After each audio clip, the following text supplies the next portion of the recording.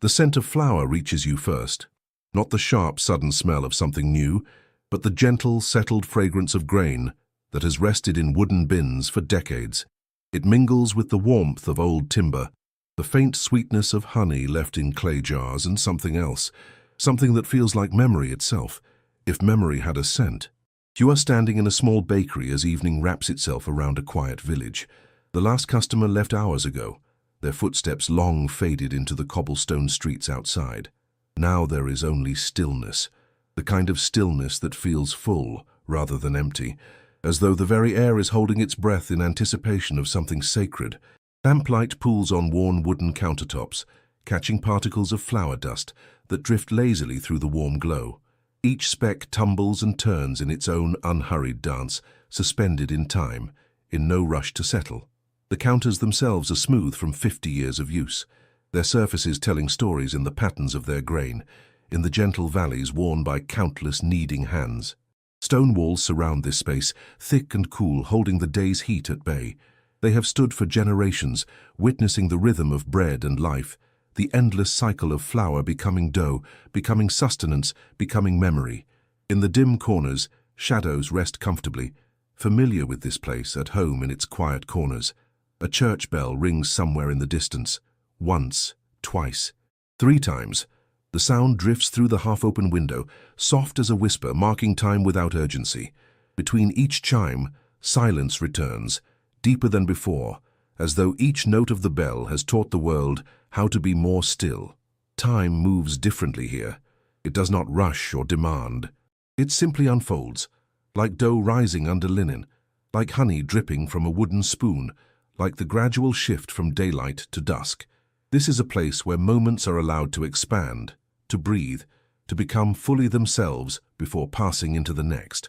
Something is about to begin, not something loud or sudden, but something gentle and profound.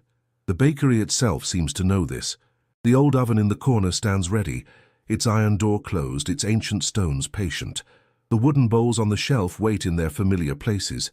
Even the broom leaning against the doorframe seems to understand that tonight is different, that what is about to unfold here is both an ending and a celebration. The air itself feels tender, as though the bakery is cradling something precious. And perhaps it is. Perhaps this small room with its flour-dusted surfaces and its smell of years and grain and love is preparing to witness the creation of something beautiful. Not grand or dramatic, but beautiful in the way that simple things become when they are made with intention, with presence, with a lifetime of skill, transformed into a single sacred act. The lamplight flickers slightly, casting dancing shadows across embroidered linen folded on a nearby shelf. The cloth is old, its threads worn soft with use, its pattern of wheat stalks and morning glories stitched by hands that are no longer here, yet whose love remains woven into every careful knot. Outside, the village settles into its evening rhythms. Shutters close with soft clicks. Voices fade to murmurs, then to silence. Chimneys release thin ribbons of smoke that rise straight up in the still air, dissolving into the deepening blue of approaching night.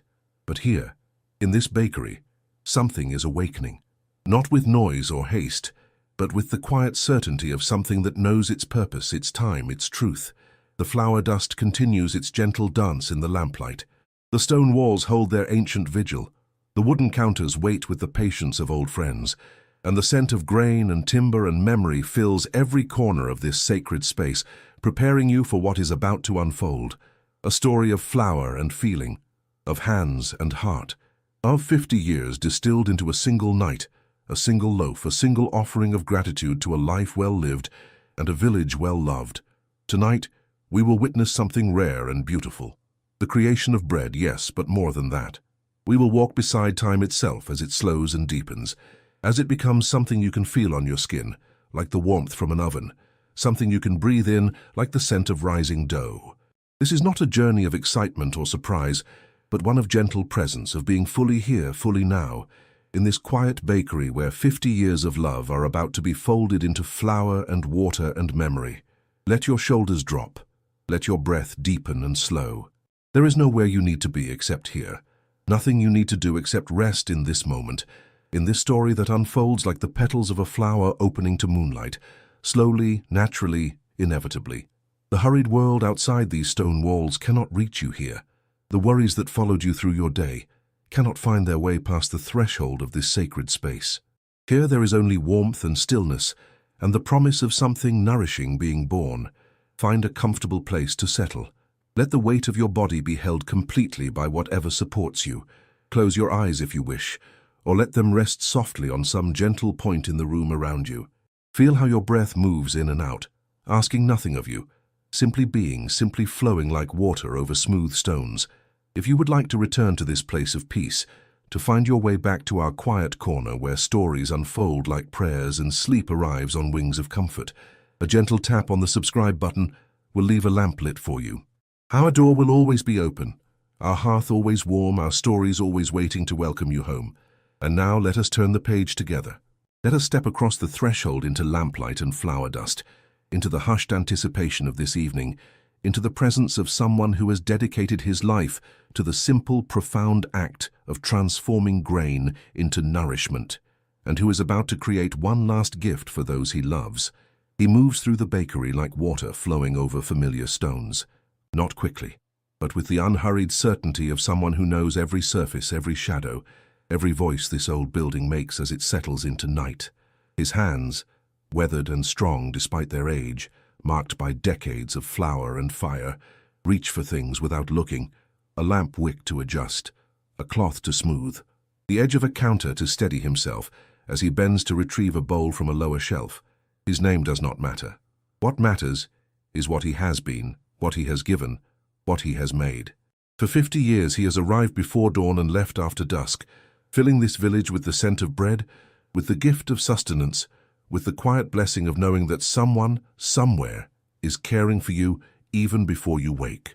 Tonight is different.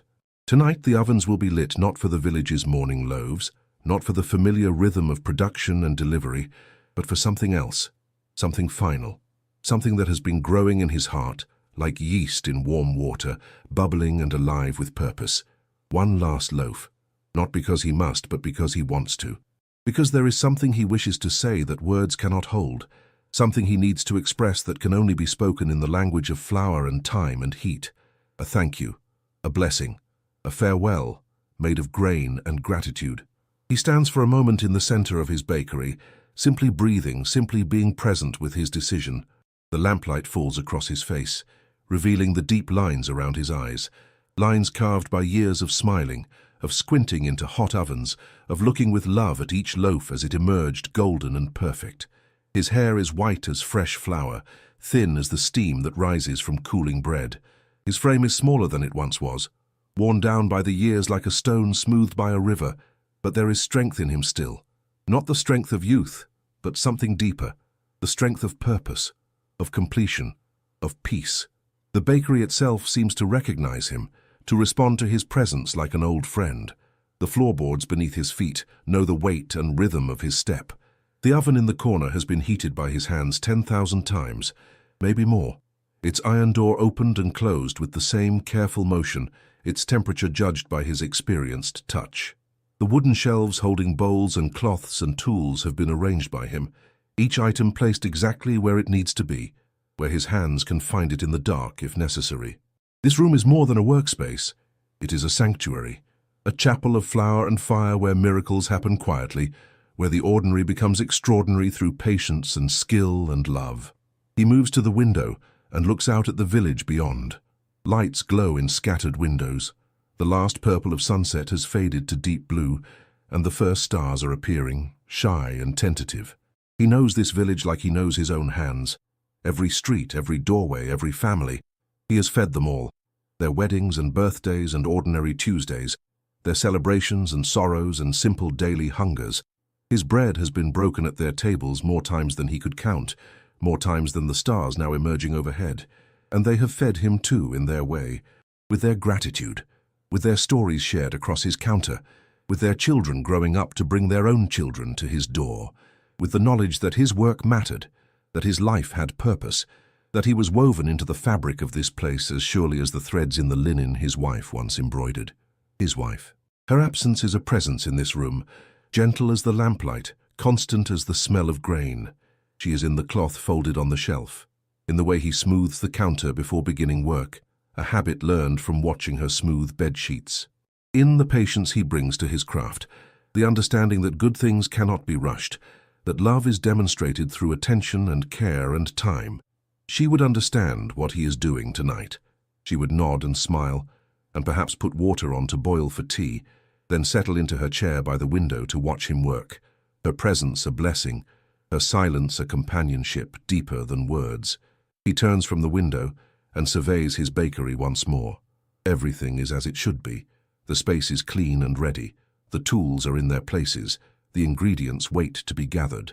And inside his chest, his heart beats steadily, calmly, ready for this final offering. He does not feel sadness. There is no room for sorrow in this moment. Instead, there is fullness, completion, the deep satisfaction of a craftsman who has practiced his art with devotion and is now ready to create one last masterpiece, not for acclaim or recognition, but simply because he can, because he must, because it is the truest expression of who he has been and what he has loved. He lights one more lamp, flooding the workspace with golden warmth. And then, with hands that have shaped 10,000 loaves, with a heart that holds 50 years of service, with the presence of someone who is fully, completely here in this sacred moment, he begins. The flour bin stands against the far wall, its wooden panels smooth and darkened by decades of use. He approaches it slowly, trailing his fingertips along the counter edge as he walks, feeling the grain of the wood beneath his touch. This is ritual. This is meditation. Each step deliberate, each breath conscious, each sensation noted and honored. The bin's lid lifts with a familiar soft creak, releasing a gentle breath of flower scent that rises like incense.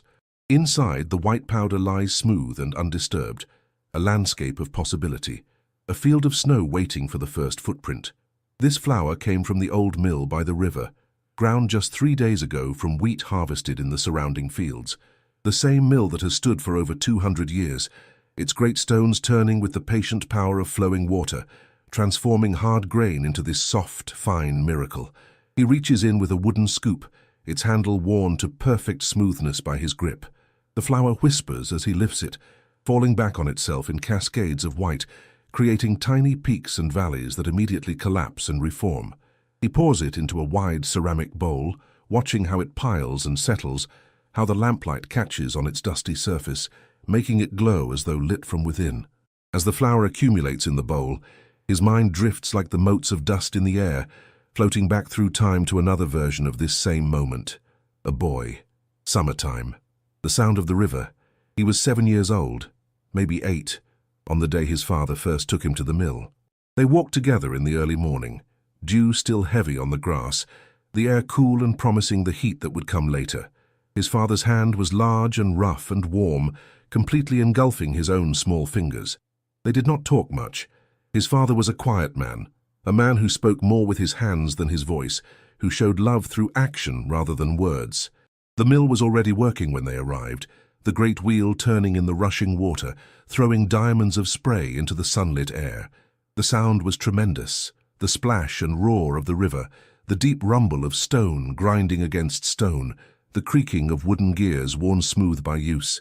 It should have been frightening to a small boy, but it was not. It was thrilling. It was alive.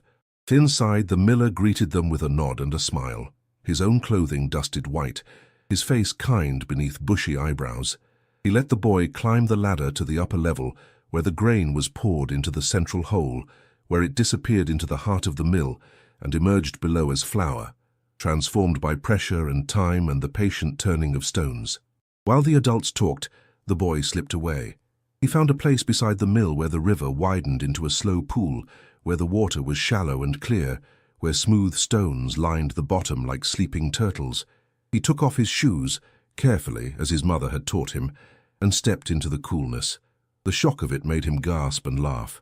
The water was fresh from the mountains, still carrying the memory of snow, still singing with the joy of flowing freely. It rushed around his ankles, pulling gently, inviting him to join its journey downstream, always downstream to the sea. He spent an hour there, maybe more, building small dams of stones, watching how the water found ways around them, patient and persistent and ultimately unstoppable. He caught the flash of small fish darting between rocks. He saw dragonflies hover and mate in the warm air.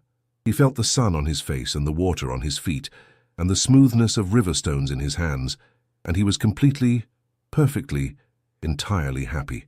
When his father found him, there was no scolding, just a hand extended to help him from the water, and a knowing smile that said, "I was young once too, I remember, I understand."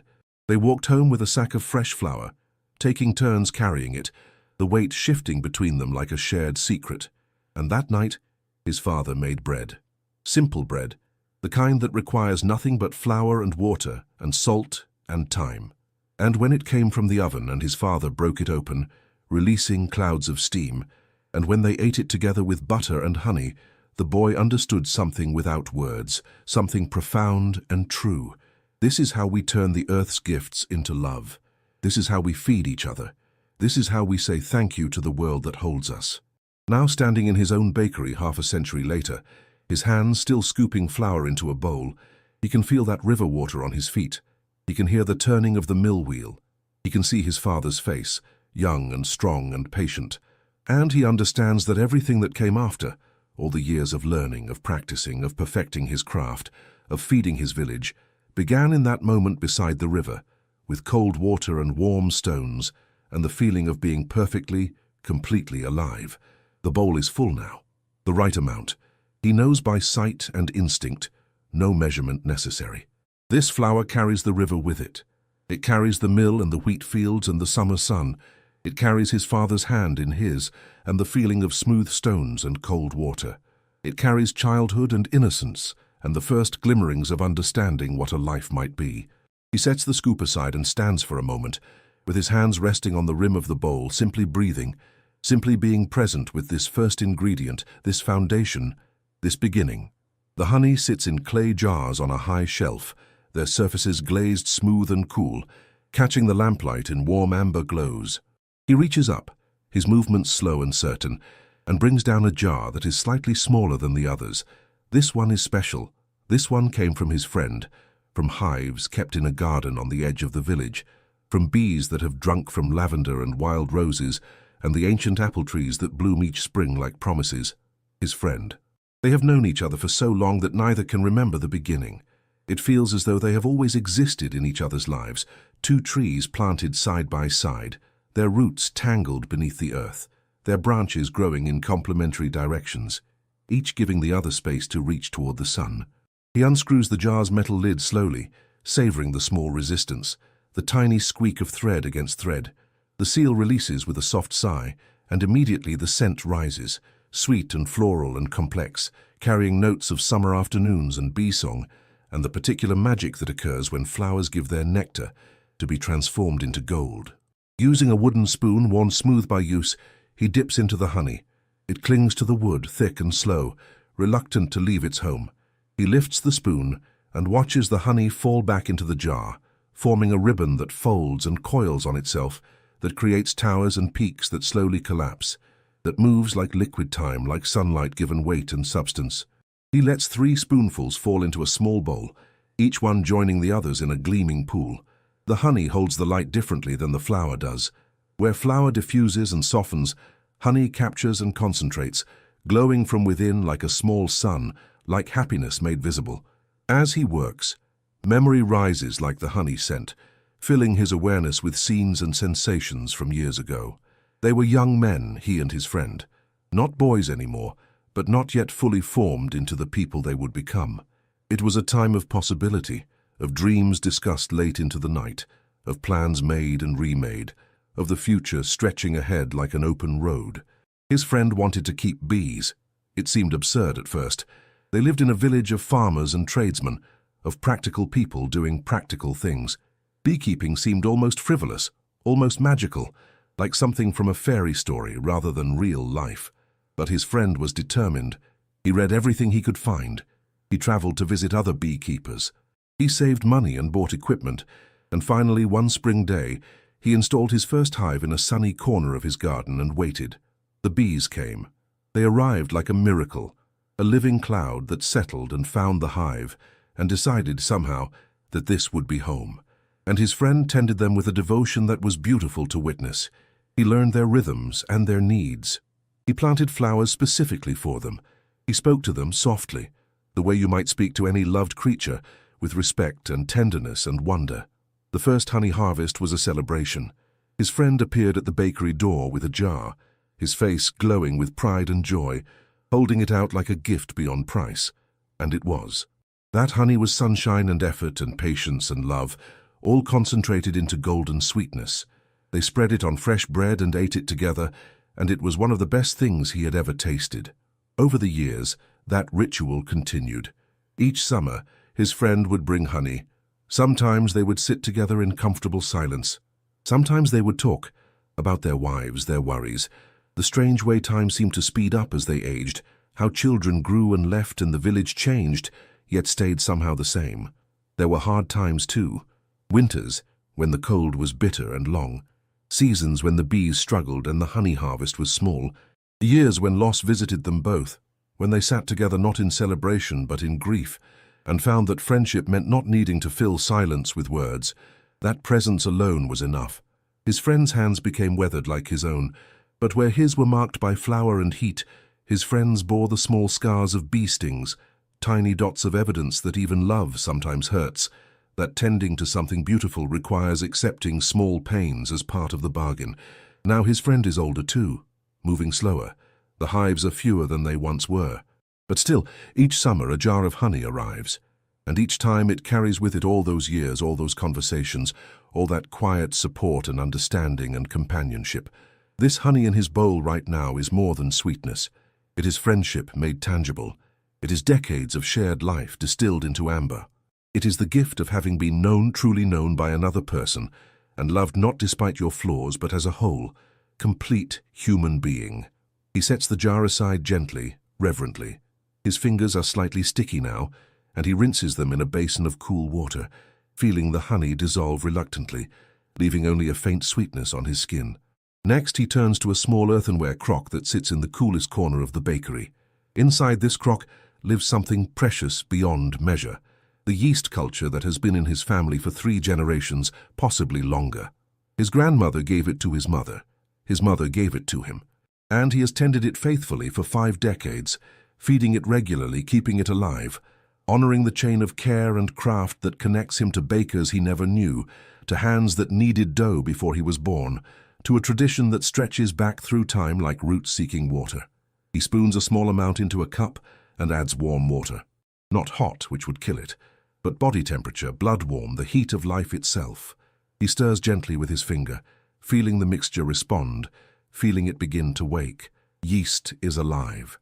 This is easy to forget in the age of packets and convenience, but it is true. These tiny organisms are breathing, eating, reproducing. They are ancient and resilient and miraculous. And when they are fed and warmed and given time, they transform. They release gases that make dough rise. They create flavors that cannot be replicated by anything artificial. They are, in their way, magic. He watches the mixture in the cup begin to bubble. Small at first, then more vigorously. Tiny spheres rising and popping, releasing the distinctive scent of fermentation, of transformation, of potential becoming actual. This is one of his favorite moments. This visible proof of life, this evidence that something invisible and powerful is at work. While the yeast activates, he adds water to the flour in the large bowl. He uses his hand to mix, his fingers spreading wide, moving through the mixture in slow circles, feeling the flour absorb the water, feeling the texture change from dry and crumbly to damp and shaggy. This is not yet dough. This is the beginning of dough. This is flour learning to be something more. He adds salt, just a pinch, measured by feel, by instinct, developed over thousands of repetitions. Salt strengthens the gluten, controls the yeast, enhances the flavor. It is small but essential. Without it, bread is bland, lifeless. With it, every other element is elevated, brought into harmony. The activated yeast goes in next, carrying its living bubbles and its chain of connection to the past. He pours it slowly, watching it swirl into the flour mixture, seeing the water turn slightly cloudy, knowing that billions of tiny organisms are beginning their work, beginning their ancient dance of consumption and transformation. And finally, the honey. The golden liquid slides from the bowl in a slow stream, catching the light, carrying with it summers and friendship, and the gift of bees and flowers, conspiring to create sweetness. Now comes the kneading. He dusts the counter lightly with flour and turns the shaggy mass of dough out onto the surface. It slumps and spreads, still loose, still uncertain of what it will become. He places both hands on top of it, feeling its coolness, its dampness, its potential, and he begins. Push, fold, turn, rest, push, fold, turn, rest. The rhythm is ancient, older than memory, older than history. It is the rhythm of waves on shore, of breath in lungs, of heartbeat after heartbeat after heartbeat. It is the rhythm of life itself, reduced to its essence, expressed through hands and dough and intention. Push, heels of his palms pressing down and forward, stretching the dough, elongating it. Fold, hands gathering the far edge, bringing it back toward him, folding the stretched dough over itself. Turn, rotating the whole mass a quarter rotation, presenting a new surface for the next push. Rest, a brief pause, allowing the gluten to relax, allowing his own breath to deepen, allowing the moment to simply be. At first the dough resists.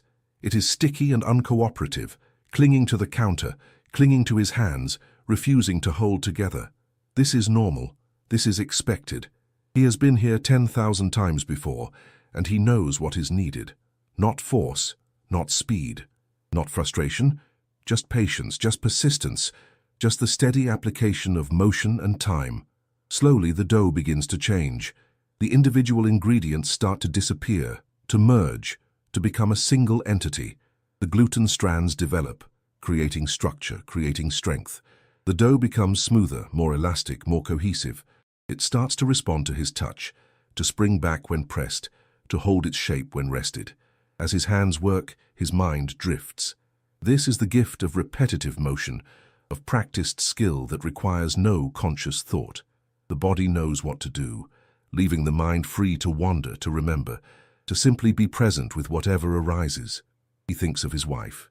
She used to sit in the chair by the window while he worked, reading or sewing or simply watching.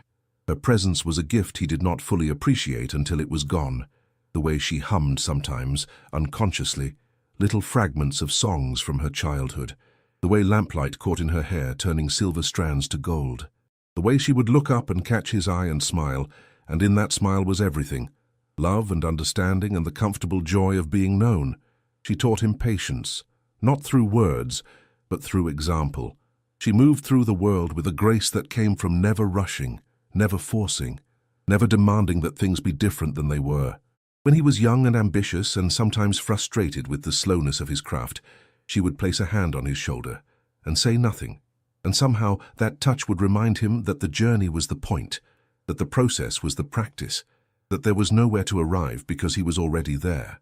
She embroidered in the evenings, her fingers moving needle and thread through fabric, creating patterns of flowers and birds and wheat stalks, transforming plain cloth into beauty. She never seemed hurried, never seemed to make mistakes, or if she did, she simply undid the stitches and began again. No drama, no complaint, just the quiet work of creation. The linen cloth that will cover tonight's dough was her last project. She worked on it through the final winter of her life, when the cold settled into her bones and made her movements slower, when she needed more rest, when he began to understand that she would not see another spring. She did not speak of dying. She simply lived, fully, completely, with attention and care and love. She finished the embroidery 2 weeks before she passed, and when she handed it to him folded neatly, she said, "For your bread. So it will always rise covered in love." He wept then, not from sadness, though sadness was there, but from gratitude, from the overwhelming recognition of what it meant to be loved this way, to be seen this way, to share a life with someone who gave their attention and care so completely. Push, fold, turn, rest. His hands continue their work. The dough is smooth now, silky under his palms, warm from the friction of kneading, alive with the yeast working invisibly within. He can feel when it is ready. Not by time on a clock, but by touch, by the way it responds, by the way it has transformed from separate ingredients into a unified whole. This is alchemy. This is magic. Flour and water and salt and time becoming more than the sum of their parts. Becoming possibility. Becoming nourishment. Becoming an expression of everything he knows about patience and love, and the quiet work of making something that will feed others, that will bring comfort, that will say without words, "You are cared for. You matter. You are home." As his hands move through the final stages of kneading, something shifts, not externally. The dough is the same. The bakery is the same. The lamplight and the silence and the warmth remain unchanged. But internally, in the quiet space behind his thoughts, something opens. A realization, a recognition, a sudden, gentle understanding. This dough holds everything. Not metaphorically, but actually, truly. The flour carries the river of his childhood, the mill wheel turning, his father's hand. The honey carries decades of friendship, the gift of loyalty and understanding, the sweetness of being known. The yeast carries generations, the unbroken chain of care, the connection to bakers he never met, but to whom he owes everything. The salt carries the earth itself, mineral and essential, the bass note that brings all others into harmony. But it is more than that. Each push of his hands, each fold, each turn, these too are part of what is being created. The kneading has become a form of prayer, a physical meditation, a way of pouring his life into this dough. His love for his wife, folded in, his gratitude for his village, pressed into the gluten strands, his satisfaction with his work, his acceptance of aging, his peace with endings, all of him becoming part of this loaf. He pauses, his hands resting on the smooth, elastic surface of the dough, and feels tears prick at the corners of his eyes, not from sadness, from recognition, from the profound gift of understanding, even if only for a moment, that nothing is separate, that everything connects, that a loaf of bread can hold an entire life if that life is lived with attention and care. This is not just bread. This is gratitude made tangible. This is love transformed into something that can be tasted, shared, broken, and given. This is his thank you to the world, his offering, his final bow before stepping off the stage. He has spent 50 years feeding this village. Every morning, bread, every day, nourishment. He has kneaded dough for celebrations and for ordinary Tuesdays, for weddings and for simple breakfasts, for joy and for sorrow. His hands have shaped thousands of loaves, maybe tens of thousands, and each one was an act of service, an expression of his belief that caring for others is the highest calling, that making something that brings comfort and sustenance and pleasure is a form of love. But this loaf, this final creation, is different. This one is conscious. This one is deliberate. This one holds the fullness of his understanding, the depth of his gratitude, the peace of his acceptance. This one is art. Not art in the sense of something to be displayed and admired, but art in its truest form, the complete expression of a human being, the crystallization of a life into a single gesture, the transformation of skill and time and love into something beautiful. He shapes the dough gently, carefully, with reverence. His hands cup it, turn it, smooth its surface. He is creating a round loaf, a boule, simple and classic and perfect.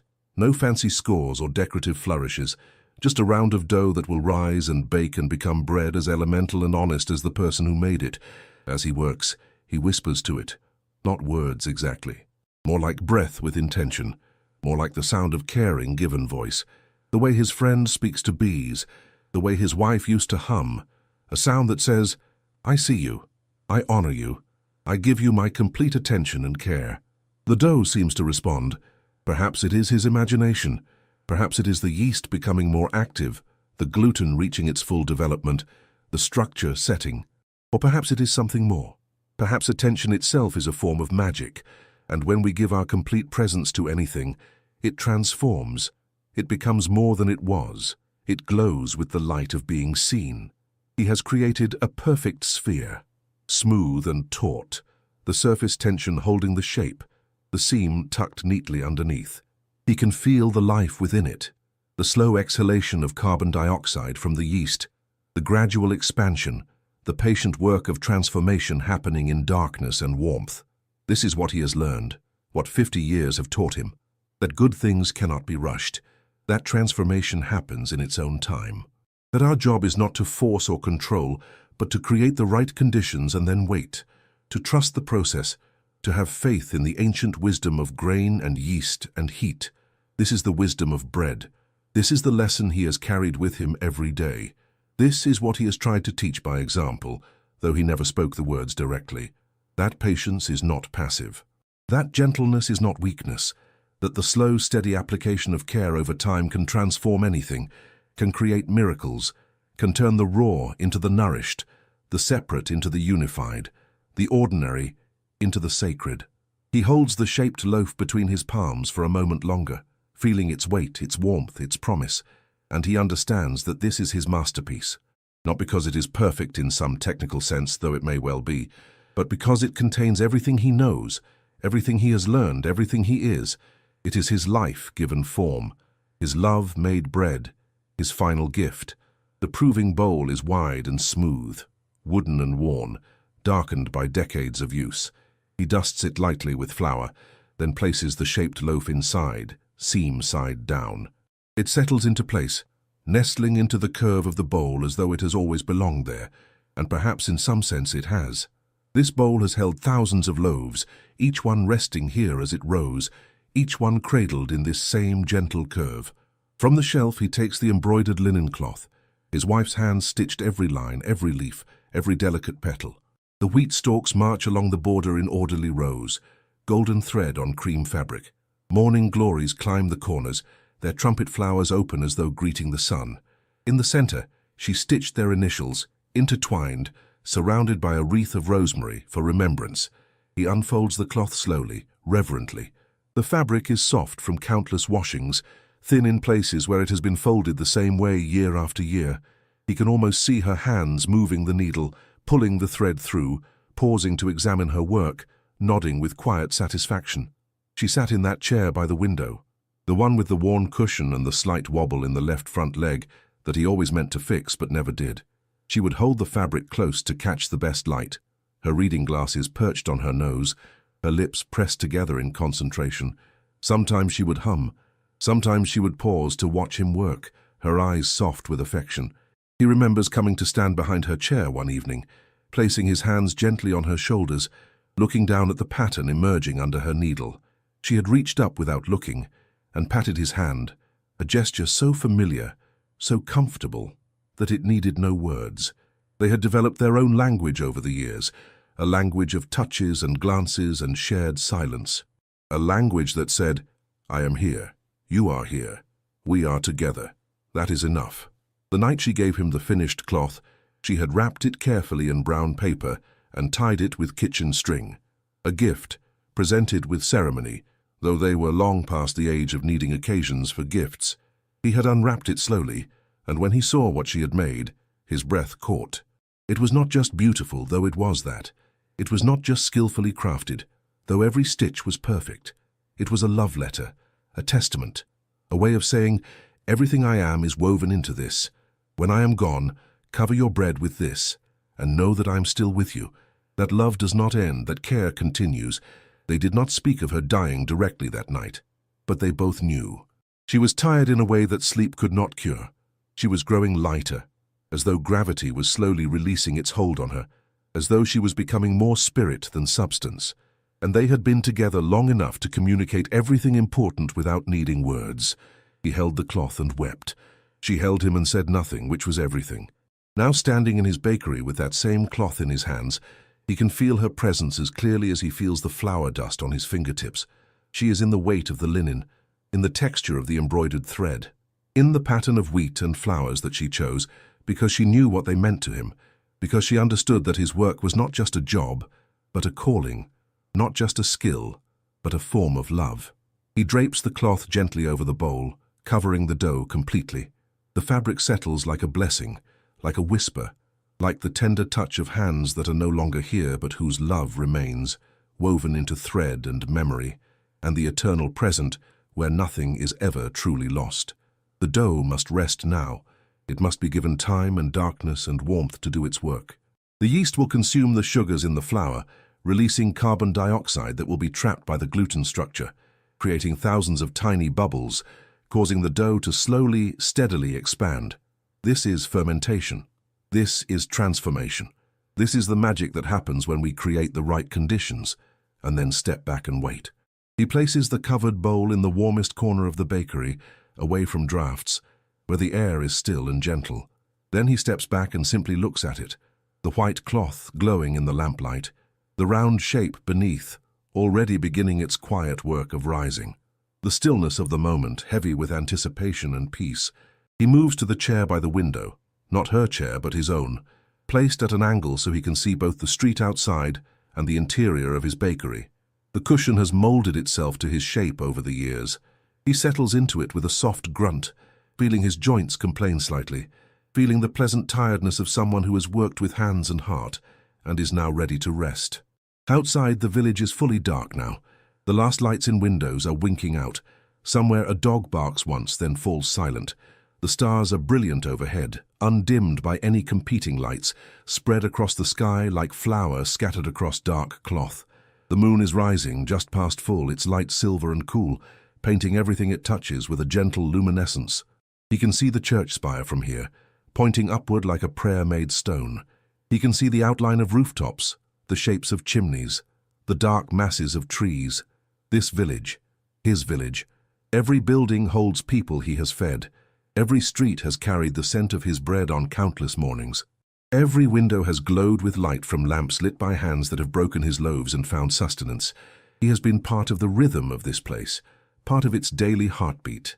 He has marked time not in hours and minutes, but in batches and rises, and the endless cycle of mixing, kneading, proving, baking, cooling, selling, beginning again. His life has been measured in loaves, in the satisfaction of creating something nourishing, in the quiet joy of serving. And now that rhythm is ending, not stopping exactly, but changing. Someone else will take over the bakery, a young woman from the next village, eager and skilled, ready to carry on the tradition. She will learn the temperament of the old oven. She will develop her own relationship with flour and time. She will feed this village as he has fed it, and they will love her bread as they have loved his. This is how it should be. This is the natural order. One generation steps back, another steps forward. The work continues. The bread still rises. The village still wakes to the smell of baking, still gathers around tables to break bread together, still finds comfort and nourishment, and the silent message that someone, somewhere, cares. He is not sad. He is not afraid. He is, in this moment, perfectly at peace. He has done what he came to do. He has lived a life of purpose and service. He has loved and been loved. He has transformed grain into nourishment, time into meaning, flour into a form of prayer. The bakery breathes around him. The old stones hold their warmth. The wooden beams settle with soft creaks. The flour dust drifts in the lamplight. And beneath the embroidered cloth the dough rises, slowly, steadily, inevitably, doing what it has been created to do, following the ancient pattern of yeast and time and transformation. He closes his eyes, not to sleep, but to rest them, to simply be present with the silence and the stillness and the profound rightness of this moment. His breath deepens and slows, matching itself to the rhythm of the bakery, to the patient work of the dough, to the turning of the earth and the wheeling of the stars, and the endless gentle cycle of rising and resting and rising again. Time passes. He does not count it. There is no need. The dough will tell him when it is ready. His body, after 50 years of this work, knows the rhythm instinctively. He will wake, not from sleep but from this deep rest, at exactly the right moment. This is the gift of practice. This is the wisdom of repetition. This is what it means to be in harmony with your craft. The village sleeps. The stars wheel slowly overhead. The moon climbs higher, flooding the world with silver light.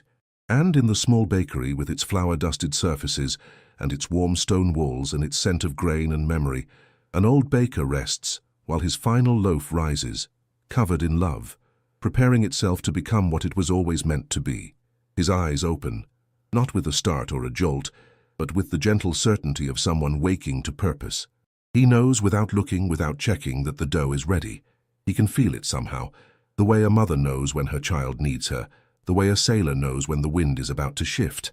After 50 years, he and bread speak the same language. He rises from the chair slowly, his body stiff from sitting, his joints protesting mildly, as they always do now. But there is no pain. Or if there is, it is so familiar that it has become simply part of the texture of being alive, part of the landscape of his awareness, noticed but not troubling. The bakery feels different now, deeper into night, more silent. as though the world has settled into that particular stillness that exists only in the hours between midnight and dawn, when even the restless find peace, when even the worried lay down their burdens for a few precious hours. He approaches the proving bowl with something like reverence. The cloth is slightly domed now, lifted by the risen dough beneath. He can see the gentle movement of it, the slow expansion, the quiet breathing of yeast and flour doing their ancient work. With careful hands, he lifts the cloth. The fabric slides away, and there beneath is perfection. The dough has doubled, perhaps more. Its surface is smooth and slightly domed, taut with trapped gases, alive with potential. When he presses it gently with one finger, it springs back slowly, leaving a shallow impression that gradually fades. This is the sign. This is the language of dough telling him, "I am ready. I have done my work. Now it is time for the fire." He turns his attention to the oven. This oven is old. Older than his tenure here, older than he can accurately measure. It is built of brick and stone, its interior blackened by decades of use, its iron door heavy and solid. It has heated and cooled thousands of times, maybe tens of thousands. It has transformed raw dough into golden bread more times than could ever be counted. And it has never failed him, never. It is faithful as the turning of the earth, reliable as the rising of the sun. He opens the firebox and adds wood carefully selected earlier in the evening. Hardwood, well seasoned, that will burn hot and clean and steady. He arranges the pieces with care, creating channels for air to flow, building the fire with the same attention he brings to every aspect of his craft. Then he strikes a match, the flare of it bright in the darkness, the sulfur smell sharp and immediate, and touches it to the kindling. The fire catches. Small flames at first, tentative, exploring the wood, learning its surfaces, then growing, spreading, gaining confidence and strength. Soon the firebox is full of dancing light, full of heat, full of the particular voice of burning wood, the crackle and pop, the rush of air feeding flame, the deep warmth that radiates not just heat, but comfort, not just light, but life. He closes the firebox door, leaving it open just a crack to control the airflow, to manage the temperature. Now comes the waiting again. The oven must heat slowly, thoroughly, evenly. The stones must absorb the heat, must store it in their ancient mass so they can release it slowly, steadily, providing the consistent temperature that bread needs to rise and brown and develop that perfect crust. While the oven heats, he returns to the dough. It must be shaped one final time, gently, carefully, so as not to deflate it completely but to redistribute the gases, to create the final structure that will hold as it bakes. He dusts the counter lightly with flour. Then, with hands that know this motion as well as they know anything, he tips the proving bowl. The dough releases, sliding out in one smooth mass, settling onto the floured surface with a soft sigh. It is beautiful, pale and smooth and full of promise. He shapes it again, but barely, just enough to create surface tension, to ensure it will hold its round form. His movements are minimal, efficient, born of understanding rather than force. He is not fighting the dough. He is cooperating with it. He is helping it become its best self. The shaped loaf goes onto a wooden peel, a flat board with a long handle, used for sliding bread into the oven and retrieving it. He dusts the peel with cornmeal, which will help the loaf slide off smoothly, which will create a subtle texture on the bottom crust, which will add one more small note to the symphony of flavors and textures that make bread more than the sum of its parts. The oven is ready. He knows this not from a thermometer but from experience, from the quality of the heat radiating through the iron door, from the color of the stones inside, visible through the small window, from the feeling of the air around the oven, the way it shimmers and dances. He opens the oven door fully, and a wave of heat rushes out, intense and immediate. The interior glows with an even fierce warmth. The stones are the color of sunlight radiating stored heat. With steady hands, despite his age, despite the gravity of this moment, he slides the peel into the oven. The loaf glides off the wood and settles onto the stone with the softest whisper of sound. He withdraws the peel quickly and closes the door, sealing the bread inside with the heat, with the darkness, with the final transformation. And now, there is nothing to do but wait.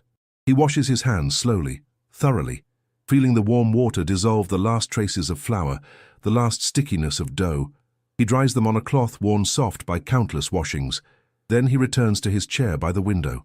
The fire in the oven ticks and settles. Outside, the moon has traveled across a portion of sky, marking the passage of hours in its slow arc. The stars remain brilliant, eternal, indifferent to the small dramas of human life, yet somehow comforting in their constancy. He sits, he breathes, he simply is. This is meditation. This is prayer. Not the kind with words or formal structure, but the kind that comes from complete presence, from being fully here, fully now, with nothing added and nothing taken away. Just an old baker in his bakery, waiting for bread to bake, waiting for dawn to come, waiting for the completion of something that began 50 years ago and is now reaching its natural conclusion. Inside the oven, invisible to him but vivid in his imagination, the loaf is transforming. The heat is causing the yeast to become frantic, to consume the remaining sugars in a final burst of activity, releasing gases that make the dough expand rapidly. The oven spring, this moment is called, when the loaf rises one last dramatic time before the heat kills the yeast and sets the structure permanently. The proteins in the flour are linking and strengthening, creating the framework that will support the bread. The sugars on the surface are caramelizing, browning, creating that perfect crust with its complex flavors of toasted grain and sweetness. The starches are gelatinizing, becoming digestible, creating the soft interior crumb. 1,000 chemical reactions are happening simultaneously, each one essential, each one part of the ancient alchemy that transforms flour and water into food. And the aroma. Soon, the aroma will begin. He waits for it, the way one waits for sunrise, with anticipation, with certainty, with the patience of someone who knows that good things come to those who do not rush, who do not force, who simply create the conditions and then allow nature to do what nature does. The first hint comes after 20 minutes, a whisper of scent, so subtle he might imagine it, then stronger, then unmistakable. The smell of baking bread, flooding from the oven, filling the bakery, escaping through the half-open window into the village beyond. This smell is more than pleasant. It is primal. It speaks to something deep in the human brain, something older than language, older than civilization. The smell of bread is the smell of home, of safety, of being cared for. It is the smell that says, you are fed. You are sheltered. You belong. He breathes it in deeply, letting it fill his lungs, letting it permeate every cell of his body. This smell has been his companion for half a century. It has greeted him every morning, accompanied him through every day, sent him home every evening. It has been more constant than any other single thing in his life, except perhaps the beating of his own heart. And now it is changing, deepening, becoming richer, more complex, more complete. The loaf is moving through the final stages of baking. The crust is darkening to the perfect shade of gold, to the color of sunset, to the color of ripe wheat in late summer. The interior is setting, the crumb structure forming, the moisture redistributing to create that perfect balance of soft center and crisp exterior. He does not look at a clock. He does not set a timer. He simply knows, with the certainty born of 10,000 repetitions, when the moment arrives, when the bread is perfect, when it must come out of the oven now, not in 5 minutes or even in 1 minute, but now. He rises from his chair and moves to the oven. The heat radiating from it is intense, but comfortable, familiar. He picks up the peel and opens the door.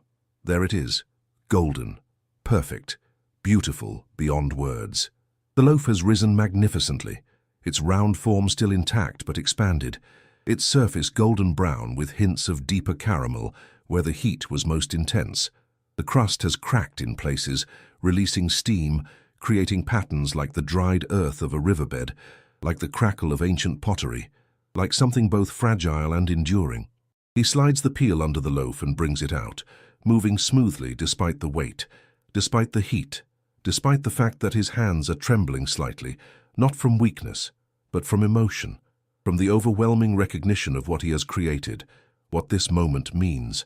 The loaf settles onto the cooling rack with a sound that bakers know and love, a soft crackle as the crust contracts slightly in the cooler air, a tiny chorus of pops and snaps that bakers call singing. The bread is singing.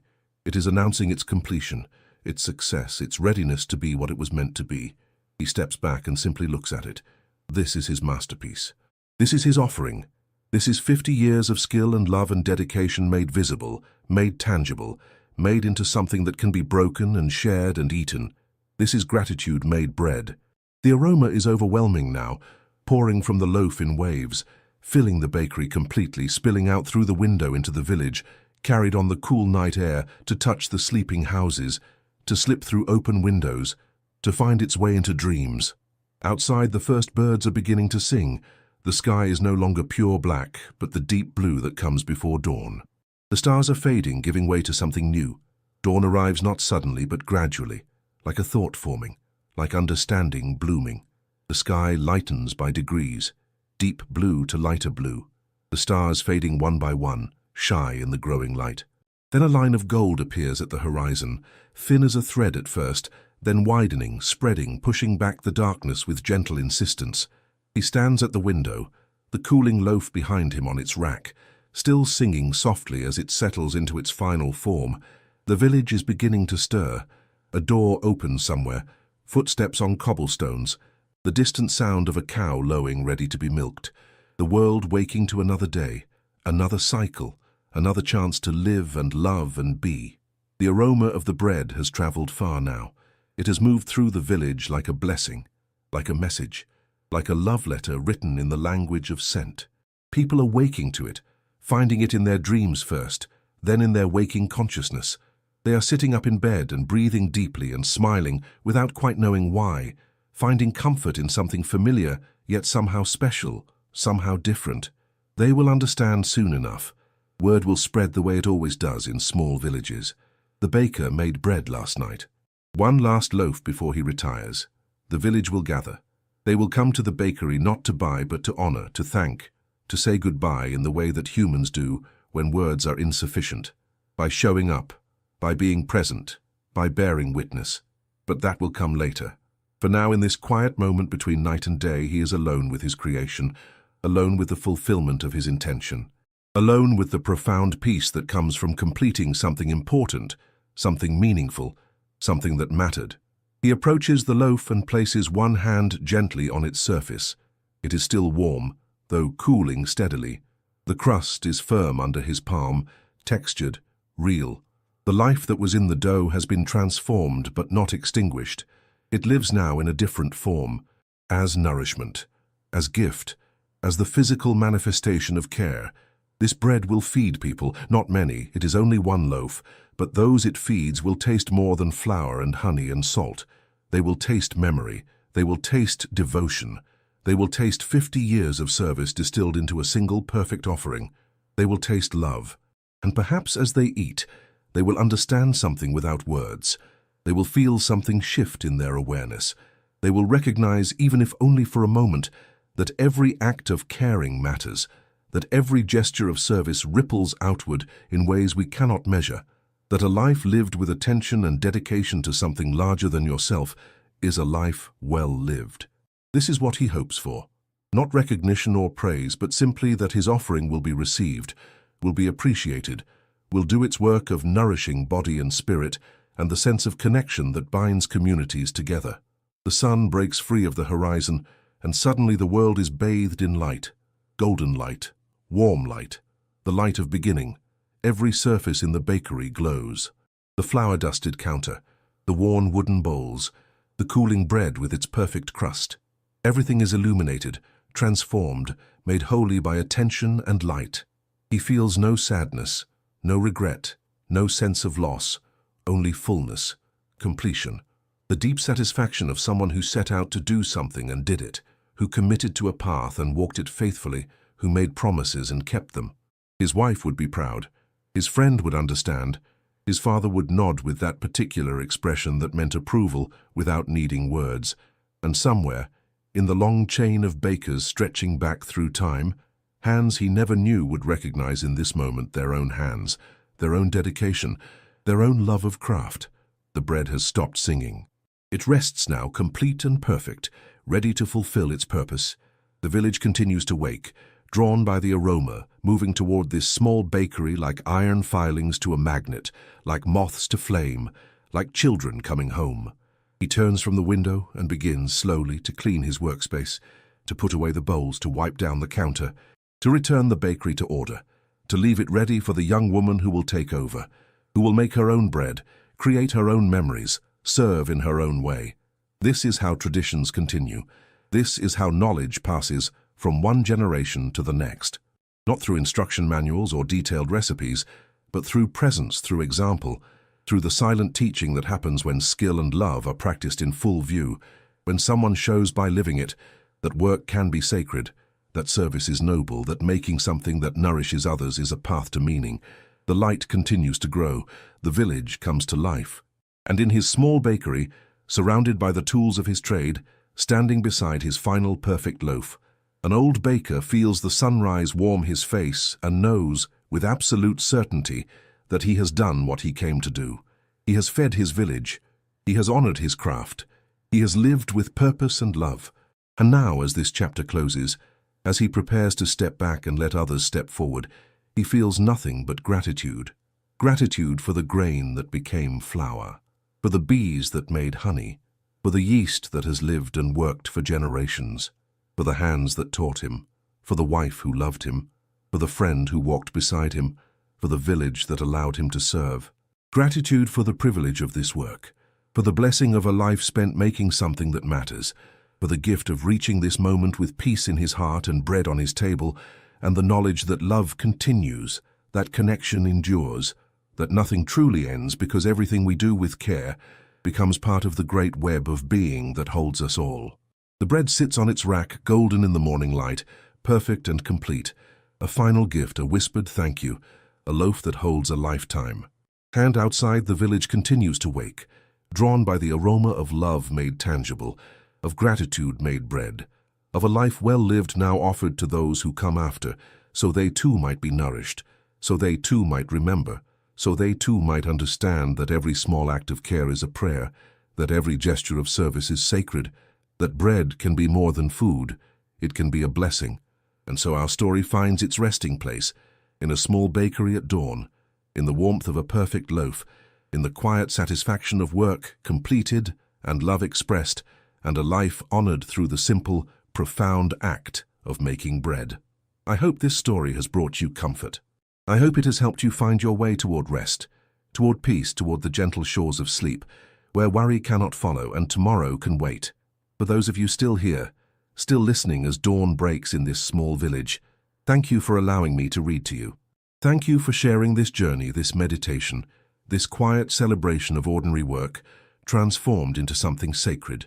If this story has brought you peace, a gentle light helps others find their way to these quiet moments.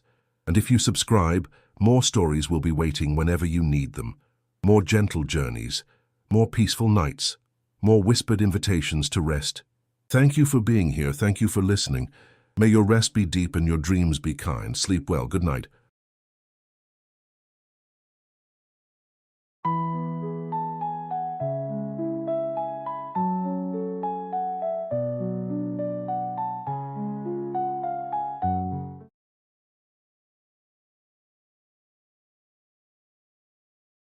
The scent arrives first, before anything else registers in your awareness. It is the smell of aged walnut wood, rich and honest, mingling with the sharp, clean note of linseed oil and the faintest whisper of sawdust suspended in still air. This is not the sterile emptiness of a new space, but rather the accumulated comfort of a room that has known purpose and patient hands for many years. The air itself feels textured here, thick with the memory of careful work, as though every object in this quiet sanctuary holds its breath in anticipation of what is to come. There is a particular quality to the silence, not empty, but full, like the pause between heartbeats or the moment before a gentle exhalation. Golden light pools from a single lamp positioned on a sturdy workbench, its warm glow creating islands of visibility in the comfortable dimness. The light does not intrude or demand attention, but rather offers itself like an old friend extending a hand in the darkness. Shadows gather in the corners with a soft density, not threatening but embracing, wrapping around the tools hanging on wooden pegs, the shelves lined with jars of mysterious liquids and tins of paste, the scattered shavings that curl like sleeping creatures on the floor. Everything here knows its place, has settled into its purpose over time, and there is a rightness to the arrangement that needs no explanation. Outside, rain begins its evening conversation with the window panes. The first drops arrive tentatively, tapping with polite hesitation against the glass as if asking permission to create their music. Then more join, and more still, until there is a steady rhythm being played out in the gathering darkness beyond the warm shelter of this workspace.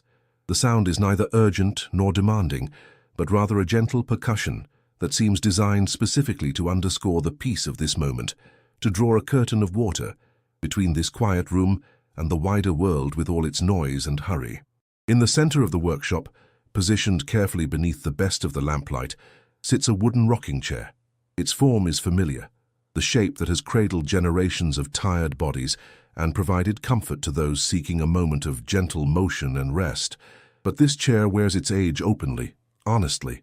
The finish has dulled and cracked in places, worn away entirely where countless hands have gripped the armrests and where fabric has rubbed against the seat over decades of use. There are scratches that tell stories no one alive can fully recall, small dents and marks that each represent a moment in time now lost to memory. Yet, despite this weathering, despite the evidence of its long service, the chair maintains a quiet dignity. It sits waiting, patient as it has always been, ready to be touched again by caring hands. This is where we find ourselves now, in this envelope of warm light and gentle rain, in the presence of wood and tools and time. There is nowhere else to be, nothing else that requires your attention. The world beyond these walls can wait. The concerns that followed you here can rest outside the door. Here, in this moment, there is only the promise of careful work, the satisfaction of restoration, and the deep peace that comes from doing something meaningful with quiet hands and a settled heart. Let yourself sink into this space. Feel the texture of it wrap around you like a well-worn blanket, and prepare to witness something being brought slowly, patiently, lovingly back to wholeness. There is a particular kind of meditation that happens when hands are occupied with meaningful work, when the mind can settle into the rhythm of repetitive motion, and the body finds its own gentle cadence. This is not the forced stillness of sitting perfectly motionless, fighting against the natural restlessness of muscle and thought, but rather a moving meditation, a flowing quiet that comes from doing something with full attention and no hurry. Tonight holds this promise for us, the gift of watching transformation happen one small motion at a time, of seeing patience rewarded and care made visible in the slow revelation of hidden beauty. There will be no drama here, no sudden reversals or shocking discoveries. Instead, there will be the steady accumulation of small actions, each one building upon the last, creating something greater than their sum through nothing more than persistence and attention.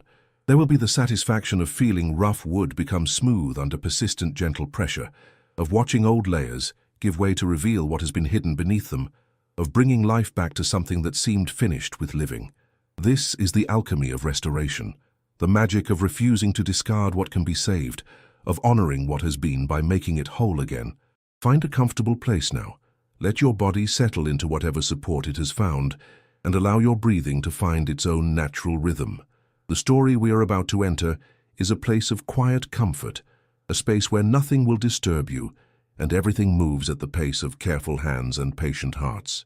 If you would like to find your way back to our library of peaceful stories, to ensure that a new tale is always waiting for you when sleep feels far away and your mind needs gentle guidance toward rest, a soft tap on the subscribe button will keep these stories close at hand.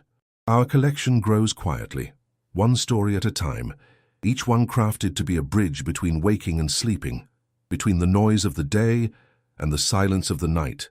And now, as the rain continues its soft drumming against the windows and the golden lamplight holds steady in its pool of warmth, let us turn our attention to the figure who stands before the workbench, running his fingers thoughtfully across the surface of aged tools. Let us watch as he prepares himself for the work ahead, as he gathers not just his materials, but his intention, his focus, his willingness to give this task the time and attention it deserves. Let us witness the beginning of a restoration that is about more than just wood and finish, more than just the physical repair of a damaged object. Let us see what happens when someone decides that what has been loved deserves to be made whole again. The evening stretches before us with no deadline, no pressure, no requirement to hurry toward any particular destination. There is only this room, this light, this rain, and the quiet determination to do something well simply because it is worth doing. Rest now in the knowledge that you are safe here, that nothing will be asked of you, that you need only listen and let the gentle rhythm of careful work carry you deeper into relaxation with each passing moment. The chair waits, and the hands that will restore it are ready to begin. Let us enter this space together and find the peace that lives in patient, purposeful motion. Thomas moves through his workshop with the quiet confidence of someone who knows every inch of his domain without needing to think about it. He is a man in his late 50s, though the years sit easily on his frame, written more in the silver threading through his hair and the fine lines around his eyes than in any diminishment of strength or steadiness. His hands tell the truest story of his life's work. They are broad and strong, with calluses earned through decades of gripping tools and guiding wood, yet they move with a delicacy that seems at odds with their weathered appearance. These are hands that can apply tremendous pressure when needed, but can also feel the subtlest change in texture beneath a fingertip, hands that have learned the language of materials through patient conversation. He wears an old flannel shirt, soft from countless washings, rolled to the elbows to keep the sleeves from catching on his work. His canvas work pants bear the honorable stains of his trade, spots of finish and oil that have become permanent decoration, a map of projects past. There is nothing hurried in his movements as he approaches the rocking chair, no sense of impatience or eagerness to simply get the task done. Instead, there is a quality of reverence, of someone approaching something sacred with the appropriate respect. This is not just any piece of furniture waiting for his attention. This is the chair that belonged to his grandmother Margaret, the chair that sat in the bay window of her sitting room for as long as he can remember, the chair where she rocked and read and watched the world outside her window with gentle, knowing eyes. Margaret has been gone for 3 years now, and the chair has spent that time in storage, wrapped carefully but essentially forgotten in the rush of settling her estate and dispersing her belongings among family members. Thomas had claimed it immediately, knowing that no one else would understand what it meant, but then life had intervened as life does, and the chair had waited in his garage beneath its protective covering, patient as always. But recently, he had found himself thinking about it more and more, remembering the specific creak it made when rocked, the way the afternoon light used to catch in its curves, the feeling of being small enough to curl up in it with his grandmother's arm around him, while she read aloud from thick books with gilt edges. Now finally, he has cleared the time and the space to give this chair what it needs. He has studied it carefully over the past few days, assessing the damage with a restorer's eye, noting where the finish has failed and where the wood beneath might need special attention. He has gathered his materials with the same care a surgeon might assemble instruments before an operation, making sure everything is at hand so the work can flow without interruption. More than that, he has prepared himself mentally, setting aside the usual concerns and distractions of daily life, creating an internal quiet that matches the external peace of his workshop. This work requires not just skill but presence, not just technique but attention, and Thomas has learned over his years in this craft that the quality of his focus directly affects the quality of his results. He takes a slow breath now, feeling his lungs expand and then release, feeling his shoulders drop slightly as tension he did not know he was carrying flows out of him and dissipates into the warm air of the workshop. The rain continues its steady rhythm outside, and somewhere in the distance he can hear the soft sound of water running through the gutters, carrying away the day's dust and leaving everything fresh. His heartbeat is steady and slow, a drummer keeping time for work that cannot be rushed. He flexes his fingers once, twice, feeling the familiar pull of tendon and muscle, the readiness of these tools that have served him so well for so long. Then, with the calm certainty of someone who knows exactly what comes next, he reaches out and places both palms flat on the armrests of the chair, feeling the wood's temperature, its texture, beginning the conversation that will continue through the evening ahead. "Hello, old friend," his hands seem to say. "Let me help you remember what you were. Let me bring you back." Thomas's fingers travel slowly across the surface of the armrests, reading the wood like braille, feeling the story written there in bumps and hollows, rough patches and smooth, worn places. His eyes are half closed, his attention focused entirely on what his fingertips are telling him. Here, where countless hands have gripped while settling into the chair or rising from it, the wood has been compressed and darkened by the oils of human skin, worn into a depression that fits the curve of a palm perfectly.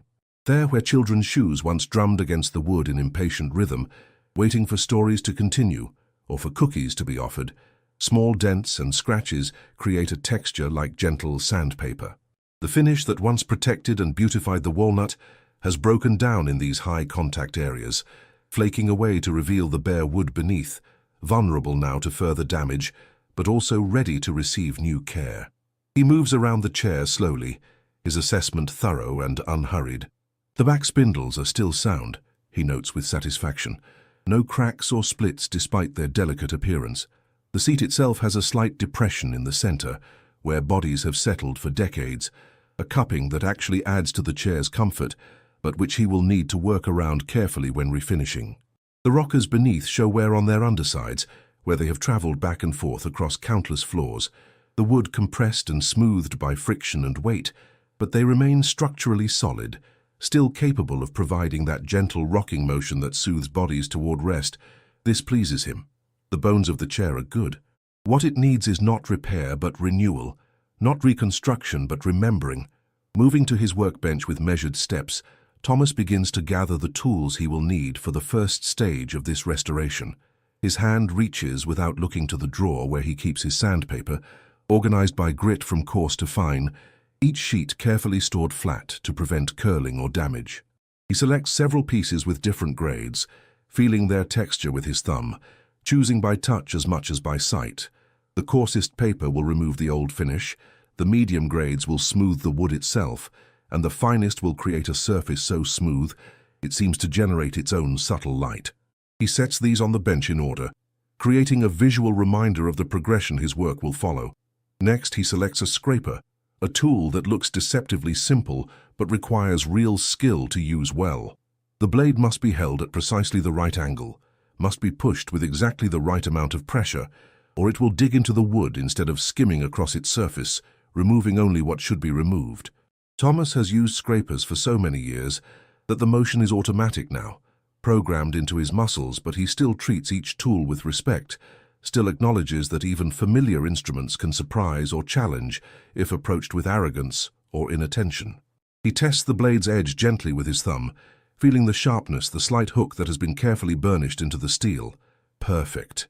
This scraper will whisper across the wood, peeling away the old finish in thin, translucent curls that will drift to the floor like the first snow of winter. He gathers a few brushes as well, soft-bristled and well-loved, their wooden handles worn smooth and dark from years of gripping. These will sweep away dust between sandings, will keep his work surface clean so he can see clearly what he is doing, will help him maintain the meditative cleanliness that good restoration requires. There is a rhythm to this gathering of tools, a ritual quality that he finds centering, each object selected and placed just so, each instrument acknowledged and appreciated, each element of the work ahead given its proper consideration and respect. Finally, satisfied that everything is at hand, Thomas returns to the chair and settles himself on a low stool beside it, positioning himself so the lamplight falls directly on the surface he is about to address. He begins with the right armrest, starting at the front where it curves down to meet the front leg. The first stroke of sandpaper is always a moment of commitment, the point where assessment ends and action begins, where intention becomes reality. The paper makes a soft shushing sound as it moves across the wood, a whisper of friction that speaks of transformation beginning. The old varnish, brittle with age, begins to powder beneath the pressure, releasing a faint, dusty smell that mixes with the workshop's usual perfume of wood and oil. Thomas maintains a steady rhythm, his arm moving back and forth in long, even strokes, following the grain of the wood, never working against it. Back and forth, the motion becoming automatic, allowing his mind to settle into a quiet space where thought becomes unnecessary, and there is only sensation, only the feel of paper against wood, only the gradual revelation of what has been hidden. And then, as he works the sandpaper along the underside of the armrest, his finger encounters something unexpected. He pauses, his rhythm interrupted by curiosity. Setting down the sandpaper, he runs his fingertips more carefully across the area, feeling what his eyes cannot yet see in the shadows beneath the curved wood. There, carved into the surface with a careful hand, are letters. He shifts the chair slightly, angling it so the lamplight can reach this hidden spot, and then he sees them clearly. M.R. Margaret Rose, his grandmother's initials carved there by her own hand or perhaps by his grandfather as a young man, claiming this chair as particularly hers, marking it as special even among all the other furniture in a house full of well-loved things. Thomas sits back on his stool, a smile spreading slowly across his face, and for a moment he does nothing but look at those simple letters, feeling the presence they represent, the connection they offer across the years between then and now. This is exactly why he needed to be the one to restore this chair. This is exactly why it matters. The rhythm finds him gradually, settling into his body, the way certain songs can take up residence in your chest and make your heartbeat match their tempo. Back and forth, the sandpaper whispers its papery song against the walnut surface, and Thomas's breathing synchronizes with the motion until he cannot tell if his arm is moving because he wills it, or if the work itself is pulling him forward into its own inevitable cadence.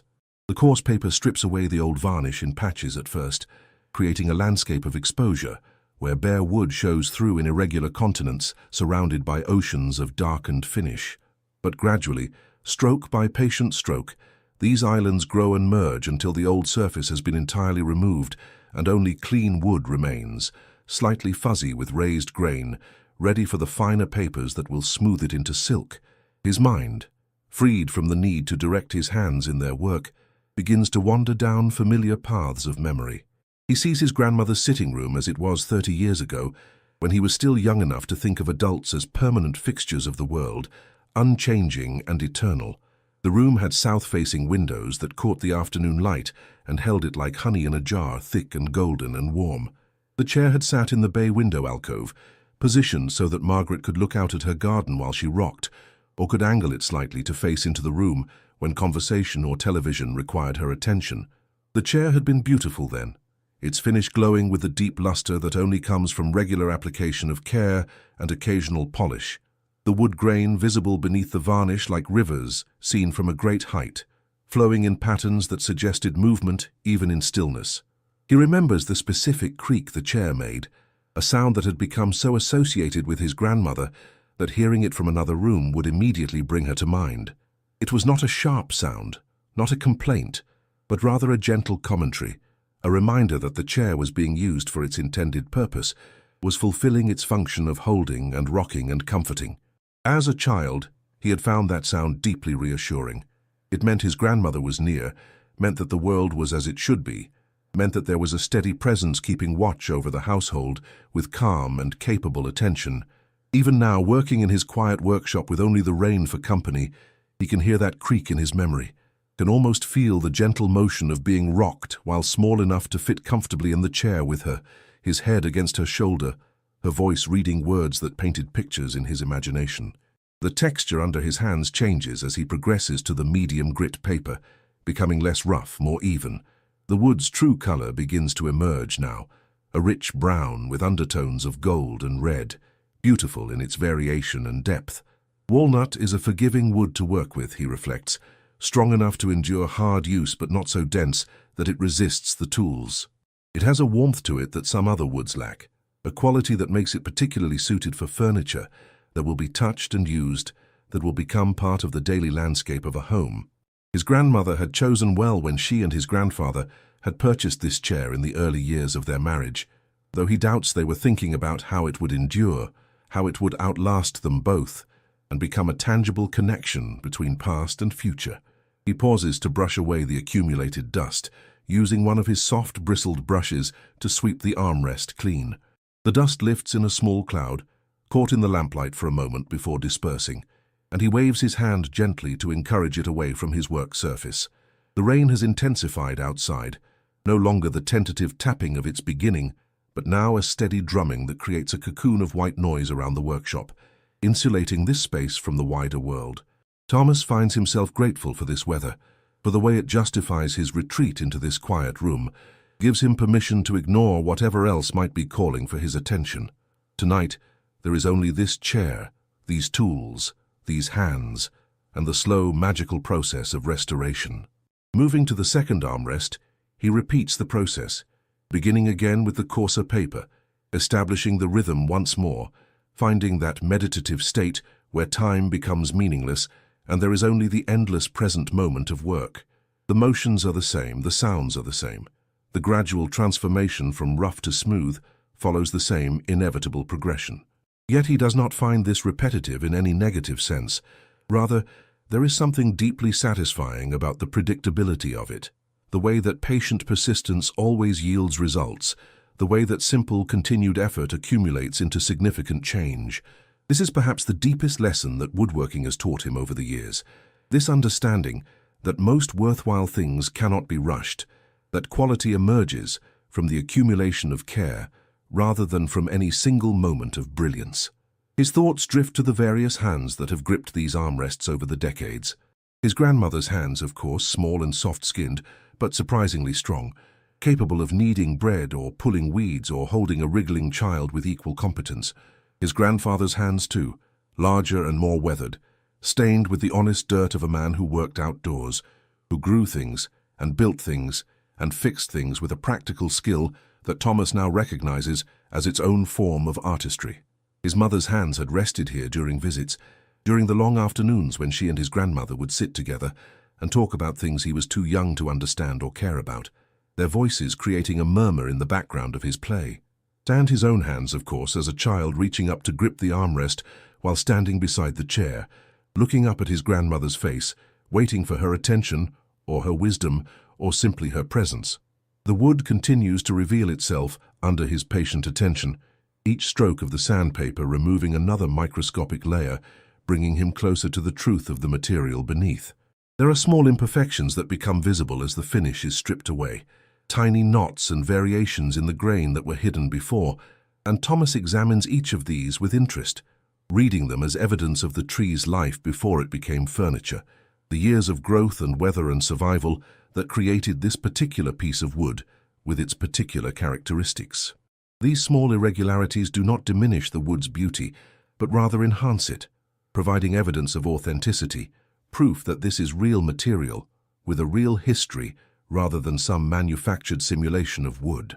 He moves to the spindles now, those delicate vertical pieces that form the back of the chair, and here his work requires even more attention because the rounded surfaces need to be sanded evenly all around their circumference, and it is easy to create flat spots or uneven areas if one is not careful. He tears the sandpaper into smaller pieces that he can wrap around each spindle, creating a flexible sanding surface that conforms to the curve. Then, holding the paper in both hands, he moves it back and forth around the spindle in a motion that resembles the old-fashioned way of starting a fire with a bow drill, the friction of the paper against wood, generating heat and dust and gradual transformation. The rhythm here is different, more contained, more focused, but no less meditative. Back and forth around each spindle, ensuring even coverage, checking frequently with his fingers to feel for smoothness, for consistency, for the satisfying evenness that indicates good work. The lamplight creates interesting shadows on the curved surfaces as he works, and Thomas finds himself occasionally pausing just to observe the play of light and dark, the way the spindles seem to glow from within when the light catches them at certain angles. There is something almost hypnotic about this, something that pulls him deeper into the peaceful trance of focused work, where the boundaries between himself and the task blur, and there is only the doing, only the continuous present moment of attention and response. This is what he loves most about restoration work, this complete absorption, this merging of intention and action into a unified flow where nothing else exists or matters. Time passes, though Thomas could not say how much. The rain continues, sometimes louder, sometimes softer, providing a constantly shifting background to his work. His back begins to ache slightly from maintaining his posture on the low stool, and he stands occasionally to stretch, rolling his shoulders, arching his spine, giving his body the care it needs to continue. During these brief pauses, he steps back to examine his progress, using both his eyes and his hands to assess the work, running his palms over surfaces he has already finished to check for smoothness, to identify any areas that might need additional attention. The chair is beginning to transform before him, the parts he has completed showing as lighter, cleaner, somehow more alive than the sections still waiting for his attention. He returns to his stool, selects the finest grade of sandpaper, and begins the final stage of smoothing. This paper is almost soft to the touch, its grit so fine that it feels more like fabric than anything abrasive, yet it performs the final magic of creating a surface so smooth that it seems to generate its own light. The wood under this treatment becomes luminous, takes on a depth and warmth that makes it seem almost liquid, as if the solid material has somehow softened into something more fluid and alive. Thomas works even more slowly now, savoring this stage, knowing that this is where the true beauty of the wood fully reveals itself, where all the previous work justifies itself in the creation of something approaching perfection. His strokes are lighter here, gentler, more caress than scrape, and the sound the paper makes is barely audible, a whisper so soft it almost disappears into the rain's white noise. As Thomas works the finest sandpaper across the seat of the chair, following the gentle depression worn by decades of use, the walnut's true character emerges in patterns that make him pause and simply observe. The grain swirls in the lamplight like smoke frozen in wood, like water captured mid-flow, creating whirls and rivers and eddies that speak of the tree's growth rings, the years of its life before it was harvested and transformed into furniture. There are subtle variations in color too, bands of darker brown alternating with lighter golden tones, creating a natural striping that no human craftsman could design or replicate. This is the beauty that had been hiding beneath the old cracked finish, the beauty that his grandmother had chosen all those years ago when the chair was new, though the varnish had eventually obscured it, and time had dulled its impact. He runs his palm across the seat's surface, feeling the silkiness that hours of careful sanding have created, feeling the warmth of the wood as if it were a living thing responding to his touch. There is something deeply satisfying about this moment, about seeing and feeling the results of patient work, about knowing that he has brought this wood back to something approaching its original glory. But more than that, there is a sense of connection, of having engaged in a kind of conversation with the material, of having listened to what it needed and responded appropriately. This is the secret that good craftspeople understand, but have difficulty explaining to others. This relationship between maker and material, this collaboration between human intention and the inherent properties of wood or metal or clay. As he shifts his position to reach the back edge of the seat, his hand encounters something unexpected. There is a slight irregularity in the underside of the seat, a linear indentation that his fingers identify as deliberate rather than accidental. He bends down to look more closely, angling his head to see into the shadows beneath the seat, and discovers what his fingers have found. It is a small drawer, cunningly fitted into the thickness of the seat itself, invisible from above or from the sides, accessible only from below and only if you know to look for it. The drawer is perhaps 6 inches wide and 8 inches long, shallow but perfectly crafted, its edges fitted so precisely that it had been invisible under the old finish and the accumulated dirt of years. Thomas sits back on his heels, surprised and delighted by this discovery. He had known this chair since childhood, had been lifted onto it, and had climbed up into it countless times, and yet he had never known this drawer existed. Had his grandmother known about it? Had she used it? Or had it been forgotten, its presence lost to memory and time, waiting all these years to be found again? His fingers find the small recessed area that serves as a pull, and he tugs gently, carefully, feeling the drawer resist for a moment before sliding smoothly open on wooden runners that still work perfectly despite their age and disuse. Inside the drawer, nestled as if placed there just moments ago rather than years or decades past, is a folded handkerchief. The fabric is fine cotton or linen, aged to a soft cream color, and even before Thomas lifts it from its resting place, he can see the delicate embroidery decorating one corner. His hands are surprisingly steady as he picks up the handkerchief, though his heart has quickened its pace, beating a little faster with the strange emotion that comes from encountering unexpected evidence of a loved one's life, touching something that they touched, finding a small piece of them preserved in an object. He unfolds the fabric carefully, spreading it across his palm, and the embroidery reveals itself fully. It is a cluster of flowers, worked in thread, that must once have been bright blue and violet, but has faded to softer, more ethereal shades. The stitches are tiny and precise, creating a delicate image that speaks of patient hours spent with needle and thread, creating beauty for its own sake. He lifts the handkerchief to his face almost without thinking, and there, impossibly preserved in the fibers, is the faint scent of lavender. His grandmother had kept lavender sachets in her dresser drawers, he remembers now with sudden clarity. The flowers had come from her own garden, dried and sewn into small fabric bags that released their perfume slowly, scenting everything they touched with that distinctive herbal sweetness. That this scent has survived, that it has waited here in darkness all these years to deliver this message across time, seems almost miraculous. Thomas finds his eyes are wet, though he is not precisely crying, not in the sense of grief or loss. Rather, This is the emotion of connection, of feeling close to someone who is gone, of being given an unexpected gift of remembrance. He sits there for a long moment, the handkerchief still held against his face, breathing in that faded lavender scent and letting it carry him back through the years. He sees his grandmother at her garden, sees her bending among the lavender plants with her scissors, cutting the flower spikes at their peak and gathering them in her apron, sees her in her kitchen, hanging the lavender in bunches to dry from the ceiling beams, the whole room filled with purple and fragrance, sees her at her sewing table by the window, her reading glasses perched on her nose, her hands busy with needle and thread, creating these small, perfect flowers that would decorate a handkerchief, that would be folded and placed in a secret drawer and forgotten, that would wait like a message in a bottle to be discovered by her grandson in a quiet workshop while rain falls outside. He folds the handkerchief carefully, returning it to its original creases, honoring the way it was placed, but instead of returning it to the hidden drawer, he sets it aside on his workbench where he can see it, where its presence can inform the rest of his work this evening. This is no longer just a restoration of a piece of furniture. This has become something more, something deeper. He is not just repairing wood and applying finish.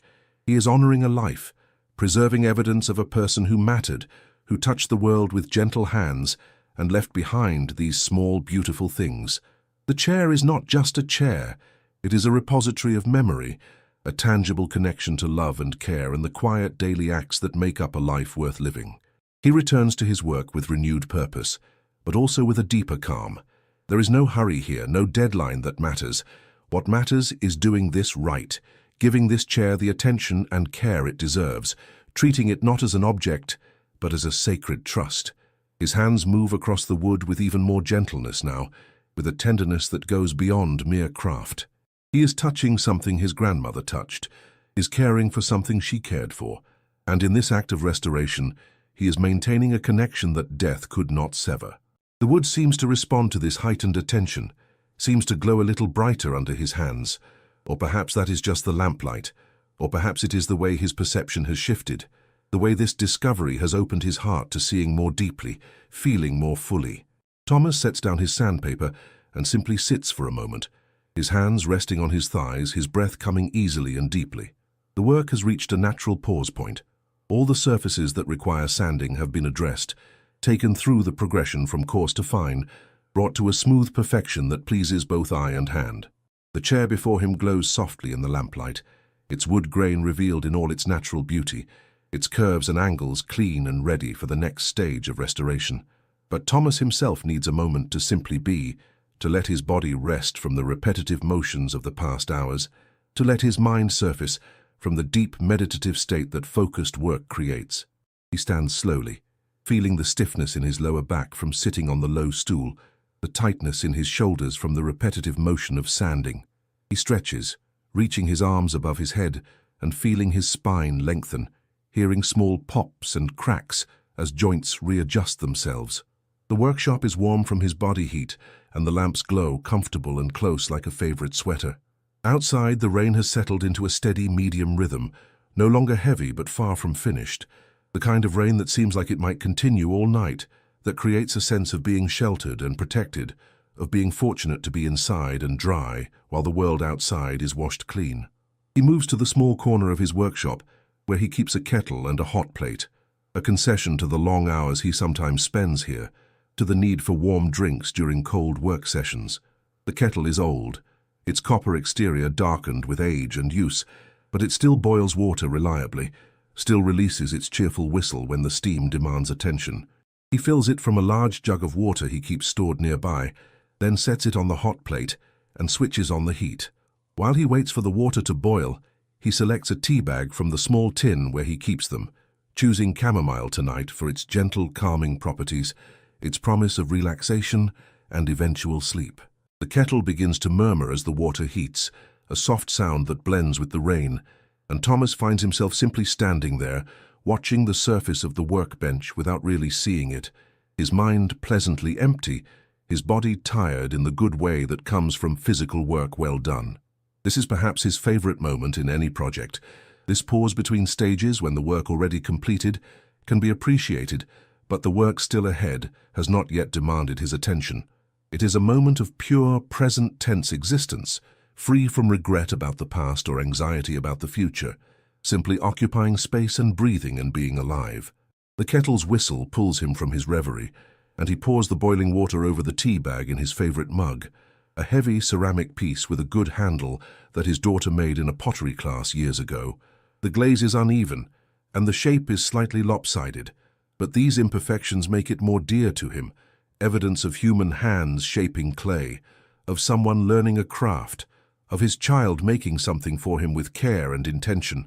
He lets the tea steep, while he tidies his immediate work area, sweeping the accumulated sawdust into a pile with a small hand brush, collecting the used sandpaper and disposing of it, organizing his remaining tools back into their proper places.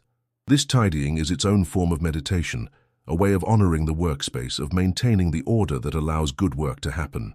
With his mug of chamomile in hand, steam rising and carrying the sweet herbal scent into the air, Thomas returns to his stool beside the chair. But instead of resuming work immediately, he simply sits and looks at what he has accomplished so far. The transformation is already remarkable. The chair that had seemed tired and worn now appears renewed, vital, almost eager in the way it catches and reflects the lamplight.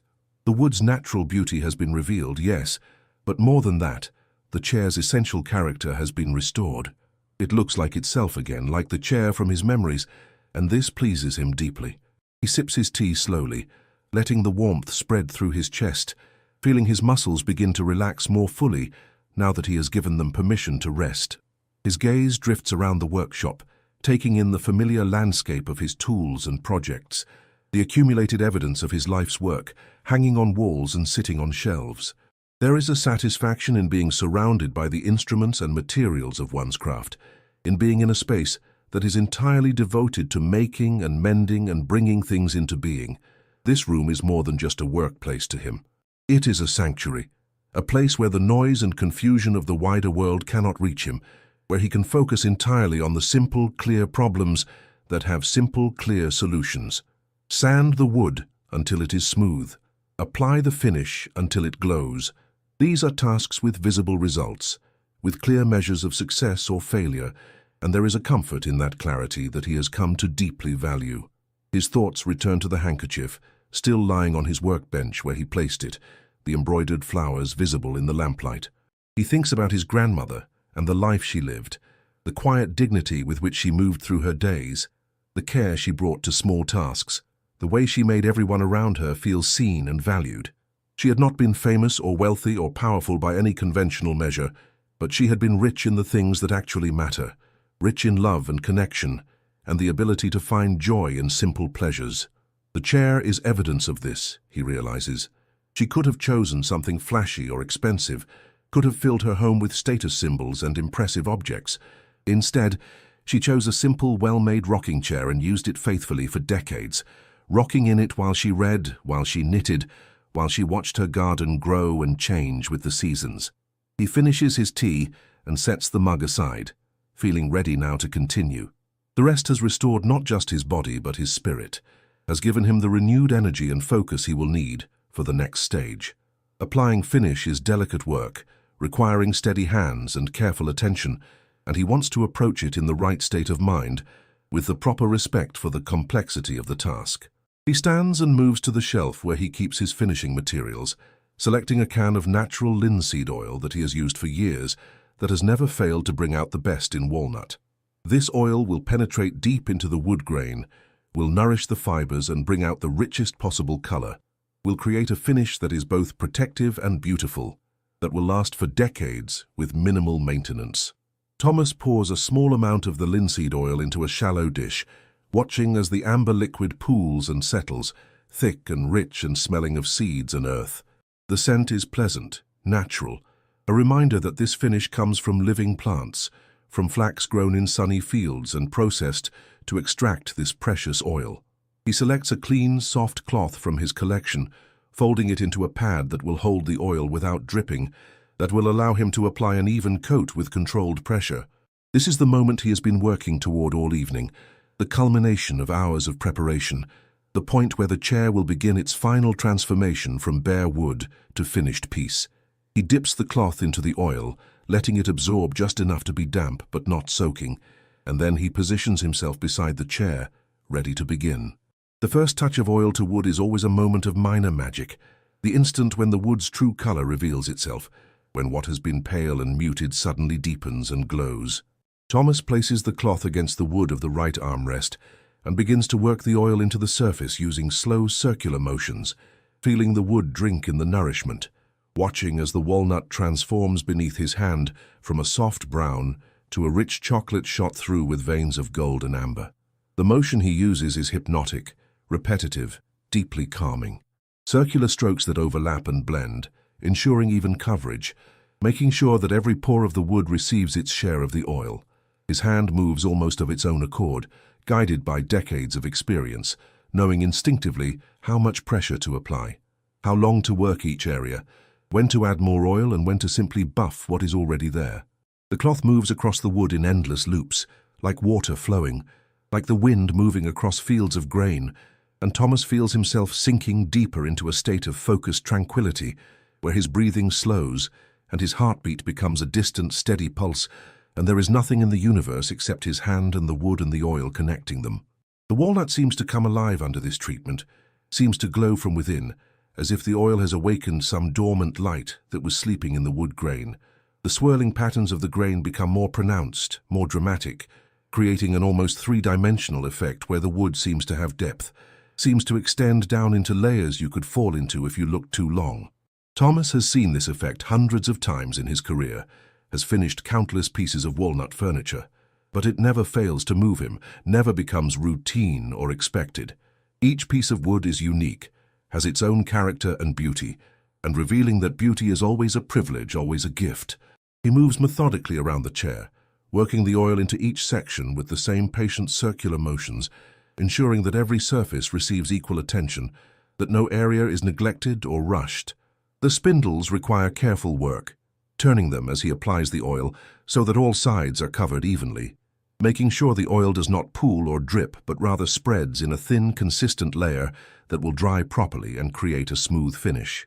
The seat receives extra attention, multiple applications of oil worked in thoroughly, because this is the surface that will see the most use, that will need to be most durable and most resistant to wear. As he works, Thomas finds his mind returning again and again to his grandmother, to memories that surface unbidden but welcome, called forth perhaps by the act of caring for this object that was so intimately connected to her daily life. He remembers summer afternoons when he would visit her house, how she would be in her chair by the window, how the air would smell of her baking and of the roses that grew just outside, how she would set aside her book or her knitting and open her arms to him, gathering him into a hug that smelled of powder and lavender and something else that was just uniquely her.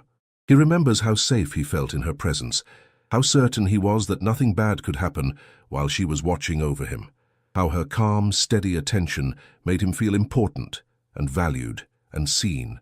The oil application is complete now, every surface of the chair glistening wetly in the lamplight, dark and rich and beautiful. But the work is not finished. The oil needs to be allowed to penetrate for several minutes, and then the excess must be buffed away, wiped clean so that what remains is only the oil that has soaked into the wood fibers, not the surplus sitting on the surface. Thomas sets down his oiling cloth and takes up a fresh dry cloth, clean and soft, and after waiting the appropriate time, he begins the buffing process. This is gentler work than the application, more caressing than wiping, using just enough pressure to remove the excess oil while stimulating the wood to bring out its maximum luster. The chair seems to respond to this final attention, seems to settle into its new finish with a kind of satisfaction. The wet gleam fades to a softer glow, a luminosity that comes from within rather than from surface reflection, and the wood takes on a depth and warmth that makes it seem almost alive, almost breathing. Thomas buffs each section carefully, turning the cloth frequently to expose clean areas, working until his arm is tired and the cloth is saturated with oil, and the chair before him looks perfect, looks complete, looks like something worthy of being handed down through generations, of being treasured and used and loved. He steps back to observe his work from a slight distance, and what he sees fills him with a quiet pride that needs no external validation. The chair is beautiful. More than that, it is itself again, restored to the fullness of its potential, ready to serve for decades more, to provide comfort and gentle motion and a place of rest for whoever needs it. The walnut glows in the lamplight like captured sunshine, warm and inviting, and the curves and lines of the chair's construction are highlighted by the finish, made visible and appreciable in a way they had not been under the old cracked varnish. This is good work. This is work that honors the original craftsman who built the chair, that honors his grandmother who cherished it, that honors the tree that gave its wood to become this useful, beautiful thing. Thomas feels a deep satisfaction settling into his chest, a warmth that has nothing to do with the workshop's temperature, and everything to do with the completion of a task done well, with the keeping of a promise made to himself and to memory. He has brought this chair back. He has saved it from deterioration and neglect. And in doing so, he has preserved something precious, has maintained a connection to a person and a past that matter to him, has created something tangible that can be touched and used and passed forward in time. This is perhaps the deepest reward of restoration work, this sense of having participated in something larger than oneself, of having served as a link in a chain that extends backward into history and forward into an unknown future. The rain outside has gentled to almost nothing now, just the occasional soft patter of drops falling from the eaves, the last remnants of the storm moving on to water, other gardens, other roofs, other lives. The night has deepened around the workshop, the darkness outside the windows complete and close, making the lamp's golden glow seem even warmer and more welcoming by contrast. Thomas realizes that he has no idea what time it is, has lost track entirely during his hours of focused work. But it does not matter. Time spent in meaningful work is never wasted, never lost. It accumulates instead into something valuable, something that remains when the hours themselves have passed into memory. Thomas takes up another clean cloth and begins the final buffing, the last gentle polishing that will bring the finish to its ultimate perfection.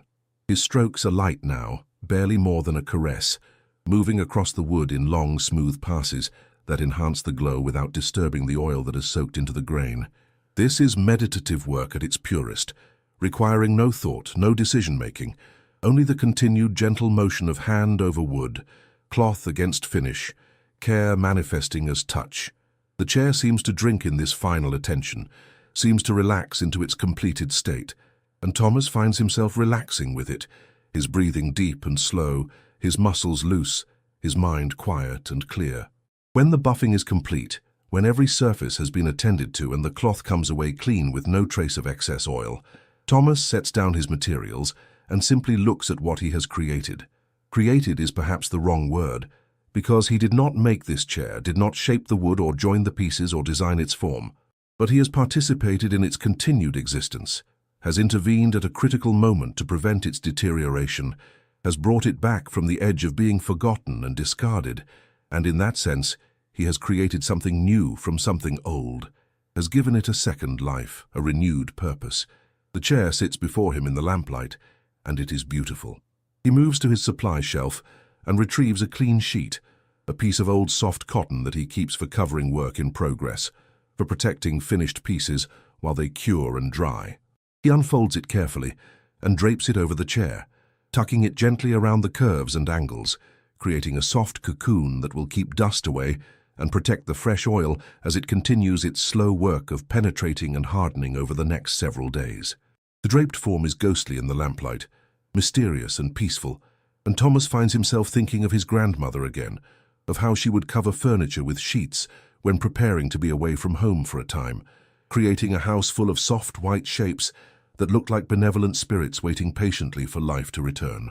He begins the final tidying of his workspace, moving slowly now, tired in his bones but satisfied in his soul. The dish that held the oil is wiped clean and returned to its shelf. The cloths are gathered and set aside to be properly disposed of later, because oil-soaked rags are a fire hazard if not handled carefully, their tendency to spontaneous combustion a danger that every woodworker learns to respect. His tools are checked and cleaned, each one restored to its proper place, the workshop gradually returning to its normal order, ready for whatever project might come next, whenever that might be. Thomas pauses at his workbench and picks up the handkerchief, the embroidered flowers soft against his fingertips. He folds it carefully, honoring its delicate age, and slips it into his shirt pocket where it will rest close to his heart. Tomorrow he will find a proper place for it, perhaps a small frame where it can be displayed and appreciated, where the flowers his grandmother stitched so carefully can be seen and remembered. But tonight it will stay with him, a talisman, a tangible connection to love and memory and the quiet beauty of things made by hand with care and patience. He moves to the lamp and turns it down, reducing its glow to the dimmest setting, just enough light to see by, just enough to keep the complete darkness at bay. The workshop transforms in this reduced light, becomes a place of shadows and soft shapes, peaceful and quiet and ready for rest. The draped chair sits in the center of the space like a guardian presence, like something watching over the room, and Thomas finds himself grateful for its company, grateful that it will be here tomorrow and the day after, gradually curing, gradually settling into its renewed state, ready eventually to take its place in his home, to provide comfort and gentle motion to whoever might need it. He takes one last long look around the workshop, making sure everything is as it should be, making sure no tools have been left where they might be damaged, no materials left exposed to air or moisture. Satisfied that all is well, he moves to the door and places his hand on the light switch, but before turning it off entirely, he pauses and looks back at the covered chair one final time. Thank you, he thinks, though he is not entirely sure what he is thanking or who. Thank you for the work, thank you for the memories, thank you for the connection, thank you for the peace. Then he switches off the lamp, and the workshop falls into darkness, and he steps outside into the cool, damp air of the night, closing the door gently behind him, leaving the chair to rest and cure and wait for morning. The rain has stopped entirely now, and the air smells clean and fresh, washed free of dust and pollen and the accumulated grime of the day. Above, between breaking clouds, a few stars are visible, distant and bright and eternal. Thomas stands for a moment in his driveway, looking up at them, feeling very small and very connected all at once, part of something vast and incomprehensible, but also part of something intimate and immediate, part of the long chain of human beings who have worked with their hands and loved with their hearts, and tried to leave the world a little better than they found it. Then he turns toward his house, toward warmth and rest and the sleep that his tired body is now demanding, carrying with him the satisfaction of work completed, the comfort of memory honored, and the quiet joy of having spent an evening in the company of wood and tools, and the gentle presence of love that persists beyond the boundaries of a single life. The story has reached its natural resting place now, has brought you through an evening of patient work and gentle memory, of transformation accomplished through care and attention, of connection maintained across the distance of years and the finality of death. The chair that was worn and neglected has been restored. The memory that was fading has been refreshed and honored. The work that was needed has been completed. And if this story has done its work as well, then perhaps you too have found some measure of peace, some quieting of the busy mind, some gentling of the restless body. Perhaps you have been carried by the rhythm of sanding and oiling, by the hypnotic repetition of careful work, toward the edge of sleep, toward that soft country where consciousness releases its grip and allows the deeper rest to take over. For those of you who are still listening, who have traveled all the way through this evening with Thomas and his grandmother's chair, who have witnessed the patient restoration of something beautiful and meaningful, I thank you for your attention. If you found something of value here, if this story brought you even a small measure of calm or comfort or peace, then perhaps you might consider sharing that gift with others who might need it. A quiet like helps these stories find their way to people who are searching for exactly this kind of gentle companionship in the late hours. And if you choose to subscribe, our small collection of peaceful stories will be here waiting for you whenever you need a bridge between the noise of the day and the quiet of the night. May your sleep be deep and dreamless, or if dreams come, may they be gentle ones filled with warm light and patient hands and the satisfaction of work well done. May you wake refreshed and ready, carrying with you perhaps some small echo of the peace we found tonight in a quiet workshop while rain fell and a chair was brought back to beauty. Thank you for letting these words accompany you through this evening. Thank you for trusting this story to guide you toward rest. Sleep well and know that these tales will be here whenever you need them, ready to welcome you back into their quiet embrace. Good night.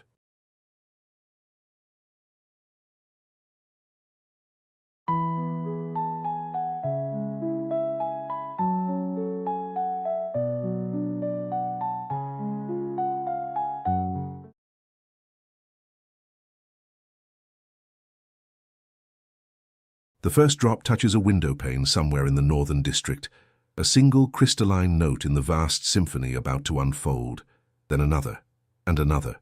Within moments, the rain arrives not as a storm, but as a gentle visitor, tapping softly on rooftops and fire escapes, whispering against brick walls that have stood for generations, finding its way into every corner of the sleeping city. It is the kind of rain that arrives without announcement, without drama, simply settling over everything like a cool, transparent blanket woven from 1,000 silver threads. The streets below begin to shimmer with a new layer of reflection, puddles forming in familiar depressions in the pavement, each one a small mirror capturing fragments of streetlights and the deep grey sky above. The rain makes a different sound on every surface it touches. On the metal awning of the corner market, it creates a steady patter, rhythmic and metallic. Against the broad leaves of the plane trees lining the avenue, it produces a softer sound, almost like fingertips drumming gently on stretched fabric. On the slate tiles of the older buildings, it whispers secrets in a language made only of water and stone. The gutters begin their quiet work, channeling the rainfall into downspouts that carry it earthward in gentle cascades. There is something deeply satisfying about this sound, the way water finds its path, the way it knows where to go without being told. Along the sidewalks, the rain washes away the dust of the day, the remnants of footsteps and bicycle tires, the invisible film of urban life. Everything becomes clean again, renewed, as if the city itself is being offered a chance to rest and restore itself. In the small park 3 blocks east, the rain touches the grass with 10,000 gentle kisses, darkening the earth, releasing the rich scent of soil and growing things. It pools temporarily in the curved petals of late autumn flowers before overflowing and continuing its journey downward. The wooden benches, empty now, gleam with moisture, their grain darkening to deep honey tones.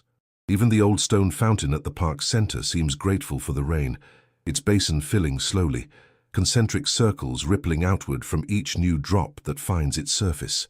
Above it all, the sky has transformed into a canopy of soft grey, neither threatening nor oppressive, but gentle and close, as if the heavens have lowered themselves just slightly to wrap the world in a quieter, more intimate atmosphere. The usual sounds of the city begin to soften under the rain's persistent presence. Car engines seem more distant. Voices from open windows fade to murmurs.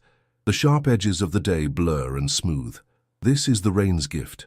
Not silence, but a different kind of sound, one that invites everything beneath it to slow down, to breathe more deeply, to remember what rest feels like. Let us step away from the demands of daylight and find shelter in this gentle evening. The rain outside will keep the world at a comfortable distance, while we discover a different kind of peace, one measured not in grand gestures, but in small, deliberate rituals that restore the soul. Tonight, we will witness how simple things, a piece of vinyl, a turning turntable, a melody finding its way through the air, can transform a weary spirit and guide us toward the rest we truly need. Find a comfortable place, close your eyes and let the rain outside become your first companion in this journey toward tranquility. The story we are about to enter is one of quiet comfort and gentle restoration.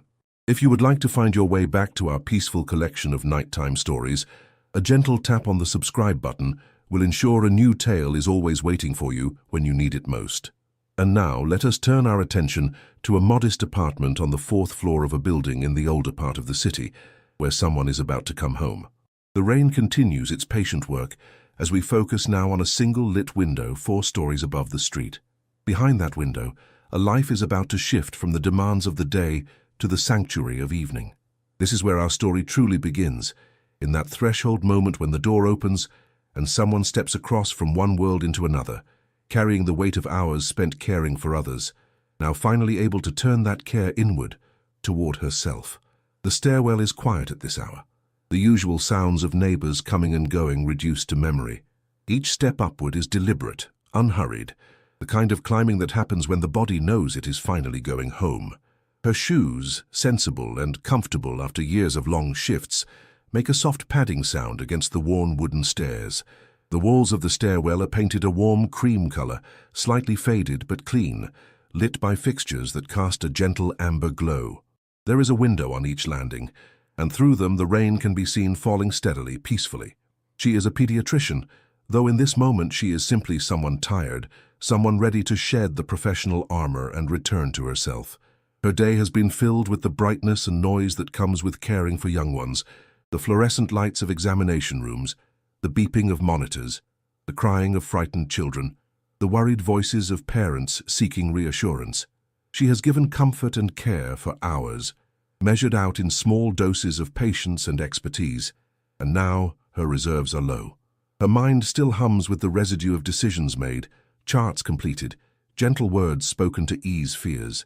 But with each step upward, that hum grows a little quieter. At the fourth-floor landing, she pauses, fishing her keys from her bag. The sound of metal against metal is familiar, grounding. She finds the right key without looking, her fingers knowing its shape from thousands of repetitions. The lock turns smoothly, well-oiled and reliable, and the door swings open to reveal her sanctuary. The air inside is different from the air in the hallway. Warmer, slightly scented with the lavender sachet she keeps near the entrance, unmistakably hers. She steps inside and closes the door behind her with a soft click, and in that sound is a kind of permission, a release from everything that happened before this moment. The apartment greets her with its familiar embrace. It is not large, but every corner of it reflects choices made over years, small accumulations of beauty and comfort. The walls are painted a soft dove grey, and the wooden floors, though old, have been lovingly maintained, their honey-colored planks glowing warmly under the light of 2 table lamps she leaves on timers for her return. To her left, a small kitchen opens up, tidy and efficient. To her right, the main living space unfolds, a comfortable sofa facing the window, her beloved armchair angled nearby, and along the entire back wall, floor-to-ceiling shelves filled with books and records. She stands for a moment just inside the door, letting herself arrive fully.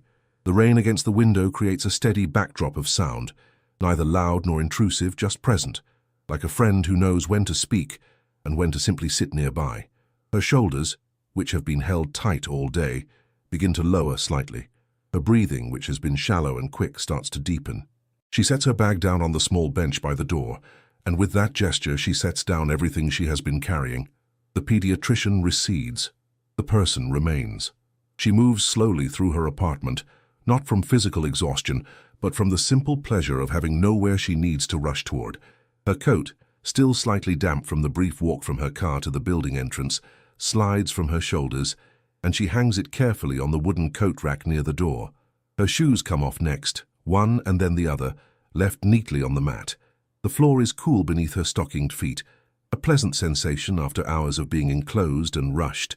In the small bathroom, she washes her hands with methodical care, warm water running over her fingers, the scent of unscented soap rising in gentle clouds of steam. She looks briefly at her reflection in the mirror, noting the tiredness around her eyes, the way her hair has come slightly loose from its practical style, but she does not judge what she sees. Instead, she simply acknowledges it. Yes, it has been a long day. Yes, she has given much, and now it is time to receive something in return. She dries her hands on a soft towel and returns to the main room. Her attention turns naturally toward the back wall, toward the shelves that hold her most treasured possessions.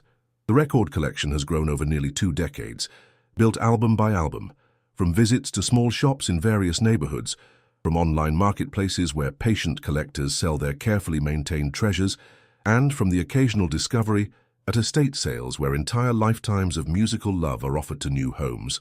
Each record has a story, a memory of when and where it was found, what drew her to it, what it has meant to her in the time since.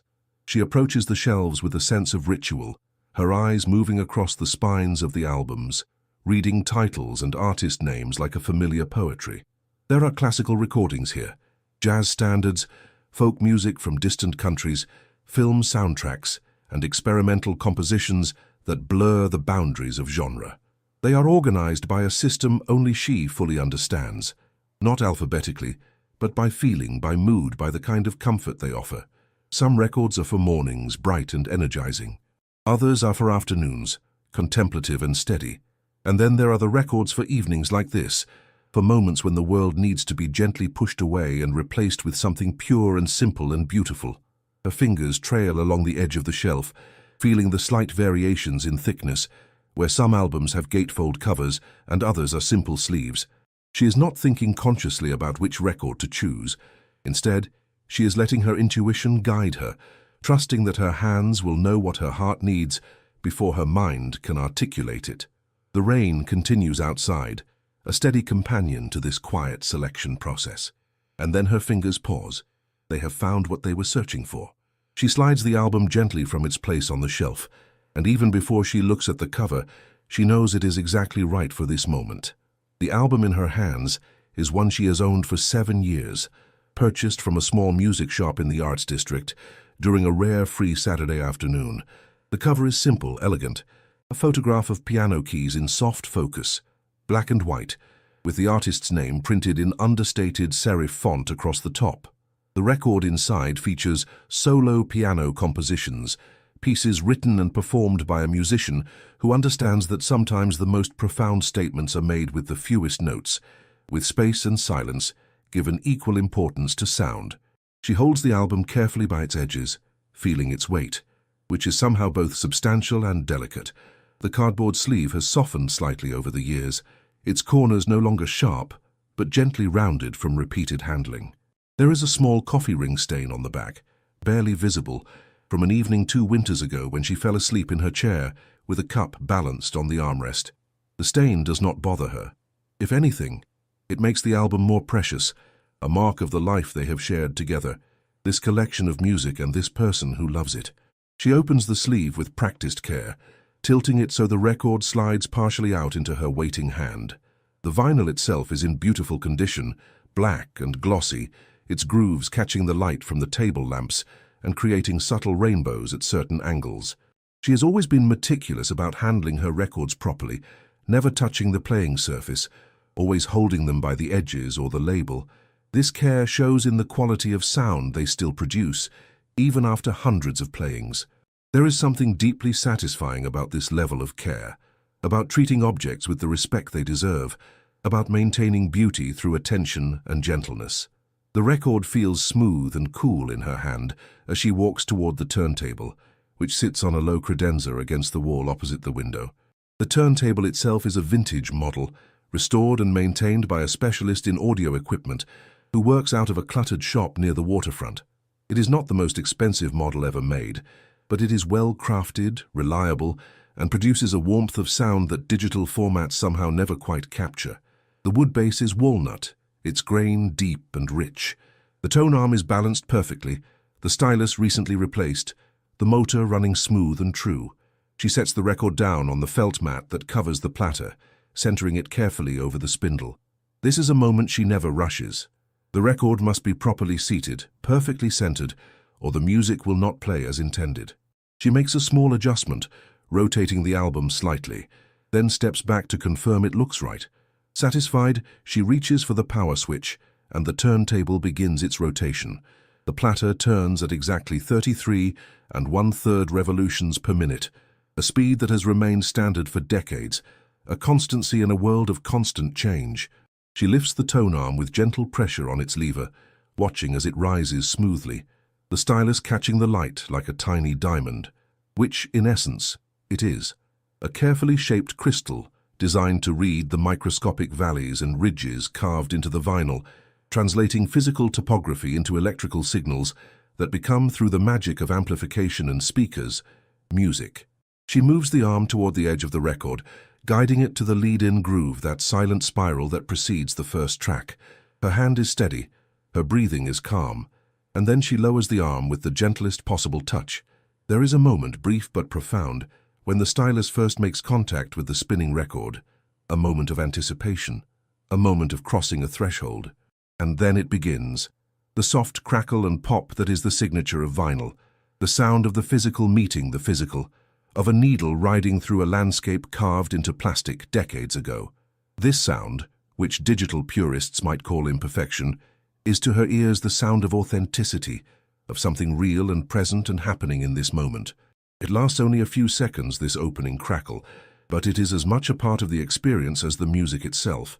And then the first note emerges, a single piano note, clear and pure, held for several long seconds before being joined by another. The piece begins not with flourish or announcement, but with simplicity, with a statement so quiet and honest that it demands attention through its very gentleness. The tone is warm, resonant, recorded in a space with just enough natural reverb to give the sound dimension without clouding it. She can hear the felt hammers striking the strings, can sense the decay of each note as it rings out into the air of the recording studio and is captured, preserved, delivered now into her living room years later. She stands motionless by the turntable for the first full minute of the piece, eyes closed, simply listening. The melody is neither happy nor sad, but something more subtle, something contemplative and accepting. The tempo is patient, allowing each phrase to complete itself fully before moving to the next. There are no sudden dynamic shifts, no attempts to startle or impress. The pianist plays with the confidence of someone who knows that the quiet truth is more powerful than any dramatic gesture. The rain outside seems to hear the music and respond to it, or perhaps it is the other way around. Perhaps the music is responding to the rain. Either way, they find a kind of harmony together, the natural percussion of water on glass and metal blending with the crafted percussion of hammers on strings. She opens her eyes and looks toward the window, seeing the rivulets running down the pane, the distorted lights of the city beyond, everything softened and made abstract by water and distance. As the second track begins, flowing seamlessly from the first, she becomes aware of something she had not consciously noticed before this moment. The rhythm of the piano piece, with its gentle ebb and flow, its pattern of notes rising and falling in unhurried waves, matches almost exactly the rhythm of the rain against her window. It is not a perfect synchronization, not some miraculous coincidence, but rather a harmony of similar patterns, two natural rhythms that happen to be unfolding at compatible tempos. The piano plays a phrase, 3 notes ascending, a pause, 2 notes descending, a longer pause. The rain responds with its own pattern. A gust of wind drives a handful of drops against the glass in a sudden rush, then settles back into its steady patter. Neither is following the other, yet they seem to be in conversation. 2 voices speaking the same language of gentle repetition and organic variation. This realization brings a small smile to her face, a moment of unexpected delight in the middle of her quiet evening. She has listened to this record dozens of times, in many different circumstances and states of mind. She has played it on clear nights when the stars were visible through her window, on winter mornings when snow muffled all the city sounds, on spring afternoons when birdsong drifted in through the open casement. But she has never before listened to it while rain was falling, and now she understands that she has been waiting all this time for this particular combination, this specific marriage of recorded music and natural weather, without knowing she was waiting. It is a small discovery, insignificant perhaps to anyone else, but to her in this moment it feels like being given an unexpected gift, like finding an extra verse in a beloved poem, like learning that a favorite painting has a detail she never noticed before. The day she has lived through, with all its demands and intensities, suddenly feels more bearable, even worthwhile, because it has led her to this evening, this rain, this music, this perfect, accidental harmony. She realizes, too, that she has found what she did not know she needed. Not distraction from the day's challenges, not escape from her tiredness, but rather a kind of transformation of them. The music and the rain are not erasing what came before. Instead, they are providing a new context for it, a way of holding it that makes it feel less heavy, less overwhelming. In this moment, the crying child from examination room 3, the worried parent asking difficult questions, the colleague who seemed frustrated, the prescription that took 3 tries to call in correctly, all of these things remain in her memory, but they no longer press down on her with the same weight. She moves away from the turntable, leaving the record to play without her surveillance, trusting it to continue its work without her attention. Her armchair waits near the window, positioned so that she can look out at the city or down at a book with equal ease. It is an old chair inherited from her grandmother years ago, reupholstered once but otherwise unchanged. The leather is soft from decades of use, molded to a shape that welcomes her body without resistance. The wooden legs are sturdy, joined by stretchers that have never wobbled. The seat cushion has compressed over time into exactly the right density, firm enough to support but soft enough to comfort. She lowers herself into the chair slowly, feeling her muscles release as the chair accepts her weight. Her head finds the familiar contour of the headrest. Her arms settle naturally on the armrests, which are worn smooth where hands have gripped them over the years. Her feet, still in their stockings, tuck themselves beneath her, and she pulls a knitted throw blanket from where it drapes over the back of the chair, spreading it across her lap. The blanket is made from merino wool, soft and warm without being heavy, knitted by her own hands during a winter several years ago when she was learning the craft. The stitches are not perfectly even, evidence of her beginner's skill at the time, but these imperfections make it more precious to her, not less. The window is perhaps 2 feet from where she sits, close enough that she can see individual drops of water tracing their paths down the glass. The city beyond is visible but abstracted, reduced to smears of light, yellow and white, and the occasional red of tail lights. She does not try to make sense of what she sees out there. She simply lets it be color and movement, lets it be backdrop to the more immediate experience of music and warmth and stillness. The piano piece has moved into its middle section now, a portion where the melody becomes even more sparse, where the pauses between phrases grow longer, where the composer seems to be testing the boundaries of how much silence can be incorporated into music before it ceases to be music and becomes something else entirely.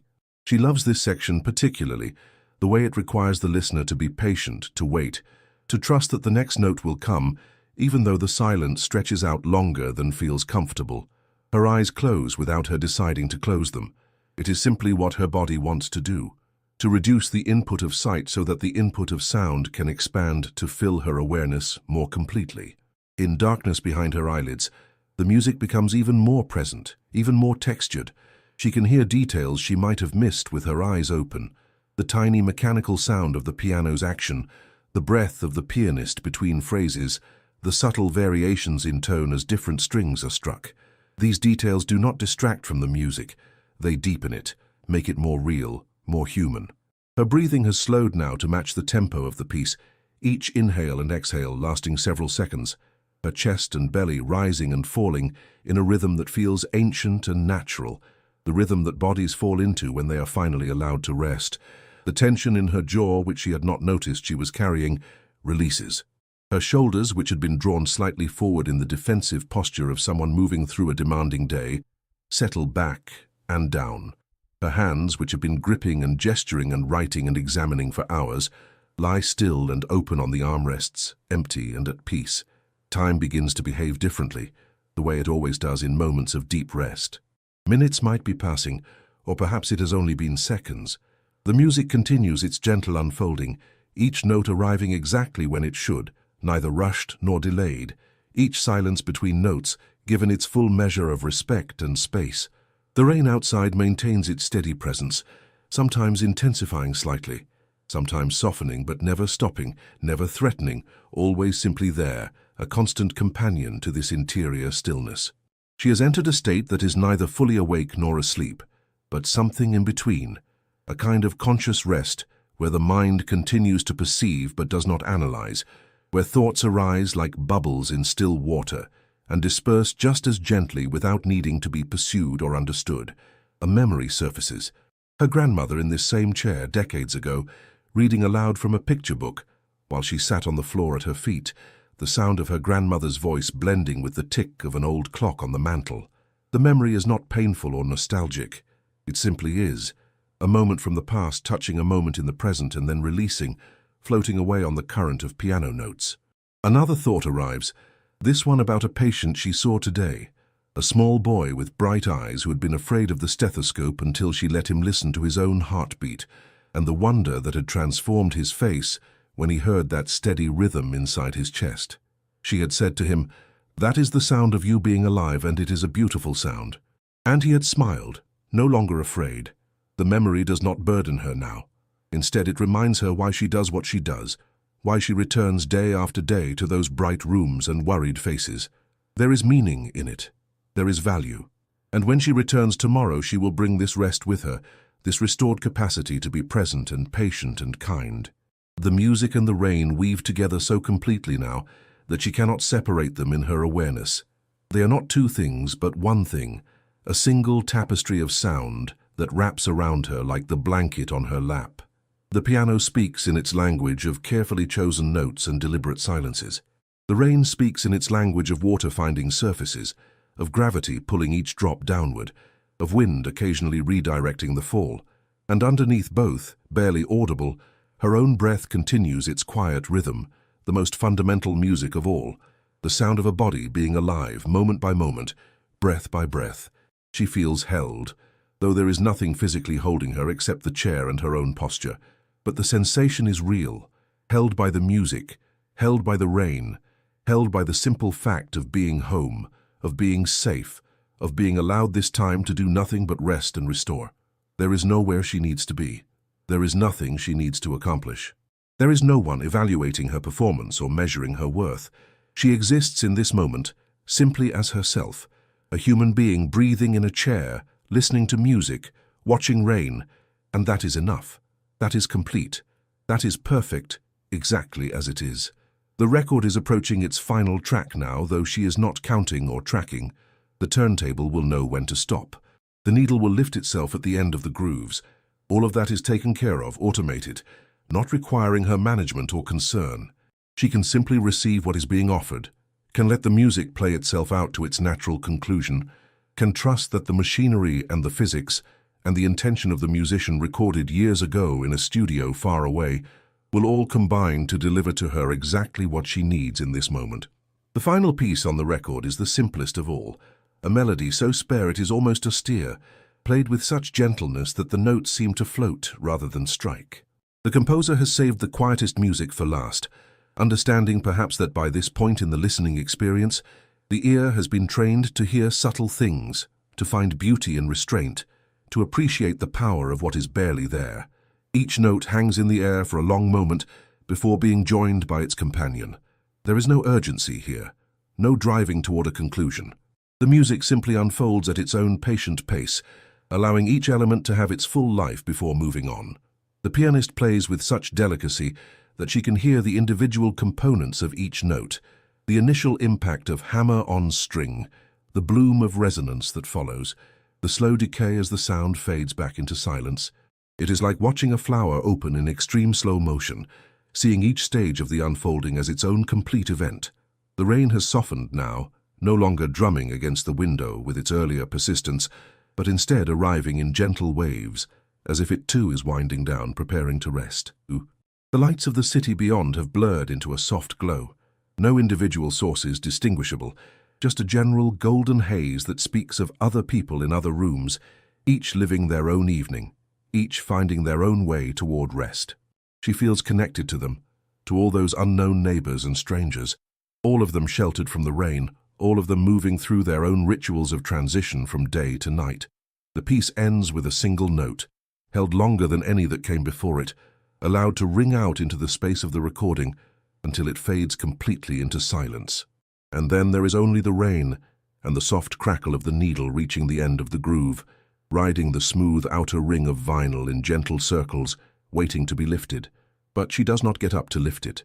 She remains in her chair, eyes still closed, breathing still slow and deep, letting the rain be the only music now, letting that be enough. The mechanical arm of the turntable engages its automatic return, and with a soft click and whir, the needle lifts and swings back to its rest. The motor stops, and the record ceases its spinning. In the sudden absence of that subtle mechanical sound, the room feels even quieter, even more still, but it is not an empty stillness. It is a full one, pregnant with rest and peace and the simple satisfaction of having arrived at exactly where she needed to be. She could open her eyes now. She could get up and move toward the next task of her evening, preparing a simple meal perhaps, or washing her face and changing into sleeping clothes, but she does not. Not yet. For a few more minutes she remains exactly as she is, held in the aftermath of music, wrapped in the sound of rain, residing fully in this present moment that asks nothing of her and gives everything. The rain continues its gentle work, washing the city clean, darkening the pavement, filling the gutters, nourishing the soil in window boxes and park gardens. The window reflects her sitting peacefully, a still figure in a warm room, safe and at rest. Time passes, though how much time is impossible to say and unimportant to know. The blanket on her lap rises and falls with her breathing. The chair holds her without complaint. The shelves of records stand ready for another evening, another need, another careful selection and ritual of playing. She is exactly where she needs to be. She has found what she was looking for without knowing she was searching. The chaos of the day has not been erased, but it has been transformed, placed in a new context where it no longer weighs so heavily. Tomorrow she will return to the bright lights and the worried voices, to the demands and the decisions, to the careful work of tending to other people's children. But tonight, she tends to herself. Tonight, she is home. Our story has reached its natural resting place, just as she has reached hers. The rain falls, the music has played, the evening has gentled everything it has touched. And in a comfortable chair by a rain-streaked window, a tired soul has found restoration in the simplest of ways, by allowing beauty to be enough, by trusting that small rituals have power, by remembering that we are allowed to rest. For those of you still listening, perhaps from your own comfortable place, your own shelter from whatever storms the day has brought, I hope this story has offered you a moment of peace. If you found comfort in our time together, a quiet like helps these stories find others who might need them. And if you subscribe, our small collection of gentle tales will be here waiting whenever you need to return. Thank you for letting me share this rainy evening with you. May your own rest be deep and restorative. May you wake tomorrow with renewed strength. Sleep well. Good night.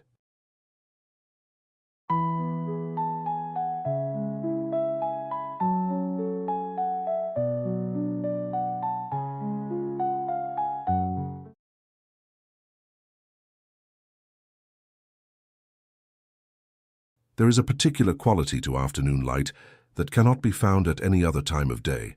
It moves differently through windows, softer than morning brightness, warmer than the thin rays of evening. It is the light of pause, of breath between the day's urgencies and the night's rest.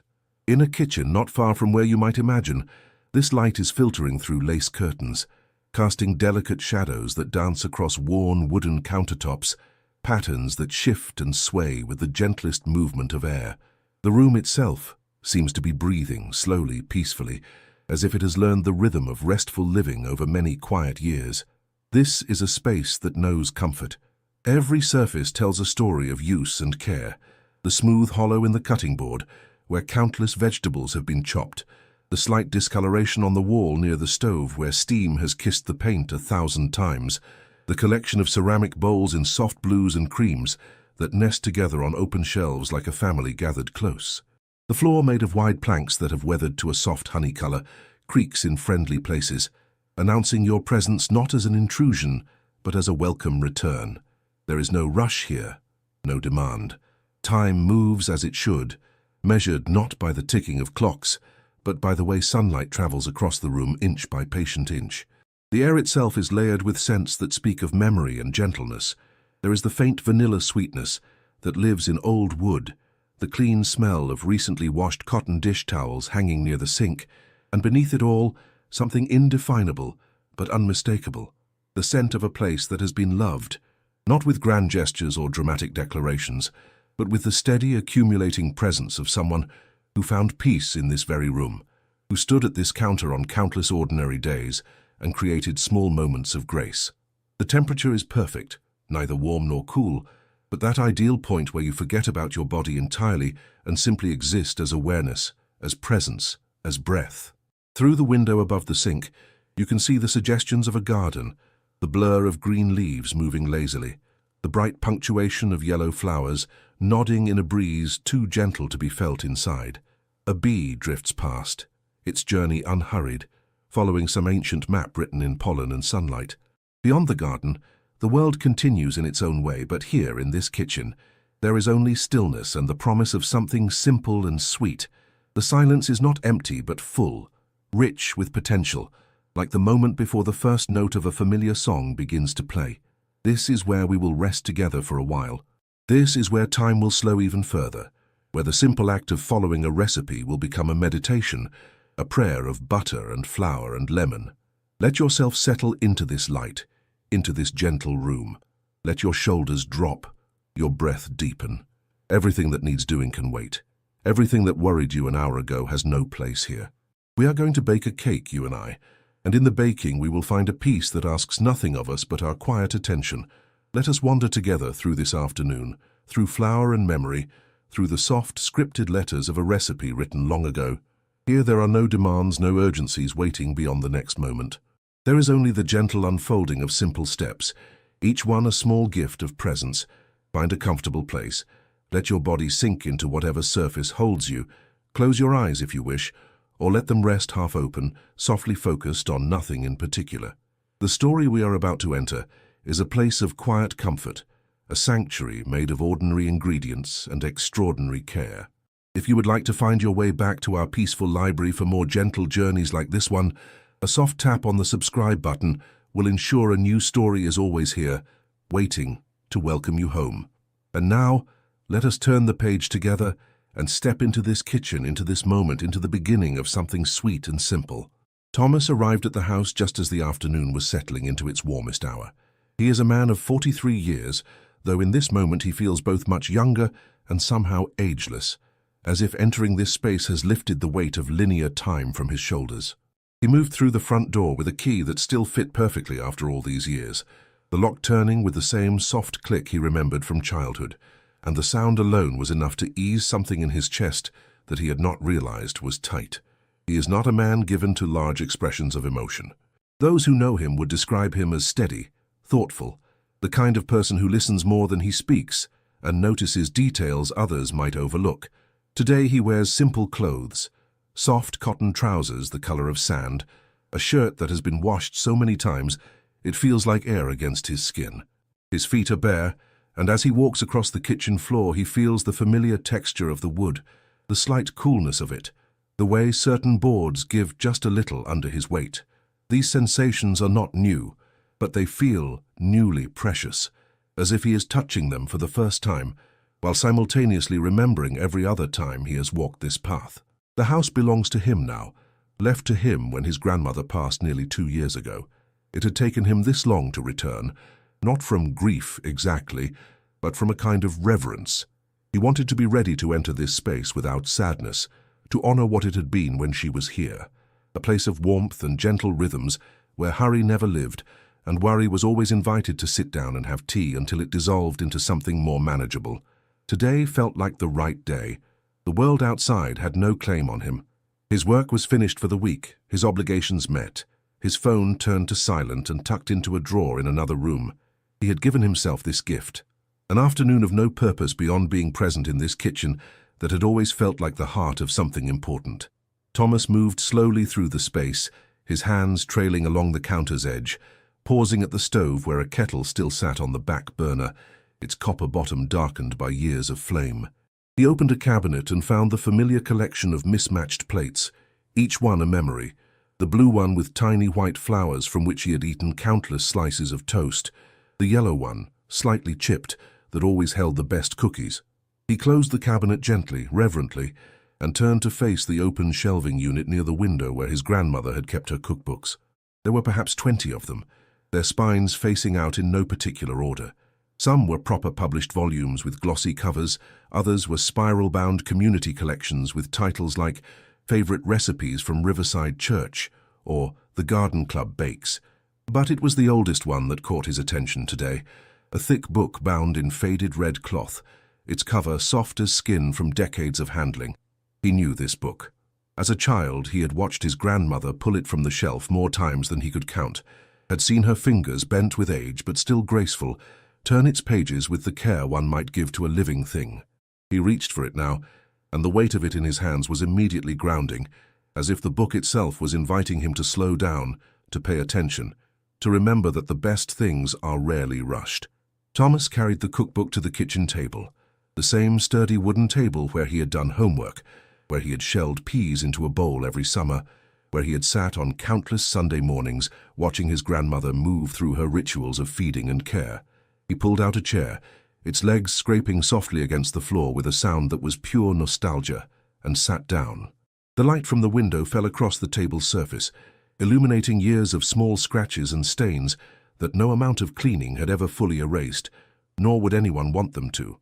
These marks were the record of use, of life, of meals shared, and messes made, and the gentle chaos of a kitchen that had served its purpose well. He placed the cookbook in the center of the table and simply looked at it for a moment. The cloth cover had faded unevenly, darker at the edges where hands had gripped it most often, lighter in the middle where the afternoon sun had touched it during the years it sat on the shelf. There was no title embossed on the front, no author's name. It was simply a book, made personal by decades of use. Thomas ran his hand over the surface, feeling the texture of the fabric, the slight ridge where the binding met the cover. His grandmother's hands had touched this book thousands of times. For a moment, that connection felt almost physical, as if by touching what she had touched, he was reaching across time to hold her hand one more time. With slow deliberation, he opened the cover. The first page was blank except for a date written in pencil in the upper right corner, 1947. The year his grandmother had married and moved into this house, the year this book had presumably come with her as part of her trousseau, as essential as linens or dishes. He turned the page and there was the table of contents, handwritten in careful script. Breads, vegetables, main dishes, desserts, preserves, each section marked with a page number that had been updated multiple times as recipes were added, and the book swelled beyond its original organization. Thomas turned pages slowly, in no hurry to arrive anywhere in particular. He passed recipes for pot roast and chicken stew, for pickled beets and corn relish. Many pages bore stains, a splash of grease here, a smudge of flour there, a rusty spot that might have been tomato sauce or berry juice. These marks did not diminish the book, but enhanced it, transforming it from mere information into artifact, into proof that these recipes had been lived, not just read. Some pages had small annotations in the margins. Next to a recipe for bread and butter pickles, his grandmother had written in tiny letters, made 12 quarts, summer of '59, cucumbers especially good that year. Next to a recipe for beef stew, add extra carrots. Thomas prefers them to potatoes. His name, written in her hand, made him smile. He had forgotten that he had preferred carrots, but seeing it written there, he could suddenly taste them, sweet and tender, soaked in rich gravy. He continued turning pages, moving through the seasons of food, through decades of meals.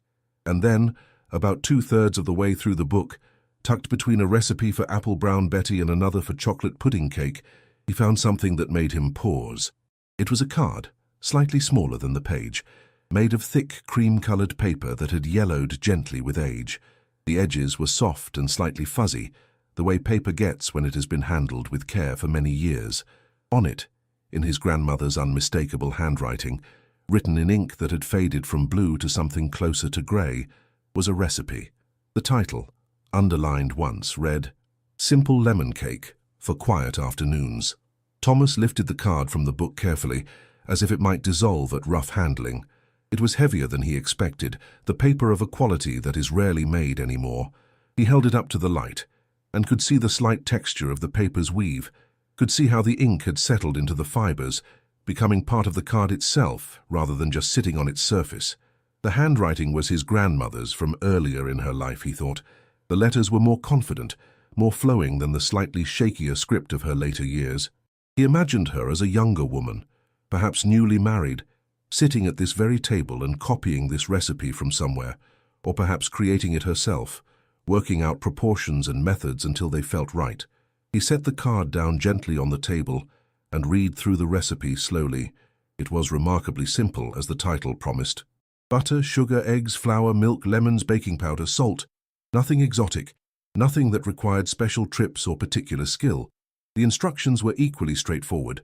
Cream butter and sugar, add eggs one at a time, fold in dry ingredients alternately with milk, add lemon zest and juice, bake until golden. At the bottom of the card, in the same faded blue ink, there was a small note. "This cake asks nothing of you but attention. Give it that, and it will give you peace." Thomas read that line again, and something in him settled even further. This cake asks nothing of you but attention. In that moment it felt like the most profound instruction he had ever received. Not a demand for perfection or complexity, just attention, just presence. He could give that. Today, in this kitchen filled with gentle light and gentler memories, he could absolutely give that. He stood from the table, the card held carefully in his hand, and moved to the counter. He would make this cake. He would follow these faded instructions, and in doing so he would spend an afternoon with his grandmother, not in sorrow for her absence, but in gratitude for what she had left behind. Thomas began by gathering ingredients, and even this simple act became a meditation. He moved through the kitchen with unhurried purpose, opening cabinets and drawers that responded with familiar sounds. The cabinet where the flour lived creaked slightly on its hinge, a sound he had heard 10,000 times. Inside, the flour sat in a large glass jar with a metal clasp, the same jar that had held flour for as long as he could remember. He lifted it down, feeling its weight, seeing how the flour inside had settled, creating subtle layers like sediment in stone. Some of the flour near the glass had a faint golden tinge from wheat germ, while the flour in the center was pure white. He set the jar on the counter with care, the glass making a soft sound against the wood. The sugar lived in a matching jar beside where the flour had been. He brought it down and placed it next to the flour, the two jars catching the light, the crystals inside sparkling faintly. There was something deeply satisfying about these jars, about the way the ingredients were visible through clear glass, about the honest simplicity of knowing exactly what was what. No plastic packages, no printed labels, just flour and sugar in glass, the way it had been kept in this kitchen for generations. He found himself standing still for a moment, just looking at these two jars, feeling an unexpected surge of affection for them, for the way they represented continuity and care. The eggs were in the refrigerator, sitting in a ceramic holder shaped like a hen, a whimsical piece that his grandmother had always used. He lifted out 3 eggs, each one smooth and cool in his palm. He had brought these from his own apartment, but holding them here they felt different, as if the kitchen itself was transforming even these ordinary objects into something worthy of attention. He placed them on the counter beside the jars, arranging them in a small triangle, and noticed how the light fell across their shells, creating tiny shadows that changed as he moved. The lemons required a moment of searching. He found them in a wooden bowl on the windowsill, a place he remembered as being constantly filled with whatever fruit was in season. Today there were 4 lemons, their skins bright yellow against the dark wood of the bowl. He picked one up and immediately brought it to his nose. The scent was there, faint on the skin, a promise of the brightness held inside. He selected 3 of the lemons, the ones that felt heaviest for their size, full of juice and potential. As he held them, he remembered something his grandmother had once told him. Lemons hold sunshine even in winter. At the time he had thought it was just a pretty thing to say, but now, standing in this warm kitchen with the weight of the lemons in his hands, he understood it differently. They did hold light. They held brightness and sharpness and life. He returned to the refrigerator for butter and milk. The butter was in a covered ceramic dish, another piece that had lived in this kitchen forever. He lifted the lid and found a fresh block, which he had brought yesterday when he decided to come for the weekend. The butter was pale yellow, the color of early morning light. The milk in a glass bottle was cold in his hands, and he could see tiny beads of condensation forming on the outside as it met the warmer air. He set these items with the others, and now the counter was beginning to look purposeful, like an artist's palette before the painting begins. The recipe card, which he had propped against the flour jar, called for vanilla, though it specified just a whisper. He found the vanilla in a small amber bottle in the spice cabinet, and when he opened it, the smell that emerged was rich and sweet and complex, everything a whisper should not be. And yet somehow, in the context of baking, he understood exactly what his grandmother had meant. A whisper, not too much, just enough to know it is there. He set the vanilla beside the lemons. From a lower cabinet, he pulled out the mixing bowls, a large one in pale blue for the batter, a smaller one in cream for the dry ingredients. These bowls had been here since before he was born. His grandmother had received them as a wedding gift, according to a story he had been told once.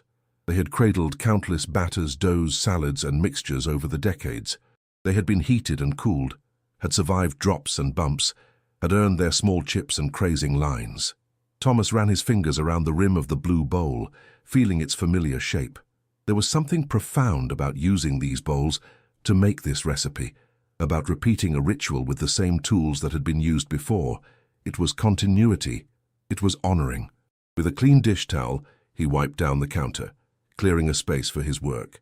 The towel was soft from many washings, and it smelled like the lavender sachet his grandmother had always kept in the linen drawer. Even this small detail, the scent of lavender rising as he moved the cloth across the counter, was part of the ritual, part of the gentle accumulation of sensory moments that were transforming this afternoon into something outside of ordinary time. He measured flour first, using the old metal scoop that nested inside the flour jar. The recipe called for 2 cups, and he scooped carefully, overfilling the measuring cup, and then using the straight edge of a butter knife to level it off. The excess flour fell back into the jar with a soft whisper of sound. He did this twice, watching the flour fall in a pale cascade, seeing the way individual particles caught the light as they tumbled. Into the cream-colored bowl it went, creating a small white mountain with slopes and valleys. Next came the baking powder, 2 teaspoons, measured with care. The powder was finer than the flour, more compact, and it smelled faintly of metal and magic, the alchemy that would make this cake rise. He added it to the flour, then the salt, half a teaspoon, the crystals glittering like tiny diamonds as he sprinkled them in. He set this bowl aside. These dry ingredients would wait patiently for their moment. Now came the butter. The recipe specified room temperature, and Thomas had had the foresight to leave it out for an hour. It was soft now, yielding when he pressed his finger against it, but not melted, not oily. Perfect. He cut the butter into chunks and placed them in the blue bowl, and even this small act was satisfying. The knife sliding through the butter with just a little resistance, the neat cubes that resulted, each one about the same size. His grandmother would have approved of this care. She had always said that baking was about respect. Respecting the ingredients, respecting the process, respecting the person who would eventually eat what you made. He measured sugar, 1½ cups of white crystals that poured with a sound like distant rain. The sugar joined the butter in the blue bowl, and now came a step that the recipe described simply as cream together until light and fluffy, until the butter becomes pale and full of air, until your arm is pleasantly tired and your mind is pleasantly empty. He had to smile at that. It was such a grandmother thing to say, to acknowledge that the work itself was part of the gift. He began to cream the butter and sugar together, using a wooden spoon that was nearly as old as the house itself. The handle was smooth from decades of hands, slightly darker where fingers had gripped it most often. At first the sugar and butter were distinct, the crystals clearly visible against the yellow of the butter. But as he stirred, as he pressed the mixture against the side of the bowl and folded it over and over, they began to merge. The butter softened further under the friction, and the sugar began to dissolve, its sharp edges smoothing. The mixture grew paler, shifting from the pale yellow of butter towards something closer to cream, to clouds, to the color of possibility. The motion was rhythmic, circular, hypnotic, around and around, pressing and folding. And as he worked, Thomas found his breathing synchronizing with the movement. Inhale as the spoon went down, exhale as it came up. The small sounds filled the kitchen, the soft scrape of wood against ceramic, the slight whisper of the mixture as it folded over itself, the occasional breath he took that was slightly deeper than the last. His shoulder began to feel the work, a pleasant warmth spreading through the muscle. His mind, which had been full of thoughts when he arrived, began to empty, until there was only this, the motion, the mixing, the gradual transformation happening in the bowl. After what might have been 5 minutes or 15, time having lost its usual markers, the mixture was indeed light and fluffy. When he lifted the spoon, the butter and sugar clung to it in soft peaks that held their shape for a moment before slowly collapsing. It had doubled in volume, become pale and airy, and there was something beautiful about it, about the way such simple ingredients could be transformed through nothing more than attention and effort. The eggs came next. He cracked the first one on the edge of the bowl, a gentle tap that created a clean break. The shell parted and the egg slid out, the yolk a perfect golden sphere suspended in the clear white. He watched it for a moment before stirring it in, watching the yellow break and begin to swirl into the pale mixture. The recipe specified 1 egg at a time, beaten well after each addition, and so he stirred, working the egg completely into the butter and sugar before reaching for the next. The second egg, then the third, each one transforming the mixture further. With each addition, the batter became glossier, more cohesive, taking on a yellow glow that seemed to hold its own light. The vanilla came next. Just a whisper, as the recipe promised.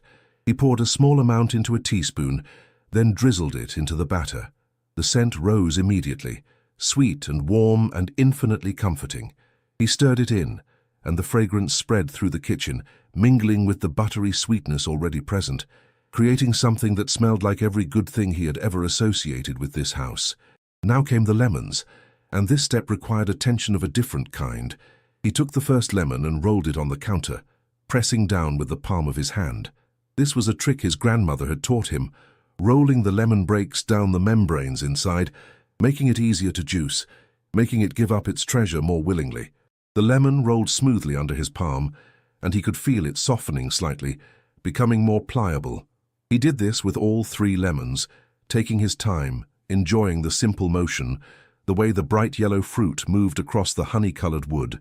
For the zest, he pulled out a small metal tool with sharp holes, a zester that had hung in the same spot on the kitchen wall for as long as he could remember.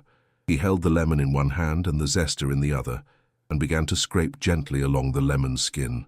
Tiny curls of yellow zest began to accumulate in a small pile, and with them came a smell that was almost shockingly bright. It was sharp and clean and impossibly fresh, cutting through all the other scents in the kitchen, claiming space.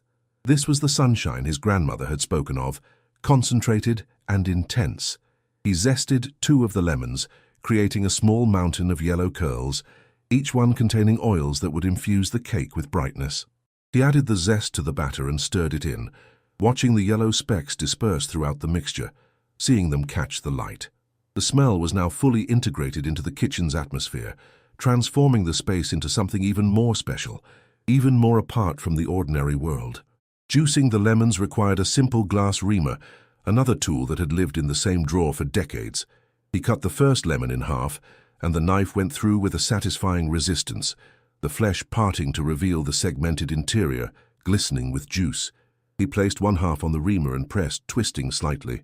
The juice began to flow immediately, dripping down into the small bowl beneath, and with it came more of that incredible scent. He pressed and twisted, getting as much juice as possible, watching the lemon half collapse under the pressure, its work done, its gift given. He did this with all 3 lemons, and when he was finished he had nearly half a cup of juice, pale yellow and slightly cloudy, with a few seeds floating on the surface. He strained out the seeds with his fingers, flicking them into the sink, then set the bowl of juice aside. The recipe called for adding the dry ingredients and the milk alternately, beginning and ending with the dry ingredients.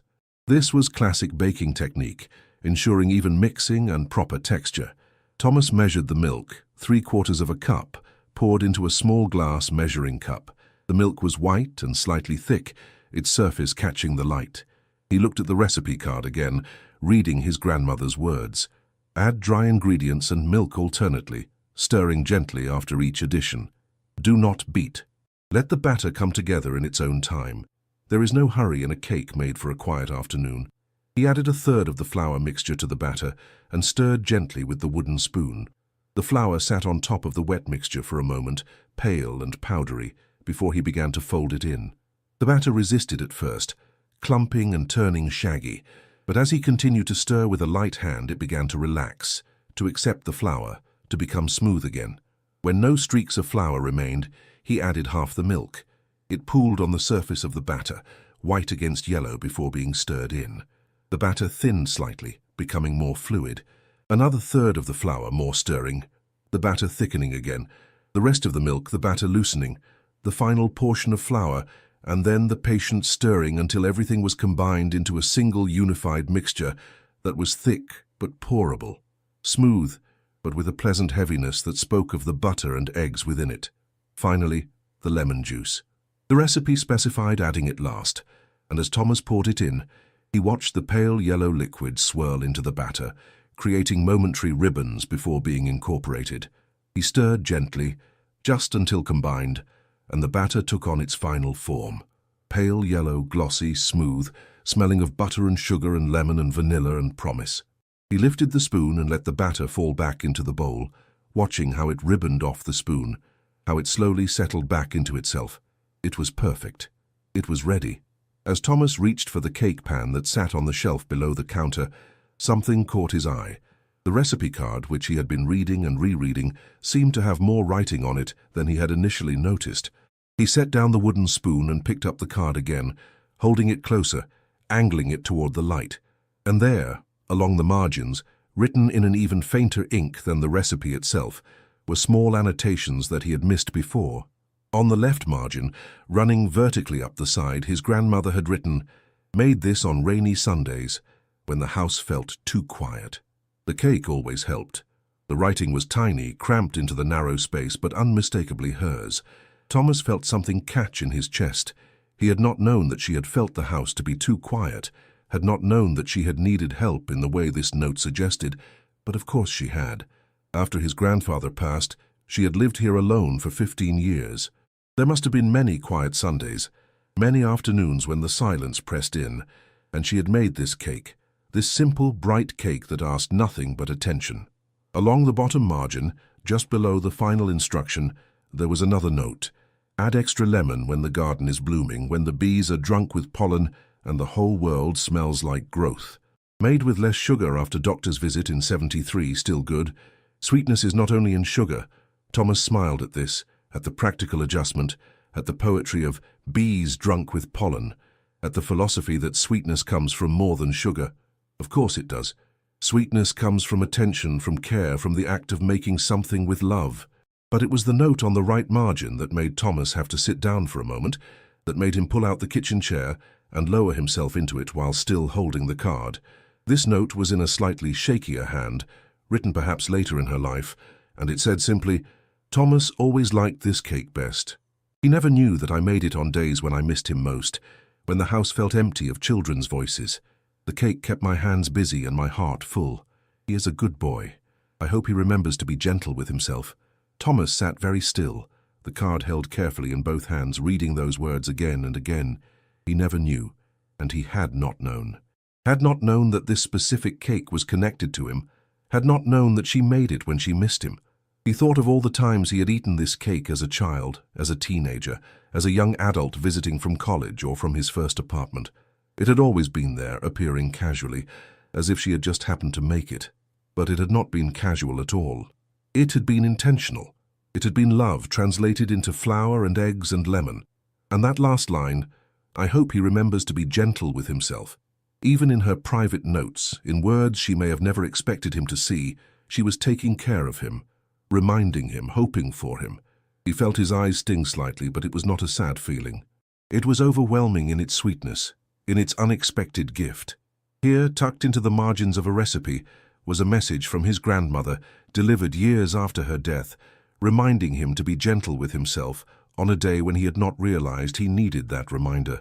He stood up carefully, as if sudden movement might disturb something precious in the air around him. He placed the recipe card back against the flour jar, positioning it so he could still read the instructions, but now also so he could see the marginalia, these small gifts written in faded ink. He looked at the batter waiting in the bowl, and it seemed different now. This was not just a cake, this was a conversation across time. This was his grandmother's hands reaching out to hold his. This was love that had outlasted life itself, preserved in the simple act of writing down a recipe and noting in tiny letters that this was for the days when hearts needed filling. Thomas stood at the counter, and for a moment he simply breathed. The kitchen was still warm with afternoon light. The batter still waited patiently. The lemons still perfumed the air. But now there was something more. There was presence. Not the unsettling presence of grief or loss, but the comforting presence of continuity, of connection, of being part of a story that was longer than his own life. His grandmother had stood in this very spot, had made this very cake, had thought of him, and now he was here making it again, thinking of her. The circle was complete and unbroken. He picked up the cake pan, a simple round pan made of metal that had darkened slightly over years of use. He would prepare this pan, pour in this batter, bake this cake, and in doing so, he would be answering her, even though she could not hear. He would be saying, "I received your message. I will be gentle with myself. I will make this cake on quiet afternoons. I will remember. Thank you for loving me in all the ways you knew how, including this one, this recipe written in faded ink that has become one of the most precious things I have ever held." Thomas prepared the pan with care, buttering the bottom and sides with a paper towel dipped in soft butter, then dusting it lightly with flour. He tapped out the excess flour over the sink, watching the white powder fall like snow, and set the pan on the counter. It was ready to receive the batter, and he was ready to give it. He poured the batter slowly, tilting the bowl and guiding the thick mixture into the pan. It flowed heavily, golden and glossy, and he used a spatula to scrape the last bits from the bowl, not wanting to waste even a spoonful of this batter that had come to mean so much. The pan was filled about 2/3 full, exactly right for a cake that would rise and dome gently in the oven's heat. He lifted the pan slightly, and tapped it gently on the counter, once, twice, allowing any air bubbles to rise to the surface and pop. The batter settled into itself, smoothing its own surface, becoming level. The oven had been heating while he mixed, and it was ready now, its interior warm and waiting. And Thomas opened the oven door, feeling the wave of heat that emerged, carrying with it the faint smell of previous bakings, of 1,000 cakes and casseroles and roasts that had come before this one. He slid the pan onto the center rack, positioning it carefully so it sat level, so the heat would reach it evenly from all sides. He closed the door slowly, gently, as if the cake were already a living thing that could be startled by sudden movements. Through the oven's window, he could see the pan sitting in the golden interior, the batter still and waiting. He set the timer, the old mechanical kind that ticked audibly for 35 minutes. The recipe had said 35 to 40 minutes, until a toothpick inserted in the center comes out clean, until the top is golden and springs back lightly when touched. He would check it at 35, would trust the cake to tell him when it was ready. And now came the waiting, which was perhaps the most important part of all.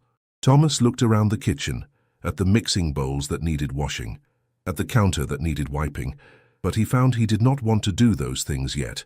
The mess, such as it was, felt like proof of what had happened here, evidence of the ritual. To clean it away too quickly would be to erase something that deserved to linger. Instead, he moved to the kitchen table and sat down in the same chair he had occupied earlier, the same chair from which he had discovered the recipe card with its hidden messages. The recipe card was still propped against the flour jar on the counter, but he could see it from here, could see the faded blue ink, could imagine the words he now knew were hidden in the margins. The kitchen was warm, not uncomfortably so, but with the gentle warmth that comes from an oven doing its work, from the ongoing transformation happening behind the closed door. Thomas folded his hands on the table's surface and simply sat. There was nothing that needed doing in this moment. The cake would bake in its own time. The timer would ring when it was ready. Until then, his only task was to be present, to occupy this space, to allow the afternoon to unfold at its own pace. He found that his breathing had slowed without him realizing it, that his shoulders had dropped, that his jaw had unclenched. The act of making the cake had been meditative, but this, the waiting, was equally so, perhaps more so. In a world that always demanded the next thing, the next task, the next achievement, there was something revolutionary about sitting still and waiting for a cake to bake. Through the window, he could see that the afternoon light had shifted slightly. It came from a lower angle now, creating longer shadows, making the green of the garden outside more golden. A bird landed on the windowsill, a small brown sparrow, and it tilted its head, looking into the kitchen with one bright eye. Thomas watched it, and the bird watched him, and there was a moment of perfect mutual observation before the bird hopped away, returning to its own afternoon tasks. The simplicity of that exchange, the pure presence of it, made Thomas smile.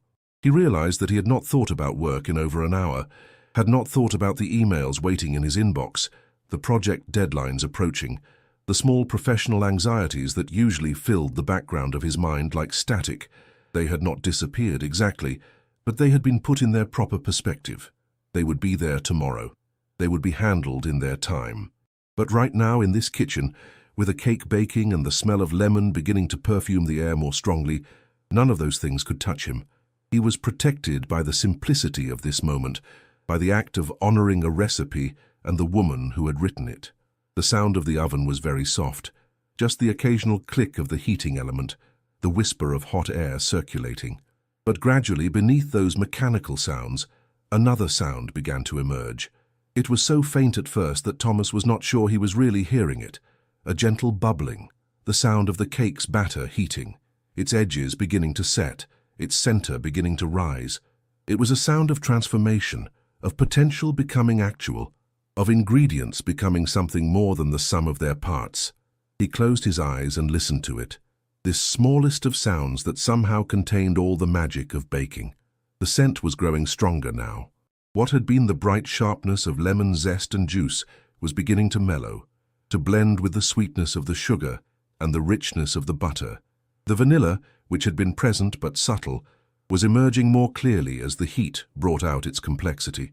And beneath it all was the fundamental smell of baking, of flour and eggs turning golden, of proteins changing structure, of starches gelatinizing, of the Maillard reaction creating hundreds of new flavor compounds that had not existed before. It was the smell of alchemy, of kitchen magic, of love made tangible. Thomas opened his eyes and looked around the kitchen again, seeing it with fresh attention. Every object seemed to glow with significance. The blue ceramic bowl still holding the remnants of batter, a film of yellow coating its sides. The wooden spoon resting across the bowl, its handle darkened where his hand had gripped it. The lemon halves, turned inside out and exhausted, sitting near the sink. The measuring cups and spoons scattered across the counter in the comfortable disorder of work, completed. The flour jar and sugar jar returned to their spots, containing less than they had before, their contents now transformed and transforming in the heat of the oven. This kitchen had witnessed so much, had fed so many people, had been the site of so many ordinary miracles, and it was still doing that work even now, even with his grandmother gone. The room itself seemed to hold memory, seemed to be able to pass on its lessons to whoever was willing to slow down and pay attention. Thomas felt intensely grateful to be here, to be part of this continuity, to be one more person in a long line of people who had stood at this counter and made something with their hands and offered it to others or to themselves. The timer ticked steadily, marking time in its mechanical way, but time itself felt different here. It was not pressing or urgent. It was simply flowing, like a gentle stream, carrying him along at a pace that felt right and true.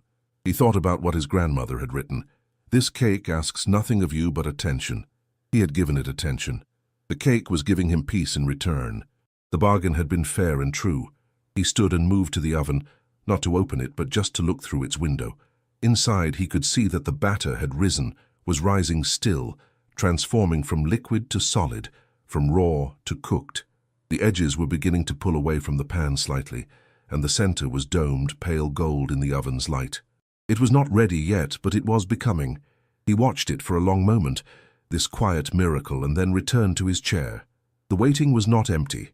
It was full of scent and light and memory and presence, full of the ticking of the timer and the sound of the oven and the occasional creak of the house settling around him, full of the knowledge that in just a little while there would be cake, golden and tender and bright with lemon, a cake made from a recipe written in faded ink, a cake that connected him to his grandmother and to every person who had ever made something simple and good and offered it to the world.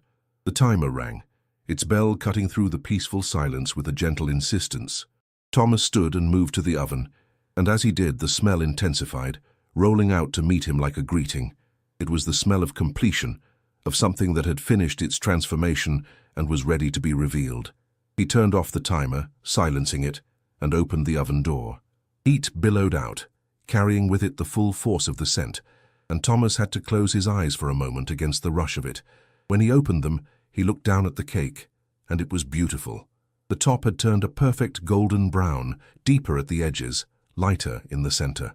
The surface had a slight sheen from the butter in the batter, and he could see tiny flecks of lemon zest scattered across the top like tiny yellow stars.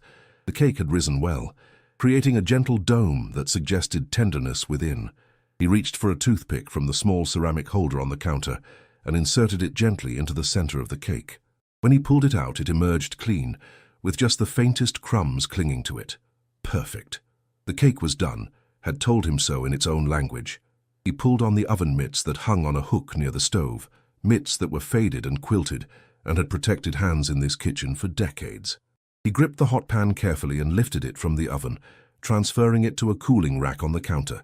The cake sat in its pan, radiating heat, its surface still rising and falling almost imperceptibly as the last of its internal reactions completed themselves.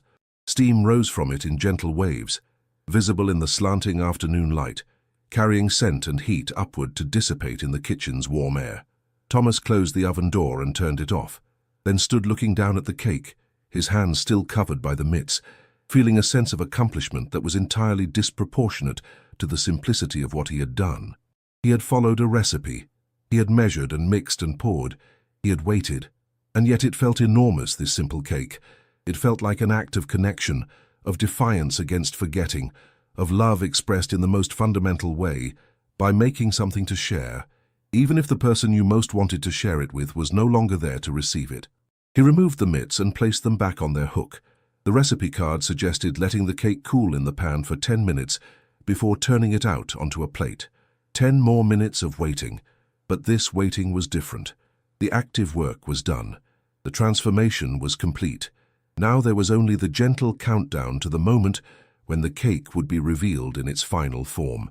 Thomas moved to the sink and began to wash the mixing bowls, but even this task had become meditation. The warm water from the tap, the slick feel of the bowl's interior as his hand moved around it, wiping away the traces of batter. The way the soap bubbled and foamed, the way the bowl's blue surface emerged clean and bright as the batter washed away. He washed the measuring cups and spoons, the wooden spoon, the small bowl that had held the lemon juice. Each item was cleaned and placed in the drying rack, and with each item, the counter became clearer, more orderly, returning to its state of calm readiness. He wiped down the counter with the same lavender-scented dish towel he had used before, gathering up the small piles of flour, the grains of sugar, the tiny bits of lemon zest that had escaped. The counter gleamed under his attention, and the kitchen was transformed from a space of active work back into a space of peaceful rest. Only the cake remained, still radiating gentle heat from its pan, still perfuming the air with its golden scent. When 10 minutes had passed, measured not by the timer but by some internal clock that seemed to know when the moment was right, Thomas placed a large plate upside down over the pan. He gripped both the plate and the pan firmly, said a small prayer to the baking gods, and flipped the whole thing over in one smooth motion. There was a soft sound, a slight release, and he lifted the pan away. The cake had released perfectly, dropping onto the plate in one piece, its bottom now its top, showing the slightly darker crust that had been against the pan. He looked at it for a moment, then gently flipped it again onto a second plate, so the golden domed top was facing up once more, as it should be. The cake sat on the plate, complete and beautiful in its simplicity. It was not a work of art in the decorative sense. There was no frosting, no elaborate piping, no architectural drama. It was simply a cake, golden and tender, and smelling of lemon and butter and home. But in its simplicity was its perfection. This was exactly what it was meant to be. Nothing more, nothing less. A cake for a quiet afternoon, asking nothing but attention, giving peace in return. Thomas sat down at the table once more, the cake on the counter still visible to him, still present. The kitchen had returned to its state of quiet calm, but it was a different calm now, an earned calm, a calm that came after effort and attention and care. The afternoon light had shifted again, was even more golden, even more gentle. The day was moving toward evening, but slowly, with no hurry, with grace, with no. He simply sat and looked at the cake and breathed, and felt something in his chest that was too complex to be named, but that felt like gratitude and peace, and a kind of wholeness that he had not known he was missing. The cake was there. He was here. His grandmother, though gone, was somehow present in the room, in the recipe, in the cake itself. Time was no longer linear but circular, spiraling, connecting past and present and future, in a way that made all of them exist simultaneously in this one perfect afternoon. The house creaked slightly, settling, the way old houses do. Somewhere outside, the bird he had seen earlier sang a few notes, pure and clear. The refrigerator hummed its low, steady song. And in the middle of it all, on a plate on the counter, a lemon cake cooled, completing its journey from ingredients to memory to love made visible. Thomas closed his eyes and let himself simply exist in this moment, this perfect moment, where nothing was wanted and nothing was lacking, where everything was exactly as it should be, where the simple act of making a cake had become a prayer, an offering, a bridge between the living and the dead, between the past and the present, between loneliness and connection. His breathing was slow and deep, his body completely relaxed, his mind quiet and clear. This was peace. This was home. This was the gift his grandmother had tried to teach him all those years, written in faded ink on a recipe card, waiting for the moment when he would be ready to receive it. The gift of attention, the gift of simplicity, the gift of being present to the small, ordinary miracles that fill every day, if only we slow down enough to notice them. The gift of knowing that love does not end when life does, but continues, preserved in recipes and rituals, and the patient teaching of how to be gentle with ourselves. The cake sat cooling as the afternoon slipped gently toward evening. The light in the kitchen had turned from gold to amber, the sun dropping lower beyond the window, stretching the shadows long and soft across the floor. Thomas remained at the table, his hands resting on its surface, feeling no need to move, no need to do anything but be present to this moment as it slowly transformed into the next. He thought about cutting into the cake, about tasting the result of his afternoon's work, but found that he was not quite ready. There was something perfect about the cake as it was now, complete and whole, sitting on the plate in all its simple glory. To cut it would be to begin its ending, and he wanted to live in this space just a little longer, in the after moment, in the peace that follows completion. The kitchen was growing dimmer, not dark, but softer, the light becoming gentler and more forgiving. Thomas stood slowly, his chair scraping softly against the floor, and moved to the window. Outside, the garden was settling into its evening colors, the greens deepening, the flowers closing their petals in preparation for night. The sky above was beginning to show the first hints of pink and lavender, the promise of sunset still an hour or so away, but approaching, always approaching. He turned back to look at the kitchen, seeing it now as if for the first time, or perhaps as if for the last time, with the kind of attention we give to things when we know we must remember them.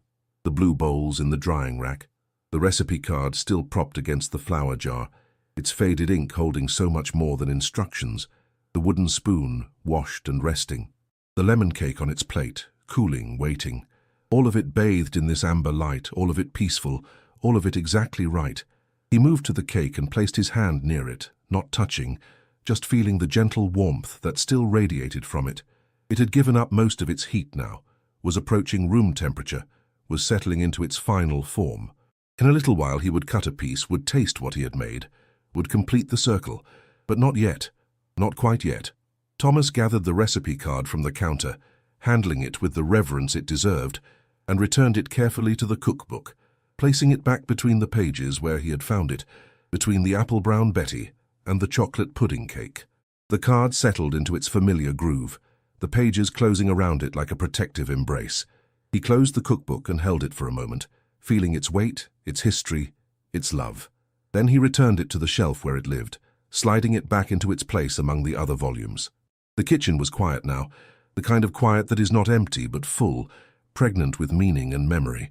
Thomas moved through it slowly, turning on a small lamp near the table, its soft glow pushing back the gathering dimness just enough. The cake glowed in the lamplight, golden and perfect. He stood looking at it, and he felt his grandmother's presence so strongly in that moment that he almost turned around, expecting to see her standing there, smiling at him with that gentle smile that had always made him feel safe and seen and loved. But of course she was not there, not in body, and yet she was there, in the cake, in the recipe, in the kitchen itself, in the lessons she had taught him about slowing down, about paying attention, about being gentle with himself, in the way she had loved him, not with grand gestures, but with the steady accumulation of small acts of care, a cake made when she missed him, a recipe written down, a note in the margin hoping he would remember to be kind to himself. He had received her message, had heard it across time and distance and the boundary between life and death, and he would carry it with him, would return to this kitchen when he needed reminding, would make this cake on quiet afternoons when the world felt too loud or his heart felt too heavy. He would follow the recipe written in faded ink, and in following it he would remember. He would be gentle with himself. He would pay attention to the small miracles. He would know that he was loved, had been loved, would continue to be loved in ways that transcended presence and absence. The day was ending, the cake was made, the kitchen was clean, and Thomas was at peace, standing in the amber light, breathing slowly, feeling full in a way that had nothing to do with food and everything to do with connection, with meaning, with the simple, profound gift of being alive and being loved, and being able to receive that love even when the giver was gone. Outside, the first stars were beginning to appear in the darkening sky. Inside, the lamp cast its gentle glow, and in the space between, in the kitchen where so much life had been lived, a man stood beside a lemon cake and felt, perhaps for the first time in a very long time, that everything was going to be all right, that he was exactly where he needed to be, that this moment, this simple, quiet moment was enough, more than enough. It was everything. The story of the afternoon has now drawn to its close. The cake is made. The recipe has been honored. The connection has been felt and held and treasured. In this kitchen, in this fading light, a small act of love has been completed. And in its completion, something has been healed, something has been remembered, something has been passed on.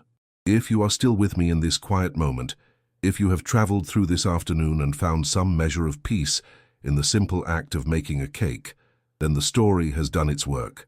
I hope it has brought you tranquility, has slowed your breathing, has given you permission to rest. For those of you still listening, still here in this gentle space between waking and sleep, a quiet like helps our stories find others who might need a moment of peace. And if you choose to subscribe, our little collection of quiet tales will be here waiting for you whenever you need to find your way back to stillness. Thank you for letting me read to you tonight. Thank you for giving me your attention, for walking with me through this kitchen, for allowing yourself to slow down and be present to the small magic of flour and eggs and lemon and love.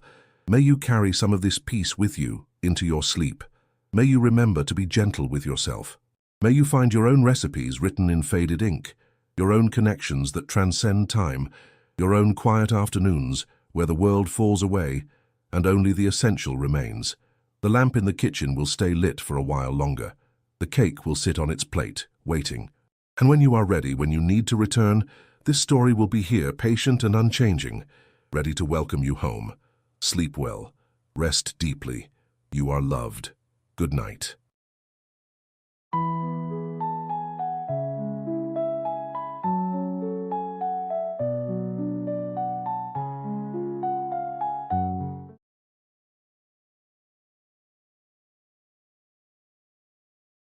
There is a particular quality to the air just after dawn breaks, when the world is suspended between the cool stillness of night and the gentle awakening of day. It is neither warm nor cold, but something in between, a temperature that asks nothing of the skin, that simply exists as a whisper of presence. In a small house nestled on a quiet street lined with oak trees, this air moves through an open kitchen window, carrying with it the faint green scent of dew on grass, the subtle perfume of night-blooming jasmine that has not yet closed its petals, and underneath it all the promise of mint leaves growing in a terracotta pot on the windowsill. The breeze is so gentle it barely moves the lace curtains, only causing them to sway in the smallest of rhythms, casting delicate shadows that dance across the worn wooden floor like fingers of light playing an ancient, silent song. The kitchen itself is a study in comfortable simplicity, a space that has witnessed countless mornings, countless quiet preparations of the day's first meal. The table stands in the center, its surface smooth from years of use, the grain of the wood visible in golden and amber swirls that catch the early light. Two chairs are positioned at angles that suggest frequent use, their seats slightly worn in the middle where bodies have settled time and time again. On the counter, a ceramic teapot waits, its glaze the color of rain clouds, alongside two mugs that do not quite match but belong together nonetheless, one the shade of cream, the other a soft dove grey. The refrigerator hums its low, steady song in the corner, a sound so familiar it becomes part of the silence rather than an interruption of it. Above, the ceiling beams are exposed, dark wood that speaks of age and stability, and from one of them hangs a bundle of dried herbs, lavender and rosemary tied together with twine, their scent mixing with the morning air to create an atmosphere of herbal calm. The floorboards creak in predictable places, having settled into their foundations over decades, and each creak is a word in the house's vocabulary, a language of home that needs no translation. Near the window, a small vase holds a single stem from last week, its petals now dried and curled, waiting to be replaced but still offering its faded beauty to the room. The light that enters through the window is soft and golden, the kind of light that suggests the sun is still low on the horizon, still climbing its way into full morning brightness. It touches everything with a gentle hand, illuminating dust motes that float lazily through the air, turning them into tiny stars that drift and spin without purpose or hurry. This light falls across the table, across the waiting mugs, across the surface of the stove where a kettle sits ready, and it transforms these ordinary objects into something more, something worthy of notice and appreciation. There is a quietness here that feels intentional, as though the house itself is holding its breath, waiting for the day to truly begin. In this moment, in this space between sleep and waking, between night and day, there is only the gentle presence of a home at rest. The air moves slowly, the light spreads gradually, the shadows shift with patient grace. And in this stillness, There is an invitation, unspoken but clear, to set aside the rushing thoughts, to release the tension held in shoulders and jaw, to simply be present in this peaceful beginning. The world outside may hold its complexities and demands, but here in this kitchen, touched by dawn's first light, there is only the soft promise of a new day, arriving without haste, asking nothing but to be noticed, to be breathed in, to be allowed to unfold in its own tender time. Let yourself settle into this quiet morning, into this space where nothing urgent presses and nothing harsh intrudes. Here, in this story, there are no sudden storms, no unexpected troubles, only the gentle unfolding of a single day in the lives of two people who know each other as deeply as they know themselves. This is a place of softness, of understanding, of the small and tender moments that make up a life lived with care and attention. As you listen, allow your own day to fall away. Let your worries drift like those dust motes in the morning light, aimless and without weight, until they disappear entirely from your awareness. If you find comfort in these quiet tales, if you would like to return to this peaceful space whenever you need refuge from the noise of the world, a gentle tap on the subscribe button will ensure that our collection of bedtime stories is always here, waiting for you. And when a story touches you, when it brings you even a moment of peace, a small like helps these whispered narratives find others who might need them too. But for now, simply let yourself be here, in this kitchen, in this moment, as the day begins to wake. The first sounds of morning activity begin to emerge from the rooms beyond the kitchen. The soft pad of bare feet on wooden stairs, the quiet creak of a door opening, the subtle shift of weight on old floorboards. Two people are beginning their day, moving through the rituals that structure their mornings. But today there is something different in the quality of their movements, something more careful, more deliberate, as though each gesture requires thought rather than flowing from habit. The air in the house, so peaceful just moments ago, now holds something else, something unnamed but present, like a note played slightly off-key in an otherwise harmonious melody. A drawer opens in the kitchen, silverware shifting with a soft metallic whisper as a hand reaches for spoons. The cabinet where the bread is kept closes with a gentle click. Water runs from the faucet into the kettle, a sound like distant rain, and then stops. These are the sounds of breakfast being prepared, sounds that should be comforting in their familiarity, but today they seem isolated, each action complete unto itself, rather than part of a flowing conversation of movement and presence. The toast goes into the toaster with a soft mechanical descent. The butter dish is retrieved from the refrigerator. A knife is selected, each action careful, each sound distinct.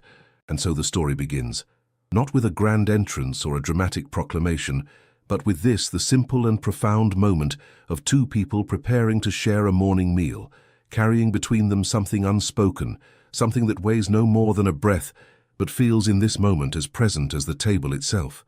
Let us stay with them, quietly observing as they navigate this tender space, as they find their way back to each other through the small and sacred rituals of an ordinary day. Amelia moves into the kitchen with the kind of quietness that suggests deep thought, her mind clearly occupied with something beyond the simple task of making breakfast.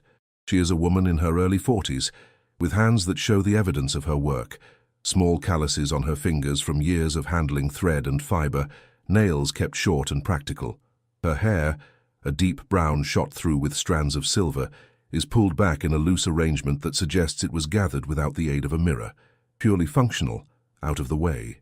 She wears loose linen pants in a faded sage green and a cotton shirt the color of undyed wool, soft from many washings, comfortable clothes that allow freedom of movement, that do not demand attention or care. She reaches for the butter dish, her movements precise but somehow lacking their usual fluid grace. Normally, Amelia moves through her kitchen like a dancer through familiar choreography, each gesture leading naturally to the next, her body knowing without thinking where each item lives, how to navigate the space with efficiency and ease. But this morning, there is a slight hesitation before each action, a fractional pause that suggests her mind is not fully present with her hands. She opens the butter dish and sets it on the table. She takes a knife from the drawer, the one with the wooden handle worn smooth from use. She places it beside the butter with careful attention, making sure it is perfectly parallel to the edge of the table, a detail she would normally never notice or care about. The toast pops up from the toaster with a soft mechanical sound, and Amelia retrieves it, placing each slice on a small ceramic plate. cream-colored with a thin blue line around the rim. She brings the plates to the table, setting one at each place, and then returns to the counter where the teapot waits. Her hands move through the familiar ritual of preparing tea, opening the tin where the loose leaves are kept, the blend they both favor, a mixture of chamomile and mint with just a touch of dried apple. She measures the leaves with a small wooden spoon, tapping the excess back into the tin with 2 quick motions, and places them in the pot. The kettle has begun to whisper, not yet reaching its full cry, but close enough that steam is beginning to emerge from its spout in thin, wavering ribbons. As she waits for the water to reach the right temperature, Amelia's gaze drifts to the window, to the lace curtains moving almost imperceptibly in the morning breeze, to the view beyond of the garden, still half hidden in the soft shadows of early light. Her expression is difficult to read, something between pensiveness and sadness, though sadness seems too strong a word for what shows in the slight downward curve of her mouth, the small crease between her eyebrows. It is more like a wistfulness, a sense of something missing or misplaced, something that should be here but is not, or is here but feels distant, out of reach, on the other side of an invisible barrier. The kettle reaches its crescendo, and she lifts it from the stove, pouring the hot water over the leaves in the teapot with steady attention, watching as the water darkens, as the herbs begin to release their essence into the liquid, transforming it from clear to golden, from plain to purposeful.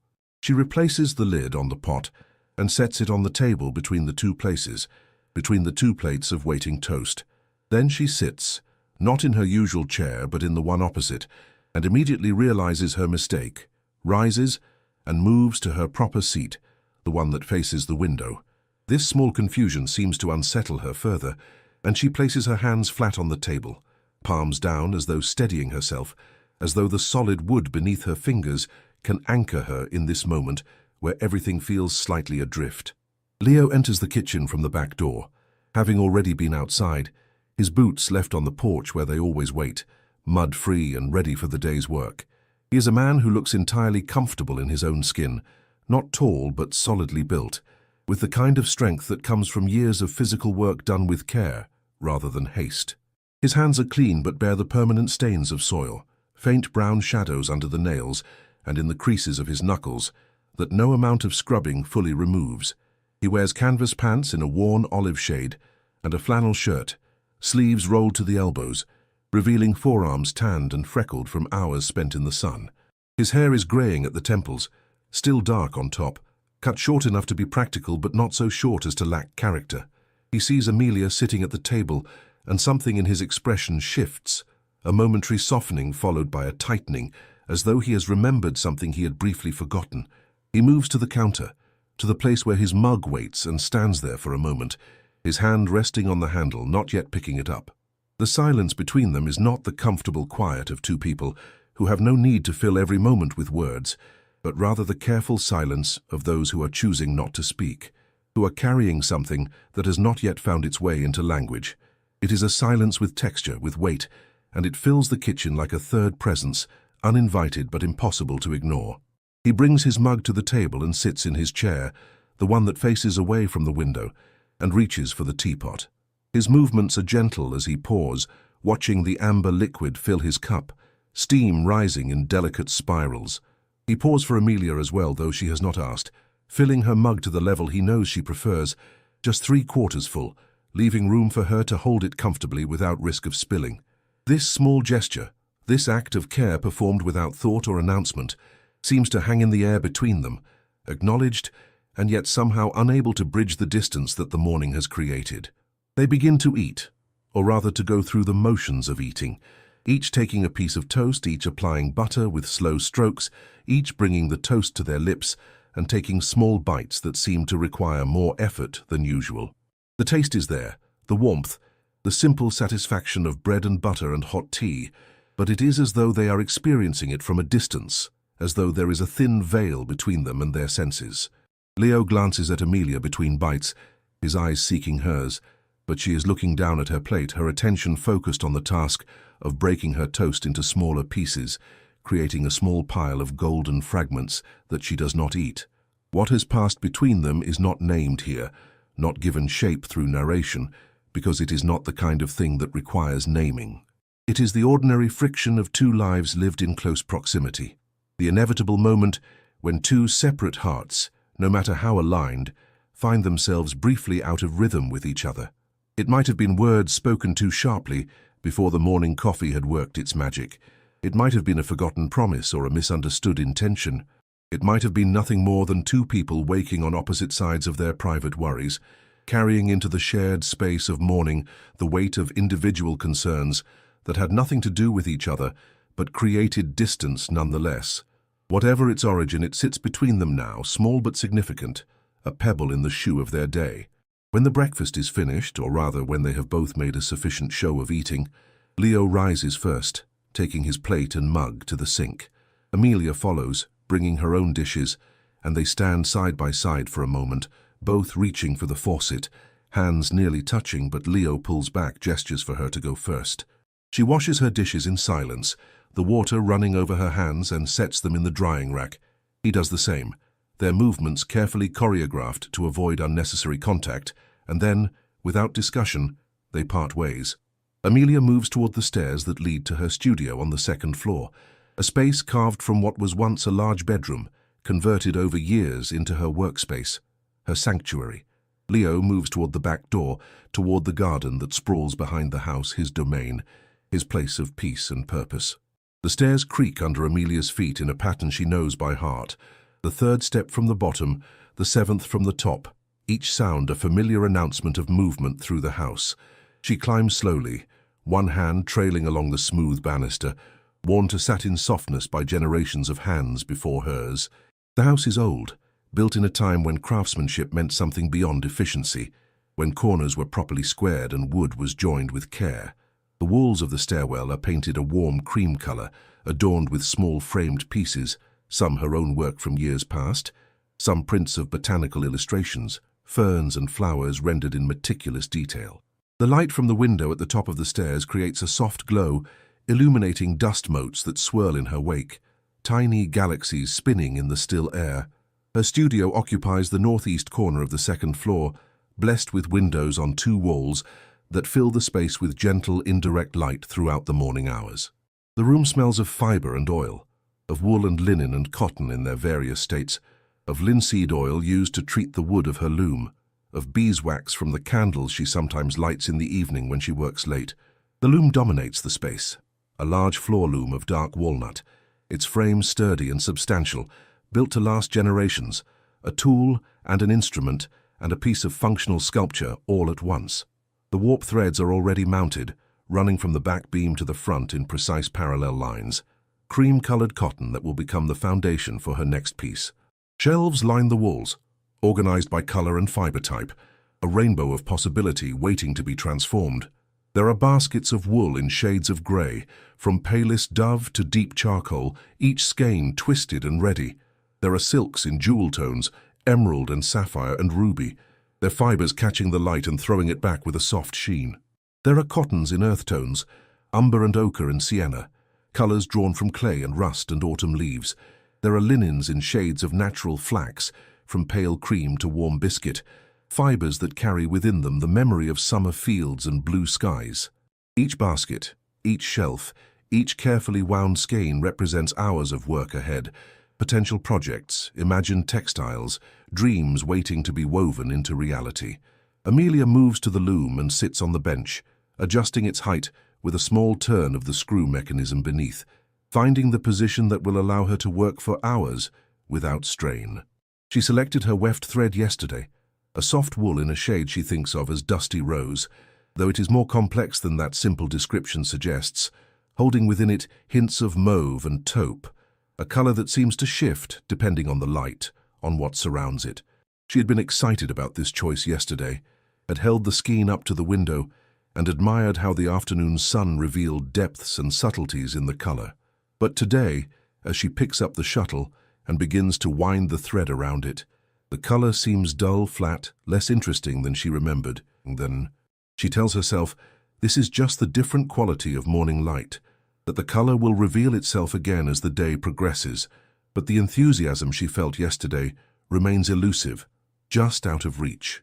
She begins to weave, her feet working the treadles in the pattern she has internalized, her hands passing the shuttle through the shed, the space created between the raised and lowered warp threads. The shuttle slides smoothly from right hand to left, then left to right, a rhythm as old as civilization itself, a motion that has been repeated billions of times by weavers across thousands of years. There is something deeply meditative about weaving, about the repetition, about the slow accumulation of thread into cloth, about the way each pass of the shuttle adds almost nothing, just a single line of weft, but over time, over hundreds and thousands of passes, creates something substantial, something real and useful and beautiful. Normally this rhythm soothes her, empties her mind of concerns, allows her to exist purely in the physical present of motion and creation. But today the rhythm feels mechanical rather than meditative, her mind refusing to settle into the work, instead circling back again and again to the breakfast table, to the careful silence, to the way Leo's eyes had sought hers and she had looked away, unable or unwilling to meet his gaze. She replays the morning in her memory, trying to understand exactly when the distance had opened between them, trying to remember if there had been a specific moment, a specific word or gesture, or if it had been more gradual, a slow cooling like tea left too long on the table. Her hands continue their work, passing the shuttle back and forth, but her attention is divided, her heart not fully present in the task. The colors of her threads surround her, vibrant and rich, but today they seem muted, as though someone has turned down the saturation, drained away some essential vitality. The dusty rose looks almost grey in places. The cream of the warp seems less warm than it should be, more cold and clinical. She pauses in her weaving, resting her hands on the breastbeam of the loom, and looks at what she has created so far. Perhaps 30 rows of weft, barely enough to see the beginning of the pattern emerging. It is competent work, technically sound, each thread in its proper place, the tension even and consistent. But it lacks something, some spark or spirit that usually infuses her textiles, that makes them more than just thread and technique. She tells herself to continue, that the spark will return, that she is simply having an off morning, that every artist has days when the work feels more like labor than love. Outside her window, the morning continues to unfold. Birds move through the branches of the oak trees, their songs filtering through the glass, muted but still audible, small bursts of melody that rise and fall. A breeze stirs the leaves, creating a soft, rushing sound, like distant water. The light shifts gradually, the sun climbing higher, changing the angle at which it enters the room, moving the shadows across the floor in slow progression. Time passes, measured in passes of the shuttle, in the growing length of woven cloth, in the movement of light across the walls. Amelia works steadily, mechanically, her body performing the familiar motions while her mind remains elsewhere, caught in the small, tender trap of unresolved tension, of words not spoken, of connection temporarily lost. Meanwhile, below and beyond in the garden that stretches behind the house, Leo moves through his own morning ritual, his own attempt to find peace in familiar work. The garden is extensive, not in the sense of vast acreage, but in the sense of being fully utilized, every corner and edge cultivated, every space given purpose and attention. There are vegetable beds built from reclaimed cedar, their soil dark and rich and teeming with life, planted in careful succession to provide fresh produce from early spring through late fall. There are herb spirals constructed from stone, creating multiple microclimates in a small space, allowing Mediterranean herbs that prefer dry conditions to thrive at the top, while moisture-loving varieties flourish at the base. There are fruit trees espaliered against the southern fence, their branches trained into flat, elegant patterns that maximize sun exposure and fruit production. There are perennial borders filled with flowers chosen for their long blooming periods and their attractiveness to pollinators, creating ribbons of color that flow through the seasons. Leo walks the paths between the beds, his eyes scanning for problems, for signs of pest damage or disease, for weeds that need pulling, for plants that need water or staking or harvesting. This morning inspection is one of his favorite parts of the day, a quiet time when he can assess and plan, when he can notice the small changes that occur overnight, a flower opening, a fruit ripening, a seedling emerging from the soil. Normally this walk fills him with satisfaction and purpose, with the deep contentment that comes from tending living things, from participating in the cycles of growth and decay, from working in partnership with soil and sun and rain to create abundance and beauty. But today, even here in his beloved garden, Even surrounded by the green, growing things that usually anchor him so completely in the present moment, he finds his mind returning to the kitchen, to the breakfast table, to the way Amelia had seemed so distant, so unreachable, though she sat only an arm's length away. He kneels beside a bed of lettuce, pulling a few small weeds from between the plants, his fingers gentle to avoid disturbing the shallow roots. The soil is cool and slightly damp from yesterday's watering, the perfect consistency, and normally he would take deep satisfaction in this, in the evidence that he has timed the irrigation correctly, that the plants are receiving what they need. But today, this small success feels hollow, unable to penetrate the layer of unease that has settled over him like morning fog. He moves to the herb garden, to the raised spiral where rosemary and thyme and oregano grow in fragrant profusion. He runs his hand over the rosemary, releasing its sharp, clean scent into the air, and brings his fingers to his nose, inhaling deeply. The scent is strong and clarifying, meant to clear the mind, to improve focus and memory. But today it only serves to sharpen his awareness of his own distracted state, his inability to be fully present with the work. He pinches back some of the new growth, shaping the plant, encouraging it to bush out rather than grow leggy, his fingers performing the task from long practice, while his thoughts spiral elsewhere.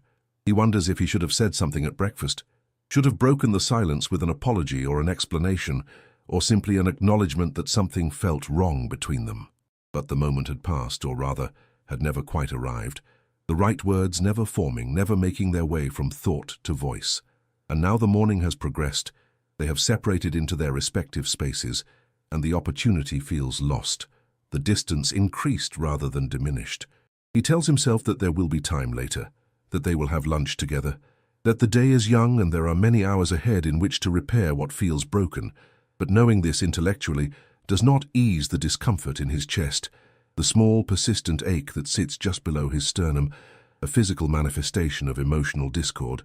The garden continues to demand his attention, and he gives it, moving from task to task with quiet diligence. He harvests lettuce for their evening salad, choosing outer leaves from multiple plants rather than taking too much from anyone, ensuring that the plants continue to produce. He checks the tomato plants, massive sprawling things staked and tied, their branches heavy with fruit in various stages of ripeness, from hard green globes to soft red orbs ready for picking. He finds several that are ready, twists them gently from the vine, and places them in a basket he has brought for this purpose. The tomatoes are warm from the sun, their skins taut and smooth, and he knows that they will taste of summer, of long days and warm nights, when sliced and dressed with nothing more than salt and oil. He spends time with the flowers, dead-heading spent blooms, encouraging the plants to put their energy into new growth rather than seed production. There are cosmos in shades of pink and white, their delicate petals like tissue paper, dancing on thin stems in the slightest breeze. There are zinnias in bold, saturated colors, orange and magenta and yellow, their blooms large and cheerful and impossibly vibrant. There are dahlias, complex architectural flowers, their petals arranged in precise geometric patterns, some varieties with blooms as large as dinner plates. He moves among them with secateurs in hand, snipping and tidying, creating a small pile of faded flowers that will go to the compost, returning their nutrients to the soil that will feed future generations of plants. The physical work should ground him, should pull him fully into his body, into the present moment, into the immediate and tangible reality of plant and soil and sun. And to some extent it does, his muscles engaging, his breath deepening with exertion, sweat beginning to form on his brow and between his shoulder blades. But underneath the physical engagement runs a current of emotional preoccupation, a stream of thought and feeling that refuses to be diverted, that continues to flow toward Amelia, toward the morning's silence, toward the question of how two people who love each other can suddenly feel like strangers sharing a table. The morning continues its slow progression toward midday, the sun climbing higher, the light growing brighter and warmer, chasing shadows into smaller and smaller refugees. In her studio, Amelia has woven perhaps 2 hours' worth of cloth, the fabric growing on the loom in incremental additions, row after row of dusty rose weft interlacing with cream warp. She has fallen into the physical rhythm of the work, her body taking over where her mind cannot, her hands and feet moving in practiced coordination. But even as she works, even as the cloth grows, She is aware of a dissatisfaction, a feeling that something is not quite right, though she cannot name what it is. The pattern is correct. The tension is even. The color, while not as vibrant as she had hoped, is still pleasing enough. And yet, she pauses, letting her hands rest in her lap, and looks at the growing textile with a critical eye. And then she sees it, or rather feels it, the thing that has been bothering her without her conscious awareness. The color, this dusty rose she has chosen, is beautiful in its own right, but it is not the right choice for this piece, not the right choice for this moment, not the right choice for what her heart actually wants to create. She realizes with sudden clarity that she has been weaving what she thought she should weave, what would be practical or marketable or impressive, rather than what she actually wants to make, what would give her joy. And with this realization comes another, deeper one, that this is what she has been doing all morning, perhaps for longer than this morning, going through motions, fulfilling expectations, internal and external, rather than listening to her own genuine desires. And perhaps she thinks this is part of what happened at breakfast, part of the distance that opened between her and Leo. Perhaps she has been so focused on doing what she thinks she should do, on being who she thinks she should be, that she has lost touch with the simpler, truer self who simply wants to connect, to be present, to share space without agenda or performance. She reaches into her basket of threads and pulls out a skein of deep amber, warm and golden and full of light, the color of honey held up to the sun, the color of autumn leaves at their peak, the color, she realizes with a small catch in her throat, of Leo's favorite sweater, the one he wears on cool evenings when they sit on the back porch watching the day fade. She had purchased this fiber months ago, drawn to it immediately but uncertain what she would do with it, and it has sat in her basket waiting for the right project. But now, holding it in her hands, feeling its weight and warmth, she knows this is what she should have been weaving all along, this color that carries within it associations of comfort and home and love. She does not remove what she has already woven, the rows and rows of dusty rose. That work is not wasted. It is simply preparation, foundation, the journey to understanding what she actually needed to create. But she sets the rose-colored shuttle aside and picks up an empty one, beginning to wind the amber thread around it, watching as the color accumulates, as the shuttle fills with golden warmth. And as she does this simple task, as she prepares to introduce this new color into her weaving, she feels something shift in her chest, a small release, like a knot beginning to loosen. The color seems to glow in her hands, to radiate a kind of gentle energy, and she realizes that this is what had been missing from her morning, from her work, from her state of mind. Not technical skill or effort or discipline, but genuine feeling, authentic connection to what she was doing and why. In the garden, Leo has worked his way to the back corner, to the section where the perennials grow in layered abundance, and here, tucked against the fence where it receives dappled shade from the neighbor's maple tree, is the camellia bush he planted 5 years ago, a gift to Amelia for their anniversary. Camellias are her favorite flower, and this variety was chosen specifically for its coloring, white petals with the faintest blush of pink at their centers, like sunrise touching snow. The bush has thrived in this location, growing tall and full, its glossy dark green leaves providing year-round structure, and in late winter and early spring, it produces blooms of such delicate perfection that they seem almost unreal, too beautiful to be the product of soil and water and sun. He is not expecting it to be blooming now in the middle of autumn, but as he approaches to check its health, to make sure it has adequate moisture, he sees among the leaves a single flower, perfect and impossible, blooming out of season. He stops, genuinely surprised, and kneels to examine it more closely. The bloom is fully open, its petals arranged in concentric circles around the cluster of golden stamens at its center, each petal smooth and unblemished, white as fresh cream, with just the slightest flush of pink, exactly as he remembers from the spring blooms. It should not be here, should not exist in this season, and yet here it is, a small miracle, a gift offered without explanation. He reaches out to touch it, his soil-stained fingers gentle, and the petals are cool and silken, impossibly soft, and he is suddenly, acutely aware of beauty, of grace, of the way the world sometimes offers exactly what is needed, exactly when it is needed, without being asked, without expectation of thanks or recognition. This flower, blooming out of its time, feels significant in a way that transcends horticulture or botany, feels like a message or a reminder or a small beacon of hope in a morning that has felt grey and disconnected. He thinks of Amelia, of how her face lights up when she sees camellias, of how she once told him that they reminded her of snow and sunrise at the same time, of how she always stops to admire them when they bloom in spring, sometimes bringing a blossom inside to float in a shallow bowl of water on the kitchen table. He thinks of the distance at breakfast, of the silence that had felt so heavy, so impenetrable, and then he looks at this flower, at its perfect, fragile beauty, and he understands something that he had not quite articulated before. The distance was not created by anything large or dramatic, not by anger or betrayal or any fundamental incompatibility. It was created by small things, by tiredness perhaps, by individual preoccupations, by the simple fact that they are two separate people who sometimes wake up on different emotional shores and need to find their way back to each other across the water. And this flower, this impossible autumn camellia, feels like a bridge, or at least the beginning of one.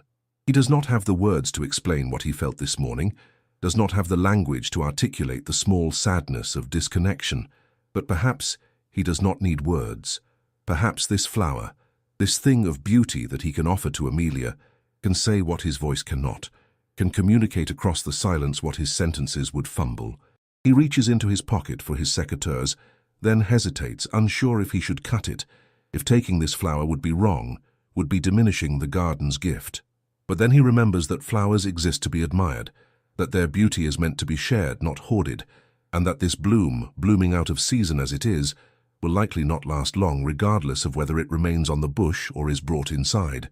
He cuts the stem carefully, leaving several inches attached, making the cut at an angle to maximize the surface area for water uptake. The flower sits in his palm, light and perfect, and looking at it he feels the tightness in his chest ease slightly, feels the beginning of hope, that the day does not have to continue in the grey valley of disconnection, that there is still time, still possibility, still the chance to close the distance and find their way back to comfortable togetherness. He stands holding the flower carefully and begins to make his way back toward the house, leaving his tools where they lie, suddenly urgent with the need to bridge this gap, to offer this small, perfect thing, this silent apology and declaration and invitation all at once. The afternoon light has begun its slow transformation, the quality of brightness shifting from the clear, sharp illumination of midday toward something softer, something golden and warm, that speaks of the day's gradual descent toward evening. In her studio, Amelia has continued weaving, and the amber thread has begun to appear in her textile, first as thin lines, experimental passes of the shuttle, and then, with more confidence, broader bands of color that glow against the cream warp like honey drizzled on fresh bread. The color transforms the piece entirely, brings it to life in a way the dusty rose could not, and as she works, she feels her mood lifting, feels herself returning to her body, to the present moment, to the simple satisfaction of making something beautiful with her hands. She has been working for hours now, lost in the rhythm, in the slow accumulation of cloth, and only the growing discomfort in her shoulders, the stiffness in her lower back, reminds her that time has passed, that her body has limits even when her mind wants to continue. She completes the row she is working on, advances the warp to bring fresh threads into working position, and then stands, stretching her arms above her head, feeling the vertebrae in her spine realign with small, satisfying pops. She walks to the window and looks out over the garden, and there, among the neat beds and winding paths, she sees Leo, sees him moving toward the house with something in his hand, though from this distance she cannot tell what it is. The sight of him creates a complex feeling in her chest, a mixture of longing and regret and tenderness. She misses him, she realizes, even though he has been here all along, just a floor and a garden's width away. She misses the ease of their connection, the comfortable togetherness that usually defines their days. She misses the small touches, the passing of hands on each other's shoulders or backs, the casual physical contact that says, "I see you, I am here with you," without needing words. She misses the sound of his voice, his quiet observations about the garden, his gentle humor, his way of noticing small details and finding them worthy of comment and appreciation. She decides, standing there at the window with the afternoon light warming her face, that she will go downstairs, that she will find him and say something, anything, to break through the silence that has held them separate all morning. She does not know exactly what she will say, has no prepared speech or explanation, but she trusts that words will come, that once she is in his presence, once she allows herself to be vulnerable and honest, the right expressions will emerge. She takes a breath, releases it slowly, and turns from the window, moving toward the door of her studio with purpose and intention. But as she reaches the top of the stairs, she hears the back door open and close, hears Leo's footsteps in the kitchen below, and she pauses, suddenly uncertain.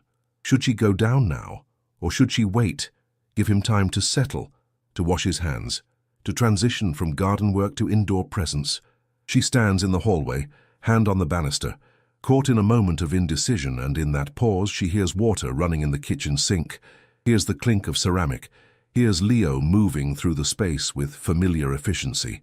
She decides to give him a few minutes, to let him complete whatever task has brought him inside, and she moves back into her studio, tidying her workspace, putting away the dusty rose thread she has decided to set aside, organizing the shuttles and tools, creating order as a way of managing her nervous energy. Downstairs, Leo stands at the kitchen counter, the camellia stem in a small glass of water, while he considers his next move. He has washed his hands, scrubbing away the soil and plant residue, has wiped the sweat from his face with a clean towel, has taken a moment to calm his breath and collect his thoughts.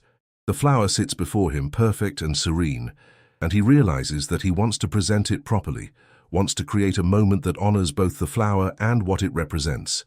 He looks around the kitchen, searching for the right vessel, and his eyes land on a small ceramic cup, cream-colored, that Amelia made years ago in a pottery class.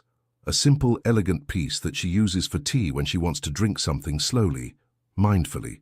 He fills the cup with fresh water and carefully transfers the camellia stem from the glass, adjusting the flower until it sits at the perfect angle, the bloom facing upward, visible and beautiful.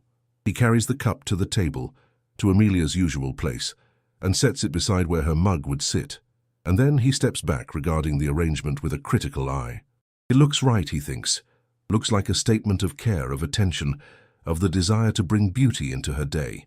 But he realizes that the table itself looks bare, unwelcoming, and he decides to do more, to create not just a gesture but an environment, a setting that invites presence and connection.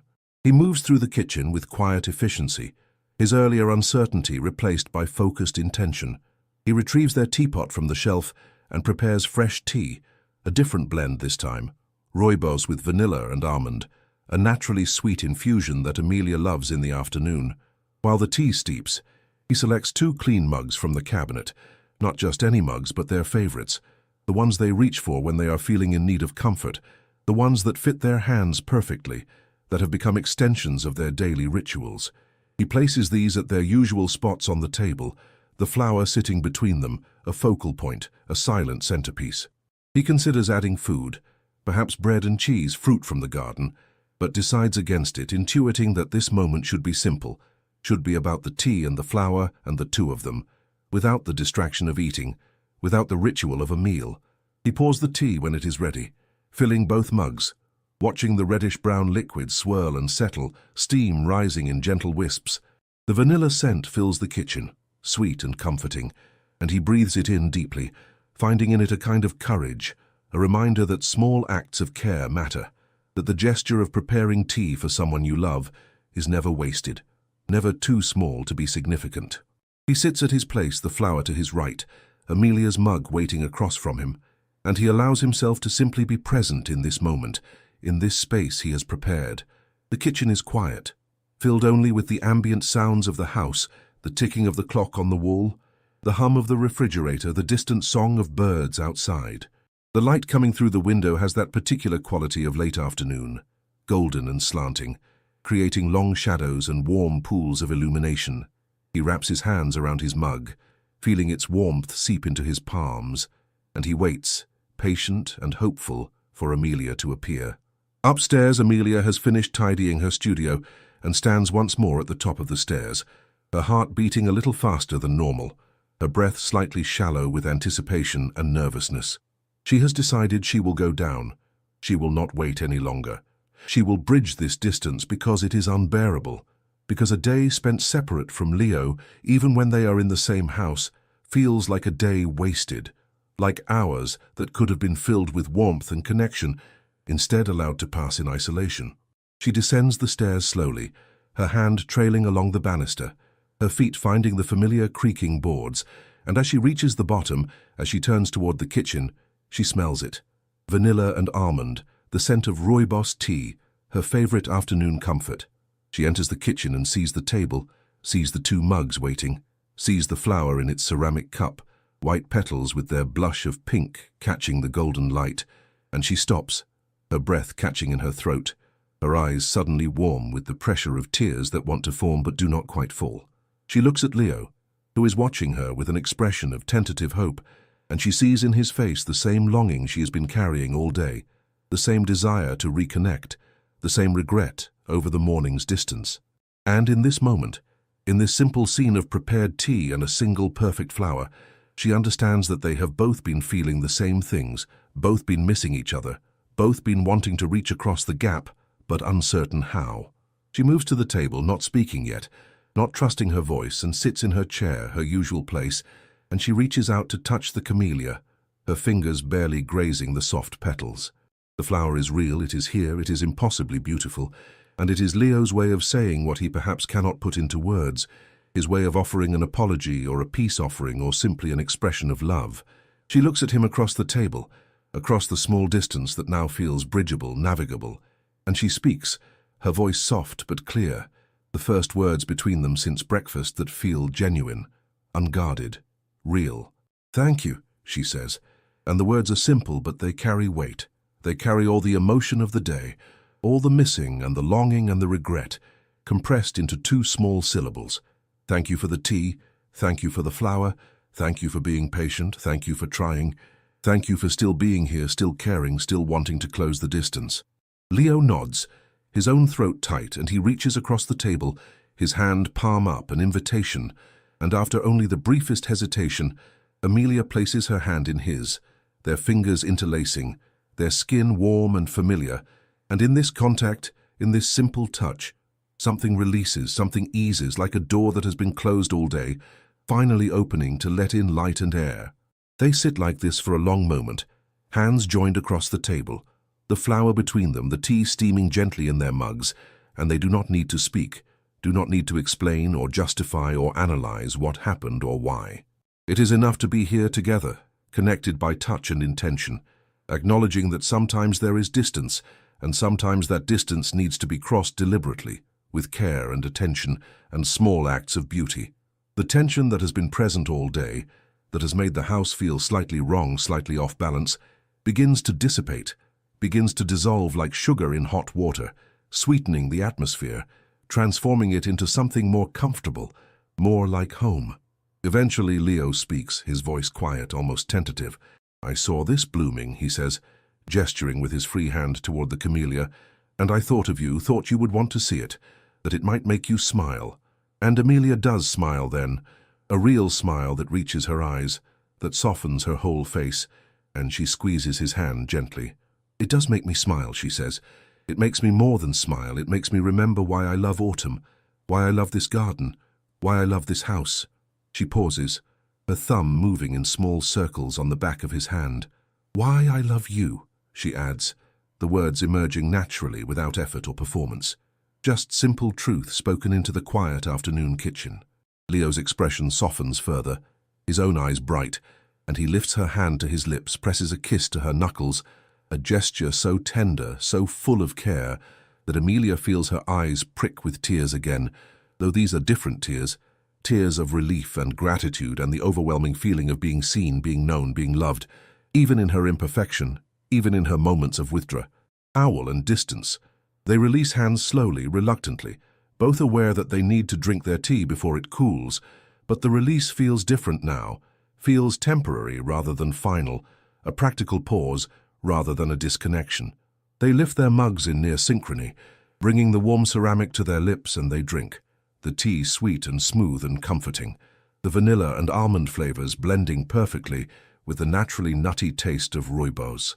The warmth spreads through their bodies, relaxing muscles that have been tight all day, easing tension held in jaws and shoulders and bellies. They drink slowly, savoring not just the tea but the moment, the restored sense of togetherness, the relief of being on the same side of the invisible barrier again, rather than on opposite shores. Amelia tells Leo about her morning at the loom, about the dusty rose thread that would not cooperate, about the moment she realized she was weaving what she thought she should, rather than what she wanted to, about the amber thread that changed everything. Leo listens with full attention, his eyes on her face, nodding at appropriate moments, understanding without needing elaborate explanation that she is talking about more than just thread choices, that she is talking about authenticity, about listening to genuine desires rather than imagined expectations.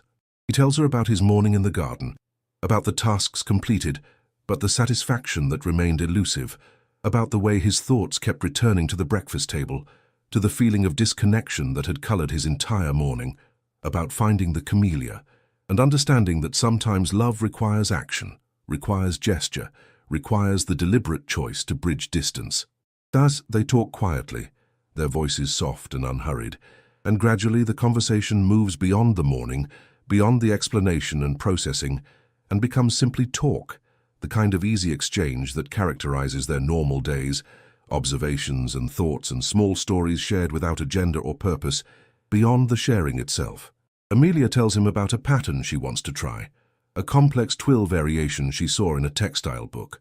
Leo tells her about the tomatoes, about how prolific the plants are this year, about his plan to make sauce this weekend if she would like to help. She says yes, she would love to help.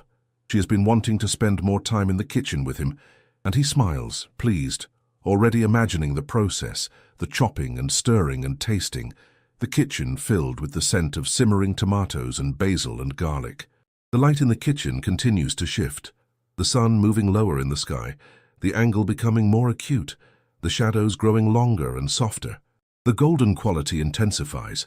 Everything touched by the afternoon glow seems to radiate warmth, and the kitchen, this simple room where they have shared thousands of meals and conversations, feels like a sanctuary, a place of safety and comfort and belonging.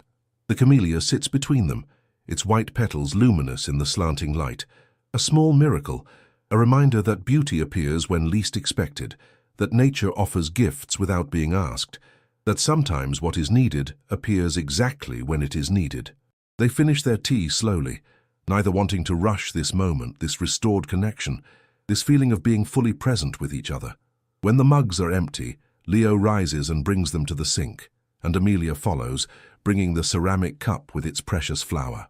They wash the dishes together, standing side by side, their movements comfortable and coordinated, and there is something deeply satisfying about this simple task performed together, about the warm water and the soap bubbles, and the quiet companionship of shared labor. Leo washes, Amelia dries, and they place the clean dishes in the cabinet, and then Leo takes the cup with the camellia and places it on the windowsill where it can catch the last of the afternoon light, where its beauty can be appreciated, where it can serve as a reminder of this day, of the distance crossed, of the small and perfect gestures that mend what has been temporarily broken. Evening arrives gently, the way it always does in this season, with a gradual dimming of light, a cooling of air, a sense of the world settling into quietude. The sky outside the kitchen window shifts through its palette of colors, from gold to peach to rose to lavender, each shade melting into the next with seamless grace. Amelia and Leo have moved to the living room, to the worn sofa that faces the fireplace. Though no fire burns tonight, the weather still too mild to require it. They sit close together, not quite touching but near enough to feel each other's warmth, each other's presence, and they simply rest here, in this comfortable silence that is so different from the morning's careful quiet, so full of ease and acceptance and mutual contentment. The house around them settles into its evening sounds, the small creaks and sighs of wood adjusting to temperature changes, the distant hum of the refrigerator, the occasional car passing on the street outside, sounds so familiar they barely register as sound at all, becoming instead part of the ambient texture of home. The light continues to fade, the room growing dimmer, shadows pooling in corners and under furniture, and neither of them moves to turn on a lamp, both content to let the darkness come naturally, to let the day transition into night at its own pace. Leo shifts slightly, his shoulder coming to rest against Amelia's, and she leans into the contact, her head finding the hollow between his shoulder and chest that seems designed exactly for this purpose. His arm comes around her shoulders, pulling her closer, and she sighs, a sound of pure release, pure contentment, and she allows her weight to settle fully against him, trusting him to hold her, to support her, to be the solid presence against which she can relax completely. His hand rests on her arm, his thumb moving in small, absent circles, a gesture of affection and reassurance, and they breathe together, their breath gradually synchronizing, falling into the same rhythm, the same pace, two people becoming temporarily one in the quiet communion of physical closeness. The day has been long, has felt longer than a single rotation of the sun should feel, packed with emotion and work and distance and reconnection. They are tired, both of them, the kind of tired that comes not just from physical exertion, but from emotional processing, from moving through difficulty toward resolution. It is a good tired, a tired that speaks of effort rewarded, of challenges met and overcome, of relationship maintained through conscious choice and deliberate action. They have walked through the valley of disconnection and emerged on the other side, and now, sitting together in the gathering darkness, they can rest, can allow themselves to simply be without doing, without striving, without performing. Outside, the first stars begin to appear, faint points of light in the deepening blue of the sky. The evening chorus of birds has quieted, replaced by the occasional chirp of crickets, the first notes of the night's symphony. The air coming through the open window is cool and fresh, carrying the scent of earth and grass and the faint perfume of the night-blooming jasmine that grows along the fence. Inside, Amelia and Leo remain still, held in each other's arms, their breathing slow and deep, their bodies relaxed, their minds quiet. The day is ending the way all days should end, in peace and comfort, and the deep security of being loved and loving in return. Time passes unmeasured, minutes or perhaps longer, and neither of them speaks, neither wanting to break the spell of this perfect quietude. The room has grown quite dark now, only the faintest light remaining in the sky, and in this darkness they feel safe, cocooned, held by the house and by each other. Amelia's eyes are closed, her breathing so regular that Leo wonders if she has fallen asleep, but then she stirs slightly, her hand finding his and holding it, and he knows she is still awake, still present, still here with him in this gentle ending of the day. Eventually, when the last light has faded from the sky, when the room is dark except for the faint glow from a street lamp outside, Leo speaks, his voice barely above a whisper, soft enough not to disturb the peace, but clear enough to be heard. "Should we go to bed?" he asks, though it is less a question than a gentle suggestion, an acknowledgement that the day has been full and they have earned their rest. Amelia nods against his chest, but neither of them moves immediately, both reluctant to leave this moment, this perfect stillness, this feeling of complete and utter contentment. But finally, with slow and reluctant movements, they rise from the sofa, helping each other up, their hands clasped together. They move through the dark house, not bothering with lights, knowing the way by heart, their feet finding the path from living room to hallway to stairs.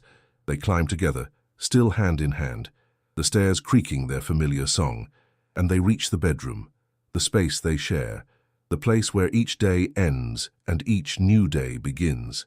They prepare for sleep with quiet efficiency, the rituals of washing and changing performed side by side, and then they slip under the covers, the sheets cool and smooth and welcoming. They turn toward each other in the darkness, their bodies finding their familiar sleeping arrangement, Amelia's head on Leo's shoulder, his arm around her back, her hand resting on his chest, his hand covering hers. They fit together perfectly, the way they always have, the way they always will. Two separate people who have chosen to make a life together, who have learned to navigate the inevitable moments of distance and disconnection, who know that love is not just a feeling but an action, a choice made daily, hourly, in small gestures and large ones, in flowers picked from the garden and tea prepared with care, and hands held across tables and bodies held in the darkness of a shared bed.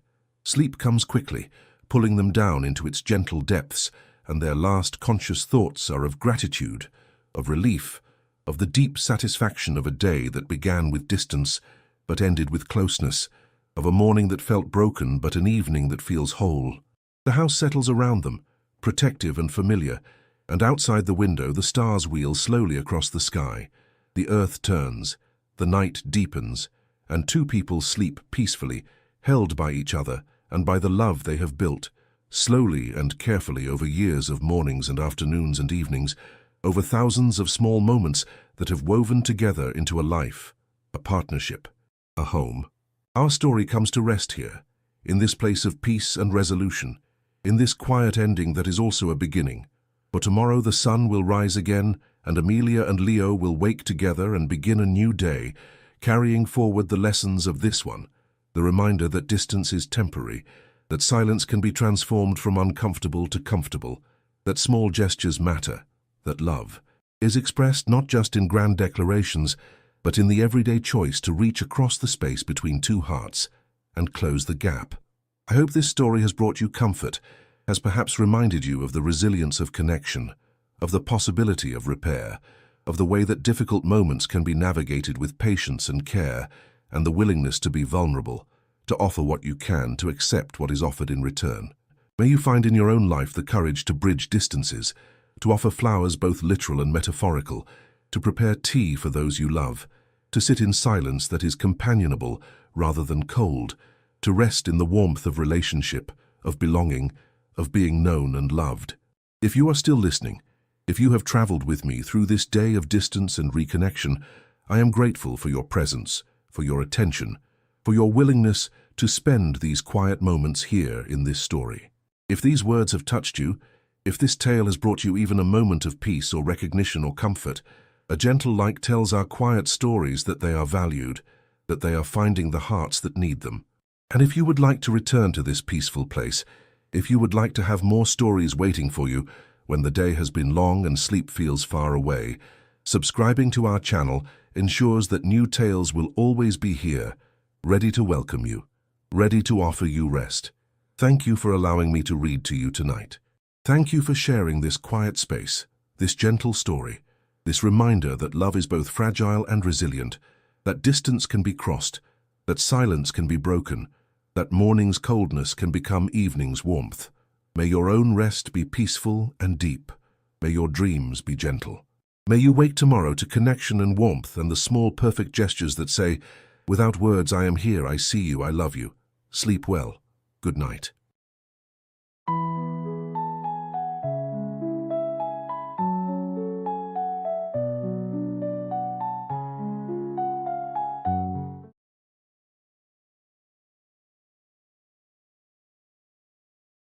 The sound of keys being placed on wood, not dropped, not tossed, but set down with intention, with care, the way someone might place a sleeping child into a crib.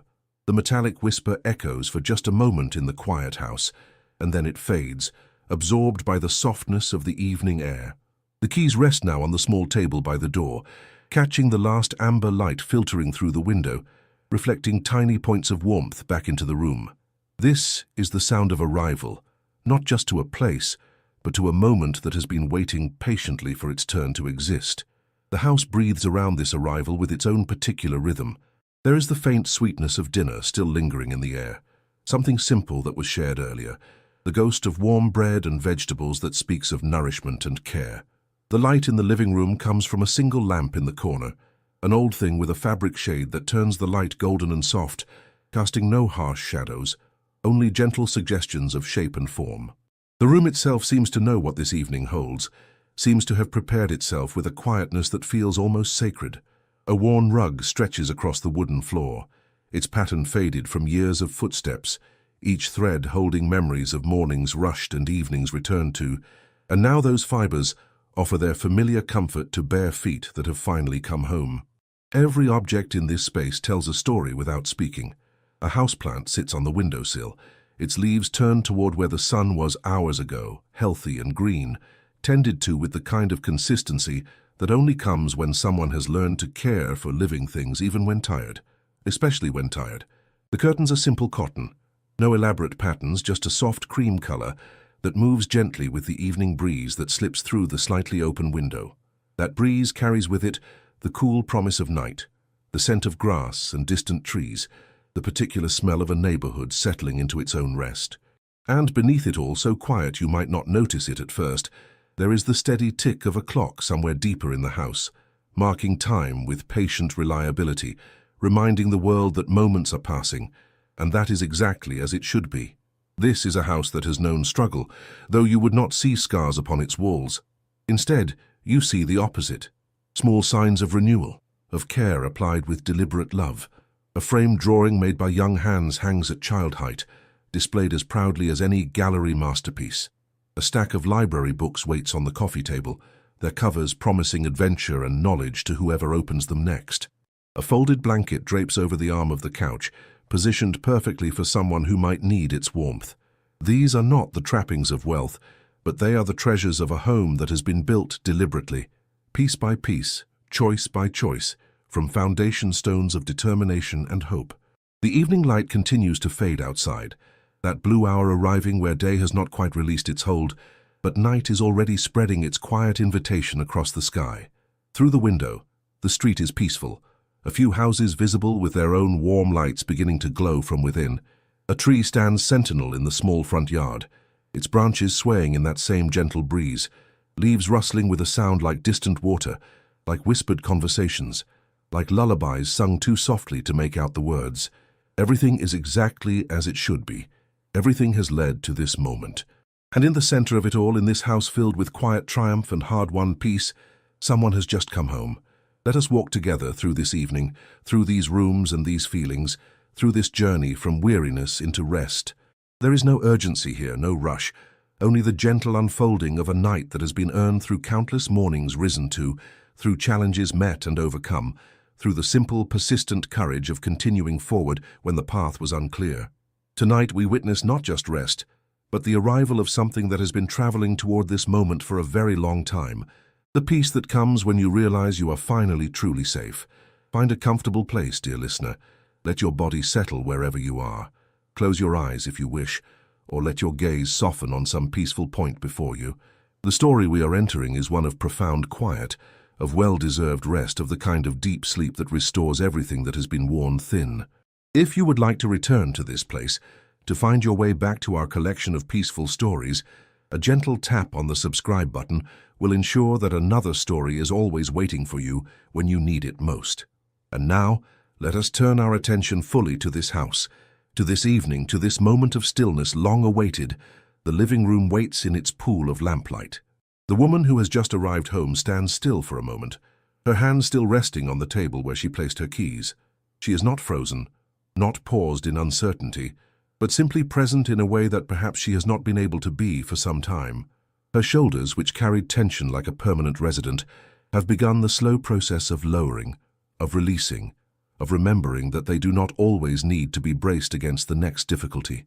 Her breathing, which she now notices, is deeper than it has been in recent memory. The air fills her lungs completely, easily, and when she exhales, something more than just air seems to leave her body. Worry, perhaps, or that particular vigilance that comes from never being quite certain that everything will be all right. She does not think about this consciously yet. For now, she simply experiences the feeling of being home, truly home, in a way that goes beyond just being within the walls of her house. This is the home that she built, yes, but it is also the home she has finally grown into, the life that her efforts have shaped into something stable and good. There is a difference between surviving and living, and she is beginning to understand in her body before her mind has caught up that she has crossed some invisible threshold between those two states. The exhaustion is still there, the kind that comes from a full day of meaningful work, but it is a clean exhaustion, not the toxic fatigue of uncertainty and stress. She moves now, her steps quiet on the floor, heading down the hallway toward the bedrooms where her children sleep. This is her favorite journey of each day, these few steps taken in near darkness, where she gets to witness the peaceful faces of the people she loves most in all the world, her children, the center of everything she has worked for. The reason she kept going when stopping seemed so much easier, and tonight, as she walks this familiar path, she feels something new accompanying her, the knowledge that she has succeeded in giving them something precious. Not just a home, though that matters, not just stability, though that matters too, but the gift of a mother who is no longer fraying at the edges, who has found her way to solid ground, who can be present with them because she is no longer drowning in worry about tomorrow. The first door is slightly ajar, and she pushes it open with care. The hinge is silent because she oiled them last month, one of 100 small tasks she has learned to tend to before they become problems. The room is awash in the soft glow of a nightlight, one shaped like a crescent moon that casts gentle silver shadows across the walls. Her youngest sleeps, curled beneath a quilt patterned with stars and planets, one small hand visible on the pillow, fingers relaxed in the complete abandon that only children can achieve in sleep. The child's breathing is deep and even, a sound more precious than any music, more reassuring than any words. She stands in the doorway for a long moment, just watching, just being grateful, just loving this small person who trusts her so completely. She thinks, though not in words exactly, more in feelings and images, about the journey that brought them here. There were nights when she stood in doorways like this and felt the weight of fear so heavy she thought it might crush her. Nights when she did not know how she would manage the next day, let alone the next month or year. Nights when her children slept just like this, peaceful and trusting, while she stayed awake trying to solve problems that seemed to have no solutions. But she never let them see that fear. She saved her tears for after they were asleep, and she woke each morning with determination renewed, even when her resources felt completely depleted. She did what needed to be done, over and over, until slowly, so slowly she almost did not notice it happening, things began to shift. She adjusts the quilt slightly, pulling it up just a bit higher, a gesture of care that requires no thought. Her hand lingers for a moment on the soft fabric, and she feels a rush of tenderness so powerful it brings tears to her eyes, though these are not tears of sadness. These are the tears that come when you realize you have survived something you were not certain you could survive, when you understand that your best efforts were actually enough, that your love, despite all your doubts, was sufficient to carry everyone through. She blinks them back, smiling in the darkness, and leans down to press the softest kiss imaginable to her child's forehead, a touch light as a butterfly landing, barely contact at all, just her love made momentarily physical. The second bedroom is just across the hall. Here her older child sleeps, sprawled across the bed in that way that older children do, having kicked off most of the covers, face peaceful in dreams. On the bedside table there is a book left open, pages down, marking a place to return to tomorrow. There are drawings taped to the walls, colorful explosions of creativity and imagination.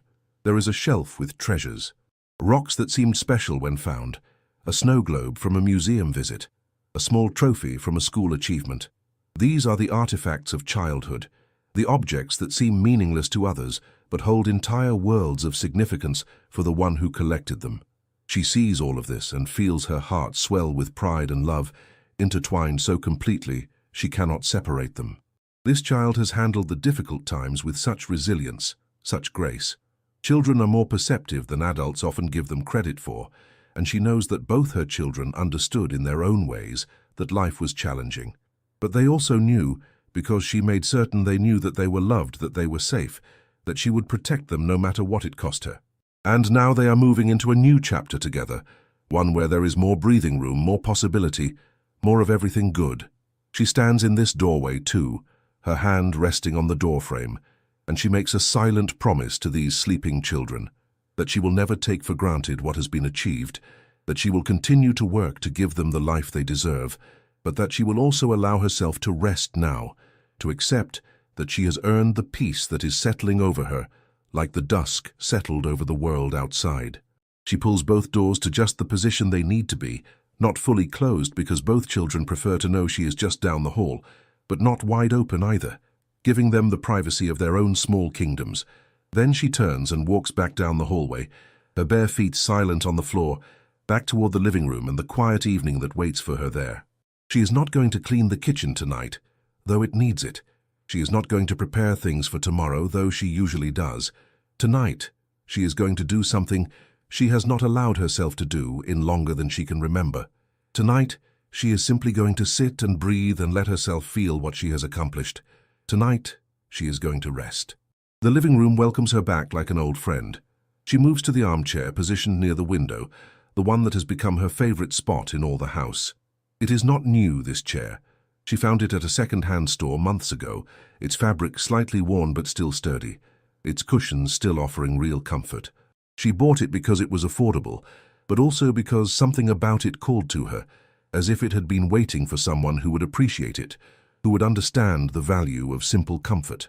Now, as she lowers herself into it, feeling her body sink into the familiar contours.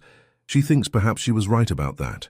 This chair has held her through difficult evenings, through moments of worry and planning, and now it holds her through this moment of triumph, and its embrace feels exactly the same. Steady, reliable, offering no judgment, only support. The window beside her chair offers a view of the street outside, though the light is nearly gone now.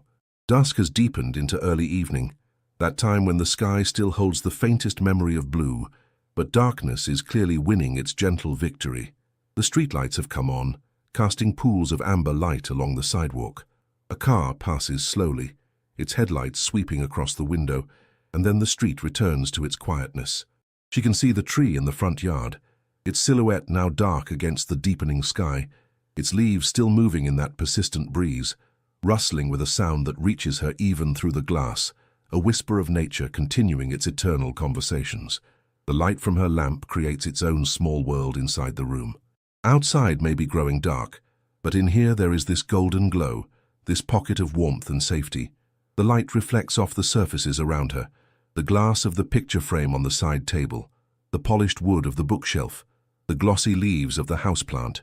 These reflections are gentle, nothing harsh or glaring, just soft glimmers that suggest depth and dimension, that make the room feel alive in a quiet way. She notices, and this noticing is itself a kind of meditation, how the light falls across her hands resting on the arms of the chair, how it illuminates the texture of her skin, the small lines and marks that tell the story of her life, of work done and care given. She becomes aware of the temperature of the air against her face.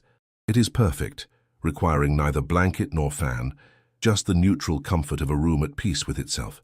The air carries scents she has grown so familiar with. She usually does not notice them consciously. The smell of the house itself, that particular combination of wood and fabric and life lived, mixed with the lingering sweetness of dinner, and underneath it all, the fresh coolness from the open window, bringing in the smell of evening, of grass and earth, and the night beginning its work of restoration. She breathes these scents in slowly, deliberately, as if she is tasting them, as if she can draw sustenance from air itself. And beneath all of this, so constant, she usually tunes it out completely. There is the sound of the house existing. The refrigerator in the kitchen hums its steady note. The clock continues its patient ticking. The house settles with the occasional small creak of wood, adjusting to the temperature change as evening cools everything slowly. These are the sounds of shelter, of structure, of a place that contains and protects. They are sounds she has heard every evening for months now since they moved in, but tonight they sound different somehow. Tonight they sound like a symphony of security, like proof that she has succeeded in creating exactly what she set out to create, a home. Not a place they are merely staying, not a temporary shelter, but an actual home where they belong and are safe. She lets her eyes close for a moment, not because she is sleepy yet, but because she wants to feel this more fully. With her eyes closed, her other senses sharpen. The sounds become more distinct. The feeling of the chair beneath her becomes more pronounced. The taste of the air, clean and slightly sweet, becomes more noticeable. And in this darkness behind her eyelids, she can feel something beginning to happen, something that has been waiting a very long time for permission to occur. She can feel herself beginning finally to let go, to release the grip, to trust that everything is truly going to be all right. Not someday, not eventually, but right now. It already is all right. That realization, that recognition, spreads through her like warmth, like light, like the first sip of something soothing on a cold day. The memories come gently, not as an assault or a flood, but as soft visitors invited into a peaceful space. She does not try to push them away, but neither does she cling to them. They arise. They exist for a moment in her awareness, and then they fade back into the past where they belong. She thinks about the beginning of this journey, though the beginning is hard to pinpoint exactly. Was it the day she decided things needed to change, or was it earlier, in one of those countless moments when she was struggling just to get through the day, when something inside her quietly refused to give up, even when giving up would have been so much easier? She remembers, though the memory is soft now, its edges worn smooth. The mornings when waking up felt like the hardest thing she would do all day. When the alarm was not a call to begin, but a demand, she was not certain she could meet. But she met it anyway. Every single time, she met it. She got up, she got her children ready, She went to work at jobs that were just jobs, not careers, not paths to anywhere, just ways to keep food on the table and a roof over their heads. She smiled when she needed to smile. She was professional when she needed to be professional. She saved every penny she could, though there were never enough pennies, never quite enough to feel secure. But she saved them anyway, putting them away like someone might save seeds, trusting that someday, somehow, they would grow into something. And in between the work and the exhaustion, in those stolen moments and late nights after the children were asleep, she taught herself new skills.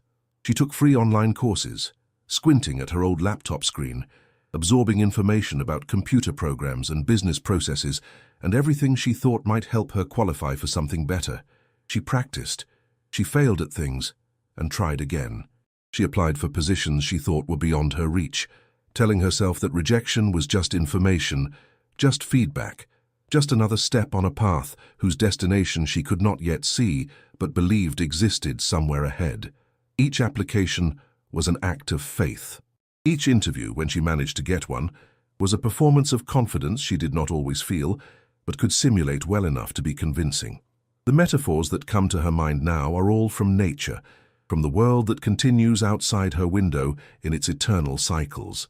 She thinks of roots growing deeper during drought, how trees respond to harsh conditions by strengthening their foundation, pushing down into the earth to find water and stability.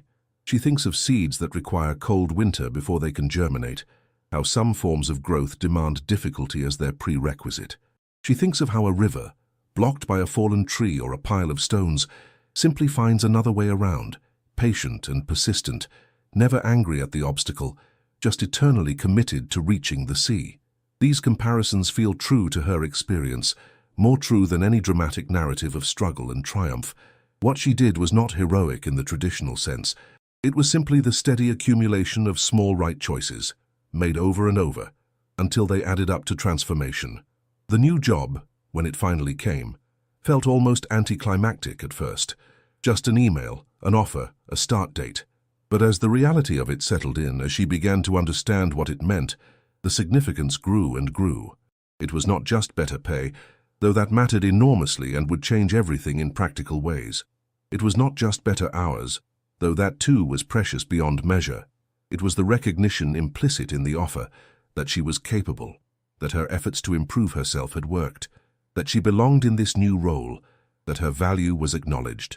The first day at the new job, she remembers, she sat at her new desk in near disbelief, touching the surface of it, the clean lines and the newness, thinking about how far she had come from those mornings when just getting out of bed felt impossible. The weeks since then have been an adjustment, learning the new role, building relationships with colleagues, proving herself in this new context. But it has been good difficulty, the kind that stretches you without breaking you, the kind that makes you grow, and more importantly, it has been balanced with something she had not experienced in years: breathing room. Financial breathing room, yes, but also temporal breathing room, emotional breathing room. Space to think about things beyond mere survival. Space to plan, to imagine, to consider possibilities. Space to be present with her children, not just as a caretaker in constant motion, but as a person who can sit with them, listen to them, play with them without part of her mind always calculating and worrying and planning how to make it all work. She thinks about her children and how they have responded to this change. They do not fully understand the details, of course, and she has been careful not to burden them with adult concerns. But children sense things. They know when the adults around them are stressed and scared. And they also know when that stress lifts, when the air pressure in the household changes, when smiles become more frequent and genuine. She has seen them relax in ways she did not even realize they had been tense. She has seen them grow more confident, more playful, more willing to take small risks and try new things, as if her own arrival at steadier ground has given them permission to build their own lives with more freedom and creativity. Tonight, all of these thoughts and memories move through her like a slow, gentle current. Nothing hurts, nothing catches or snags. Even the difficult memories, when they surface, are touched with a kind of golden light now, the light of having survived them, having learned from them, having become stronger because of them. She does not regret the hard times, not exactly, because she can see now how they shaped her, how they revealed capacities she did not know she possessed. But she is also deeply, profoundly grateful that they are past, that she is here now, in this chair, in this house, in this life that she built with determination and hope and stubborn refusal to give up, even when the path forward was completely unclear. The night outside has deepened further. The sky is fully dark now, though not the absolute blackness of rural night. This is suburban evening, where the sky holds a faint ambient glow from all the human lights below, a reminder that they are not alone in the world, that all around them other people are also settling into their evenings, into their own stories and struggles and moments of peace. She can see a few stars, the brightest ones that can punch through the light pollution, and they seem to her like encouragement, like distant friends winking, like proof that even in a world full of noise and complexity and difficulty, there is still beauty, still wonder, still reason to look up and feel awe. It comes to her not as a thought, but as a physical sensation, a realization that arrives in her body before her mind has language for it. She notices, with a clarity that feels almost strange, that her stomach is relaxed, completely, totally relaxed. There is no knot there, no tightness, no clenching. For years, for so many years that she had stopped noticing it consciously, there had been a constant tension in her abdomen, a readiness for the next crisis, a bracing against the next problem. It had become so familiar, she thought it was just how bodies felt, just a normal part of existence. But now, tonight, it is gone. Her stomach is soft, easeful, at peace. The discovery ripples outward from this initial noticing. Her shoulders are down, truly down, not held in that elevated position of perpetual stress. Her jaw is loose, teeth not clenched, the muscles of her face soft and without agenda. Her hands, resting on the arms of the chair, are open, palms up slightly, fingers gently curved, not gripping anything, not holding on for dear life. Her breathing is deep and slow and reaching all the way to the bottom of her lungs, then releasing fully, a rhythm so natural and easy she is barely aware of directing it. Her whole body, she realizes with something like wonder, is at rest. Real rest. Not the collapsed exhaustion of someone who has run until they had to stop, but the easeful rest of someone who has arrived and can therefore release the journey. This is what safety feels like, she thinks. This is what it means to not be afraid. Not the absence of all fear, because she is a mother, and some small part of her will always carry a vigilant love that watches over her children, but the absence of that particular existential dread that had been her constant companion for so long, the dread of not having enough, the dread of failing to protect the people she loves, the dread of working as hard as she could and still not being able to make it all work. That specific fear, that heavy presence, is gone, and in its absence there is this lightness, this freedom, this feeling of spaciousness inside her own body. She remembers reading once, in one of those moments of stolen time late at night when she was researching and studying and trying to improve herself, about how chronic stress rewires the nervous system, how the body, subjected to constant difficulty, learns to stay in a state of high alert. Muscles tensed, hormones flooding, ready for fight or flight at any moment. And how that state, sustained over months or years, becomes the new normal, becomes so familiar that peace itself can feel strange and uncomfortable when it finally arrives. She wonders if that is why this moment feels almost surreal, almost too good to be true. Her body is having to remember how to be at ease, having to relearn that not every moment requires vigilance, that sometimes, often, hopefully more and more, it is safe to simply be. The metaphor that comes to her is of a garden, a small garden in a quiet corner somewhere where wildflowers have just bloomed after a long winter. She did not plant them deliberately. She did not even know the seeds were there, hidden in the soil, waiting for conditions to be right. But now they have emerged, delicate and colorful and utterly themselves, and she can only marvel at them, at the resilience and patience and quiet determination it took for them to survive the cold and the darkness. And then, when the time came to grow toward the light, she feels like that garden. She feels like something that has been waiting to bloom and is finally able to do so. She does not want to cry, and she does not want to laugh, and she does not want to do anything but sit here and feel this feeling, to let it saturate every cell of her body, to memorize it so thoroughly that she will never forget it. This is the feeling she worked for. This is what all of those difficult mornings and long days and sleepless nights were building toward, though she did not know it at the time, could not have articulated it if asked. She thought she was working for financial stability, for professional success, for a better life for her children. And yes, she was working for all of those things. But underneath all of that, what she was really working for was this: the ability to sit in her own living room in the evening and feel at peace, to know in her bones and blood and breath that she is going to be all right, that they are all going to be all right. Not because life will never be difficult again, because of course it will, but because she has proven to herself that she can handle difficulty. She can meet it, work through it, and emerge on the other side. And that knowledge, that deep cellular knowledge, is the greatest gift she has ever given herself. The thought of bed arrives gently, not as a demand from an exhausted body, but as an invitation from a body that has remembered comfort is possible. She does not leap up from the chair. She sits a moment longer, letting the intention form fully before acting on it. When she does rise, it is with a smooth movement, her body responding easily, without the usual protest of joints and muscles that have been pushed too hard for too long. She stands in the center of the living room for a moment, taking one last look around this space that has held her evening, this room that has witnessed her realization and her peace.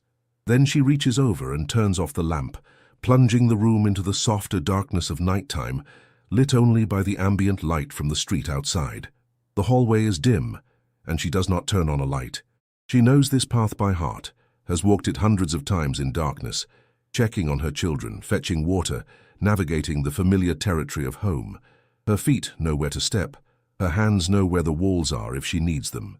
She moves slowly, not because she must, but because she wants to, because there is something meditative about this quiet walking through darkness, about trusting her body to know the way. She passes her children's rooms, pausing outside each door to listen for a moment to their breathing, to send them a silent blessing of love and protection, to feel grateful once more for their existence. Her own room is at the end of the hall. The door is open, and she steps through into a space that is completely hers. It is simple, this room. A bed, a dresser, a small table with a lamp. Nothing fancy or elaborate, but everything she needs. The window here shows more of the sky, and she can see the moon now nearly full, casting silver light across everything, painting the room in shades of grey and white and shadow. She stands at the window for a moment, looking out at the moon, at the familiar stranger that has witnessed every night of her life, every night of every human life, constant and cycling and utterly reliable in its changes. She moves through her evening routine with a slowness that borders on ritual. She changes out of her work clothes, folding them neatly and setting them aside. She puts on her pajamas, feeling the soft, worn cotton against her skin, fabric that has been washed so many times it has achieved perfect softness. She goes to the small bathroom and washes her face with warm water, patting it dry gently, looking at herself in the mirror for just a moment. The face that looks back at her is her own, familiar and strange at once, marked by time and experience, but still recognizably herself. She sees tiredness there, yes, but not the desperate exhaustion that has marked her features for so long. She sees something else now, something that might be peace, might be contentment, might be the very beginning of joy. Back in her room, she approaches the bed as if it is something sacred. She pulls back the covers, revealing the clean sheets beneath, and the simple act of preparing to lie down feels like a luxury beyond measure. How many nights did she fall into bed too exhausted to even remove the covers properly, just collapsing on top of them, stealing whatever rest she could before the alarm demanded she rise again. But tonight there is time, there is space, there is the possibility of real rest. She slides between the sheets and feels their coolness against her skin, feels the mattress beneath her receiving her weight, supporting her completely. She arranges the pillows just so, one under her head and one beside her, that she can hold if she wants to. That provides a feeling of security and comfort. She pulls the blanket up to her shoulders, feeling its weight settling over her, a gentle pressure that reminds her body it is time to rest, to let go, to surrender, to sleep. She shifts slightly, finding that perfect position that everybody knows, where everything aligns just right, where no part of her is uncomfortable or needs adjustment. And then, settled and still, she takes a deep breath, lets it out slowly, and feels her body sink even deeper into the mattress, feels herself beginning the descent into sleep, that strange and necessary journey that humans make every night, leaving consciousness behind to travel in the mysterious country of dreams and restoration. The darkness behind her closed eyelids is not empty but full, textured with subtle patterns of light and shadow that shift and move like living things. She does not try to see anything specific, does not try to direct or control these inner visions.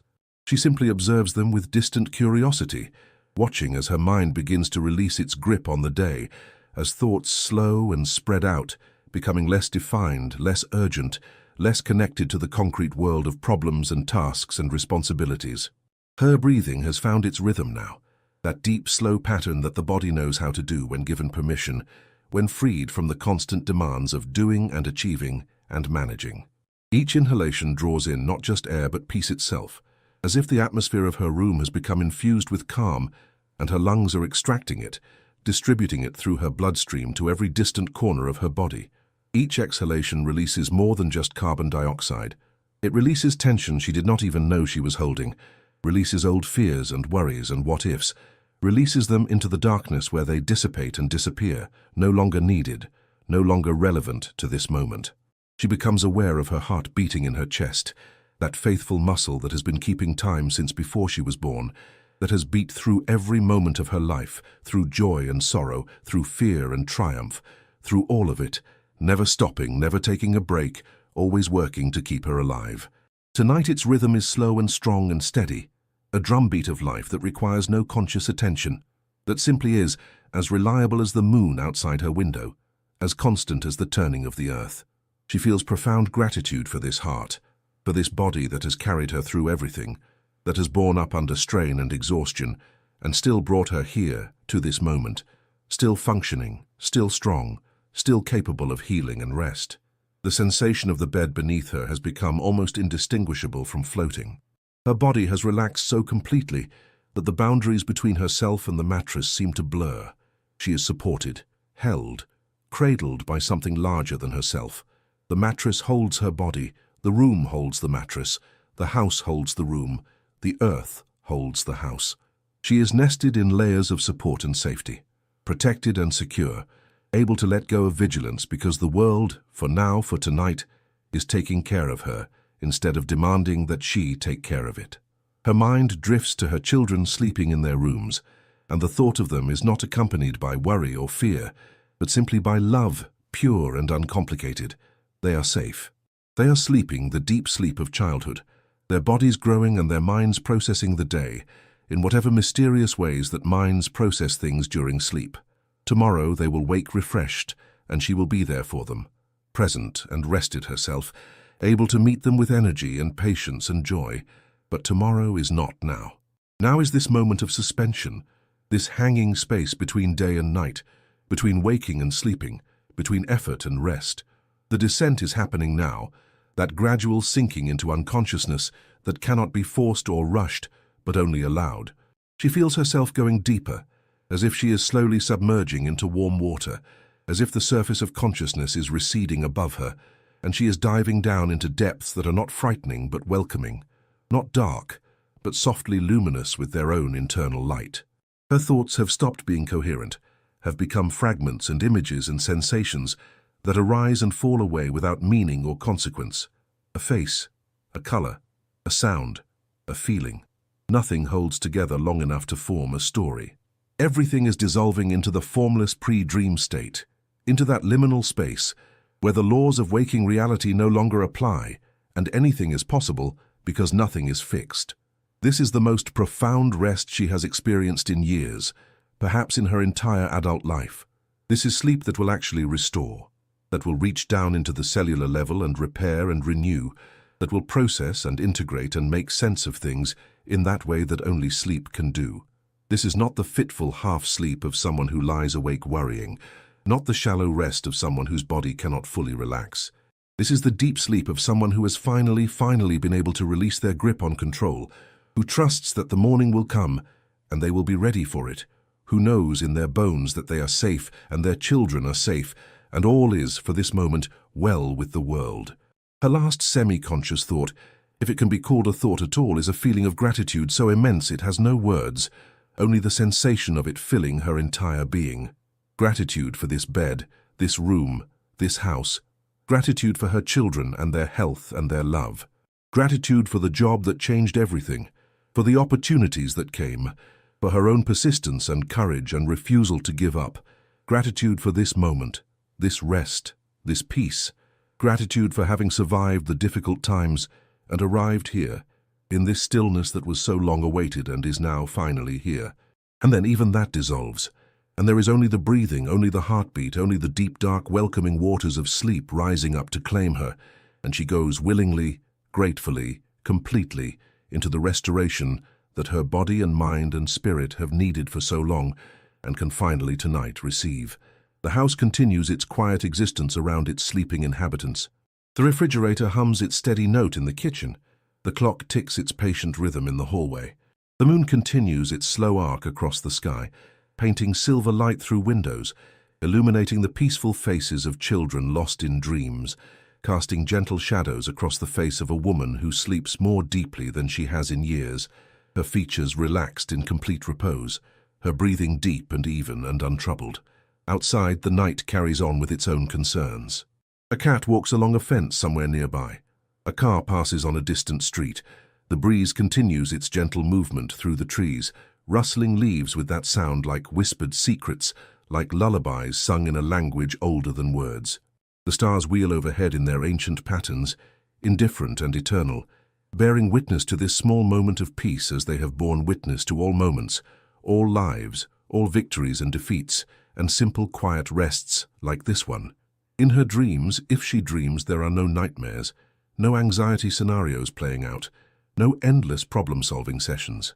There are only gentle images, perhaps memories of her children laughing, perhaps imagined futures full of possibility and hope, perhaps nothing at all but the sensation of floating in warm darkness, held and safe and loved. Her body does its necessary work of healing and restoration.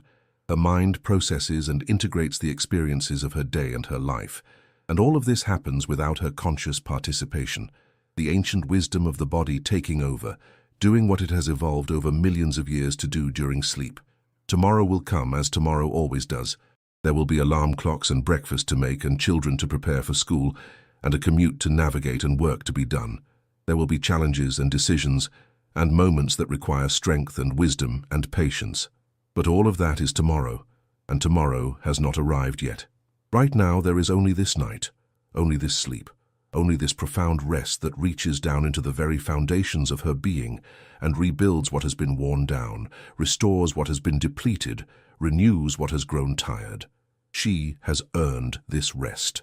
Through years of effort and determination, through countless mornings when getting up felt impossible, and she did it anyway, through all the days of work and worry and pushing forward, even when the path was unclear, she has earned this moment of complete peace.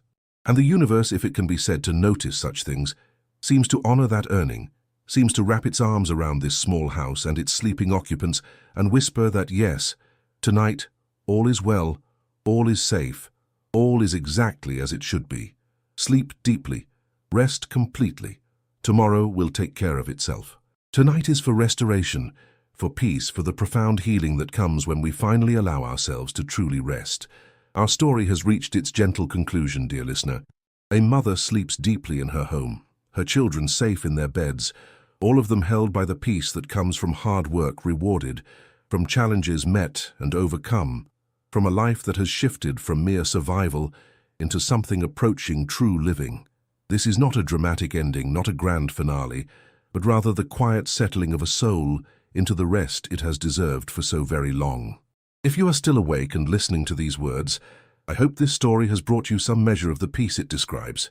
I hope it has reminded you, if you needed reminding, that difficult times do pass, that persistence pays off in ways both large and small, that rest is not a luxury but a necessity, and that sleep, deep and healing sleep, is one of the greatest gifts we can give ourselves. For those of you who found value in this journey, a gentle tap of the like button helps these stories find their way to others who might need them. And if you would like to return to this collection of peaceful tales, the subscribe button will ensure there is always a story waiting for you when you need refuge from the noise of the world. But for many of you, perhaps most of you, these words are not reaching your conscious mind anymore. You have already drifted away into your own rest, following the mother in the story down into the deep waters of sleep. If that is so, I am glad. That means this story has done its work, has served its purpose, has offered the gentle transition from waking to sleeping that it was meant to provide. To all of you, awake or asleep, listening or dreaming, I offer my sincere hope that your rest tonight is deep and restorative, that your dreams are gentle or absent as you prefer, that you wake tomorrow feeling renewed and ready to meet whatever the day brings. Thank you for allowing me to accompany you on this journey into quiet, into peace, into the stillness that was so long awaited and is now finally here. Sleep well, dear listener. Sleep deeply. Sleep peacefully. You have earned your rest, just as the mother in our story earned hers, and tomorrow when it comes you will be ready for it. But tonight belongs to sleep, to restoration, to the profound healing that happens in darkness and in dreams. Good night.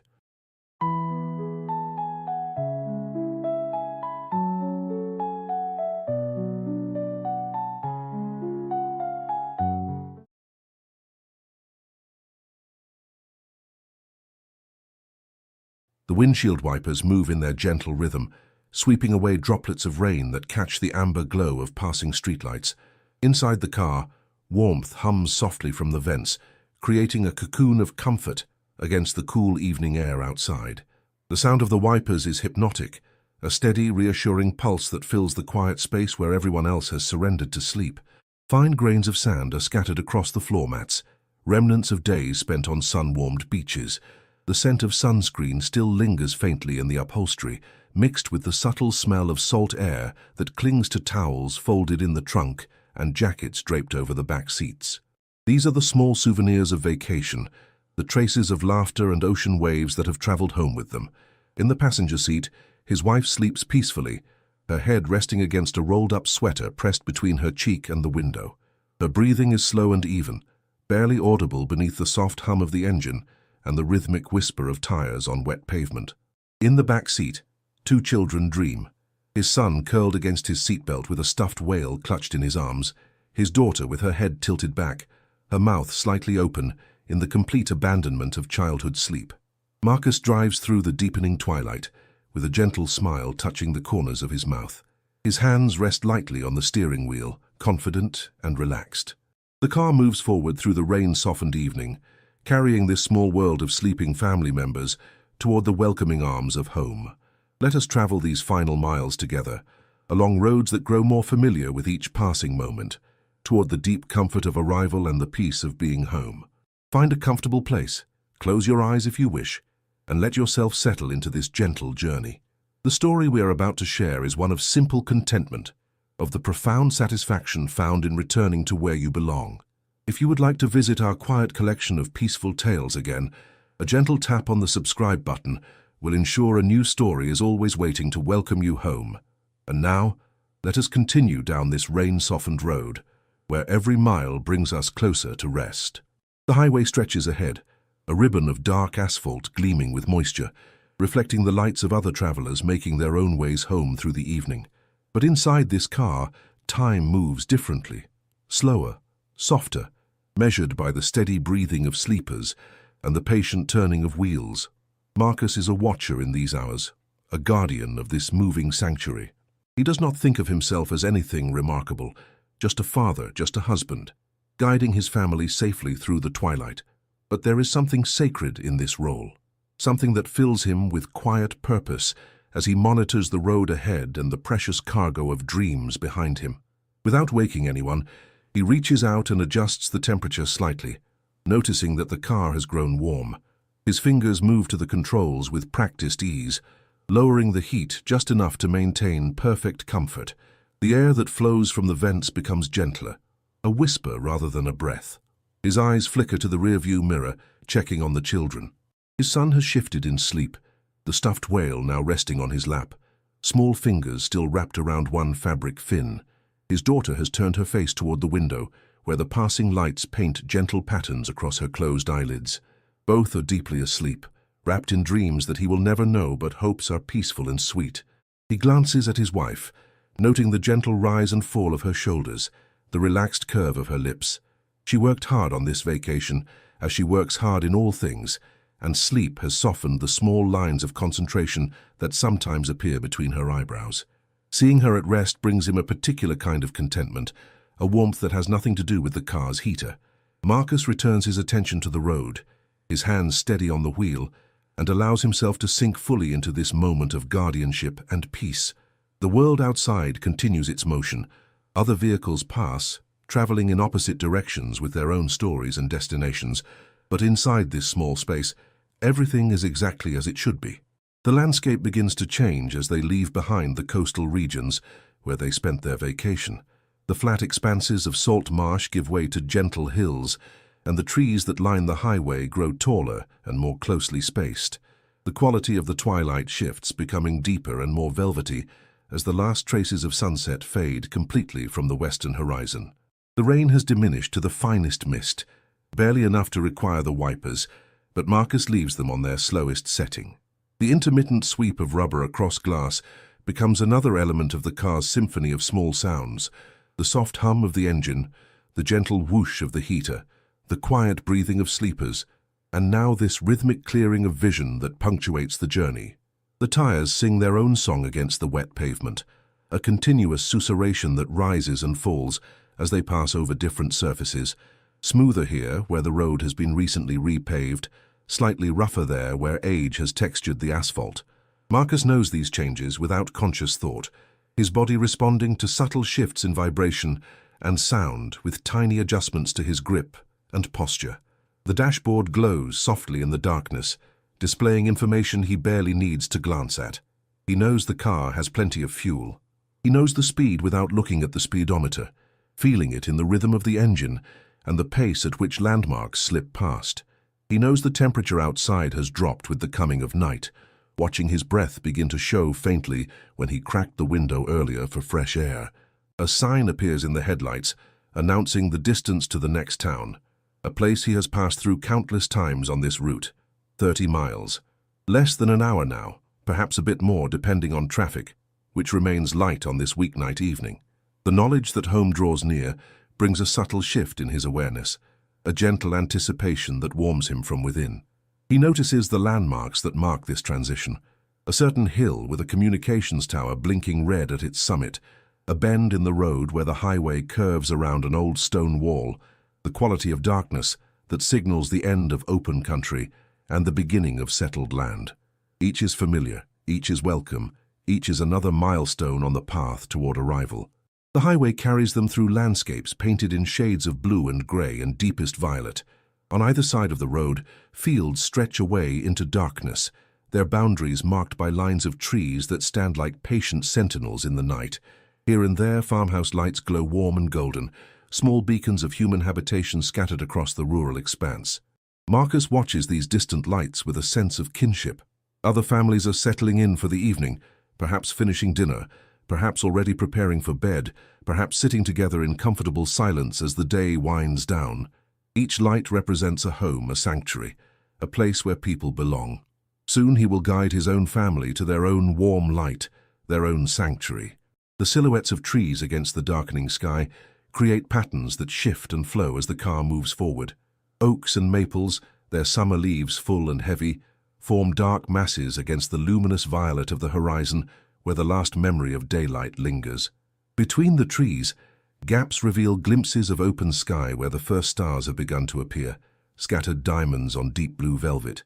The road itself seems to breathe beneath the wheels, rising and falling in gentle undulations that Marcus navigates with unconscious ease.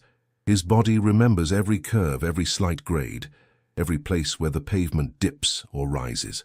His hands on the steering wheel move with the grace of long practice, guiding the car through each bend with minimal effort, allowing the vehicle to flow along its familiar path like water following a well-worn channel.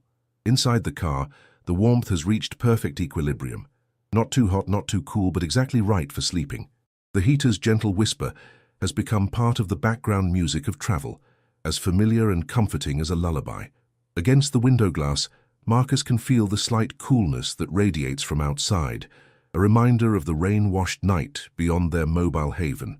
His son shifts in sleep, making a small sound, not quite a word, not quite a sigh, and then settles again, the stuffed whale clutched close. Marcus catches this sound in the rear-view mirror, so to speak, seeing the slight movement and then the return to stillness. His heart swells with the particular tenderness that comes with watching children sleep, seeing them so vulnerable and trusting and at peace. The rain has stopped completely now, leaving only the sheen of water on the road surface, reflecting the amber glow of streetlights and the white beams of the car's headlights. The windshield wipers make one final sweep, and then Marcus turns them off, leaving only the faint sound of tires on wet pavement and the steady hum of the engine. More landmarks appear and slide past. A bridge over a small river where he once stopped to let the children watch ducks. A rest area with picnic tables that look ghostly and abandoned in the darkness. A stretch of road lined with old maples whose branches meet overhead to form a living tunnel. Each one is noted, recognized, welcomed as another step closer to home. The sky continues to deepen, the violet fading to indigo and then to the rich blue-black of true night. Stars multiply overhead, though Marcus can see only fragments of them between the trees and clouds. The moon has not yet risen, or perhaps it rose while they were still far away, and now hangs somewhere behind them, following their journey westward. Traffic remains sparse, an occasional vehicle passing in the opposite direction, its headlights flaring briefly and then fading, leaving ghost images on Marcus's retinas. A truck rumbles past, heading east with a load bound for some distant destination, but mostly the road belongs to them, this family making their way home through the peaceful night. The meditation of driving settles over Marcus like a comfortable blanket. His mind does not race or worry or plan. Instead, it rests in the simple present moment. The feel of the wheel beneath his hands, the view of the road ahead, the sound of his family breathing in sleep, the knowledge that each second brings them closer to arrival. There is nowhere else he needs to be, nothing else he needs to do except exactly this, guide them safely home. Fields give way to scattered houses, then to closer clusters of buildings as they approach a small town. Streetlights appear more frequently, their amber glow creating pools of illumination along the roadside. A traffic light ahead turns red, and Marcus brings the car to a gentle stop, so smooth that none of his sleeping passengers stir. In the stillness of waiting, he becomes aware of other small sounds, the tick of the cooling engine, the faint creak of the car's body settling, the almost imperceptible sound of his own breathing. Outside the window, a moth flutters against the streetlight, drawn to the warm glow. A cat crosses the empty street with liquid grace, pausing to look at the car with eyes that reflect green in the headlights before continuing on its nocturnal rounds. The light changes to green, and Marcus eases the car forward again, passing through the quiet town center. A few shops with dark windows, a diner with yellow light spilling onto the sidewalk, a church with a tall steeple outlined against the stars. Then they are through and back into the darkness between settlements, the road unspooling ahead of them like a ribbon leading home. His wife sighs in her sleep and shifts slightly, finding a more comfortable position against her makeshift pillow. Her hand, which had been resting on her lap, now lies palm up on the center console between them, an unconscious gesture that Marcus finds touching. He would take that hand in his own if he did not need both hands for driving, would give it a gentle squeeze of affection and reassurance. The highway begins to show signs of greater civilization. More lights, more frequent exits, the occasional illuminated sign for gas stations or restaurants or hotels. They are entering the outer edges of the metropolitan area where they live, though still many miles from their own neighborhood. The transition is gradual, almost imperceptible, but Marcus feels it in the character of the road and the density of development. More vehicles share the highway now, though traffic is still light by daytime standards. Marcus maintains his steady pace, neither rushing nor dawdling, simply moving forward with patient purpose. The other drivers are shadows to him, anonymous fellow travelers in the night, each on their own journey toward their own destinations. He passes an exit he has taken many times on other trips, the route to his wife's sister's house where they sometimes spend holidays. Tonight, they continue past. Another exit appears, the way to his children's school, though from this direction it would take them on a winding path they never use. They pass that one too. Each exit not taken is another confirmation that they are headed exactly where they belong. The highway curves and suddenly there it is, the skyline of their city, small and modest compared to the great metropolitan centers, but beautiful to Marcus in this moment.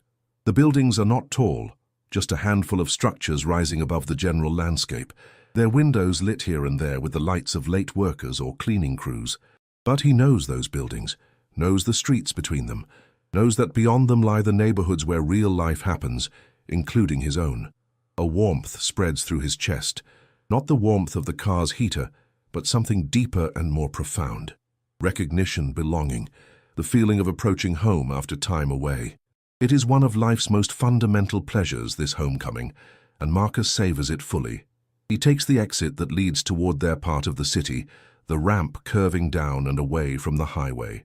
The car descends smoothly, following the familiar path that he has driven thousands of times. At the bottom of the ramp, a traffic light glows red, and he stops, waiting for the change. From here, he can see the corner store where he sometimes picks up milk or bread on the way home from work, its yellow sign bright, even at this hour, promising provisions and convenience.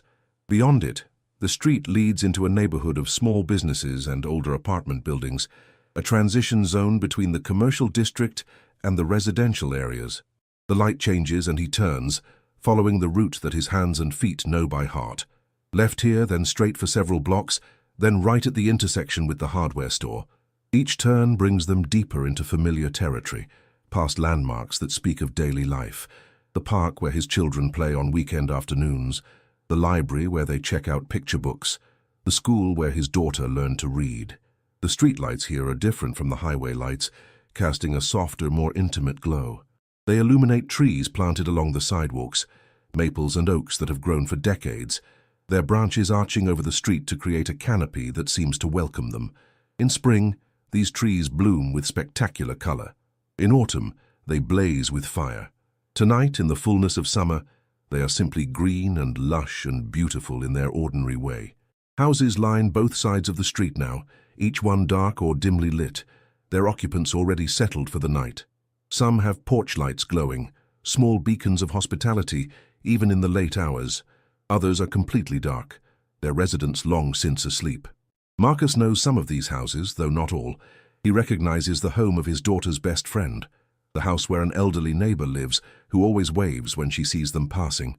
He turns onto another street, and then another, each turn bringing them closer. His heart rate increases slightly, not with anxiety but with anticipation, with the approaching culmination of the journey. They are almost there now, almost home. And then there it is, his own street, the one where he lives, where he has lived for years, where he hopes to live for many more. The trees here are particularly large and old, planted perhaps 50 years ago or more, forming a tunnel of leaves overhead. The streetlights create pools of amber warmth at regular intervals, and between them the darkness is soft and welcoming. He slows the car, wanting to savor these final moments. There, 3 houses down on the left, is their home. He can see it now, the familiar shape of the roof, the front porch with its 2 pillars, the small garden where his wife grows herbs and flowers.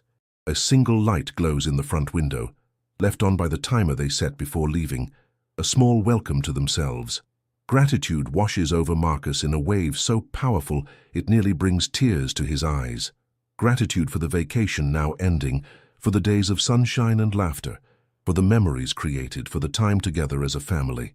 Gratitude for the safe journey, for good weather and reliable vehicles and clear roads, but most of all gratitude for this, the gift of having a home to return to, a place that belongs to them and where they belong, a sanctuary waiting with patient welcome.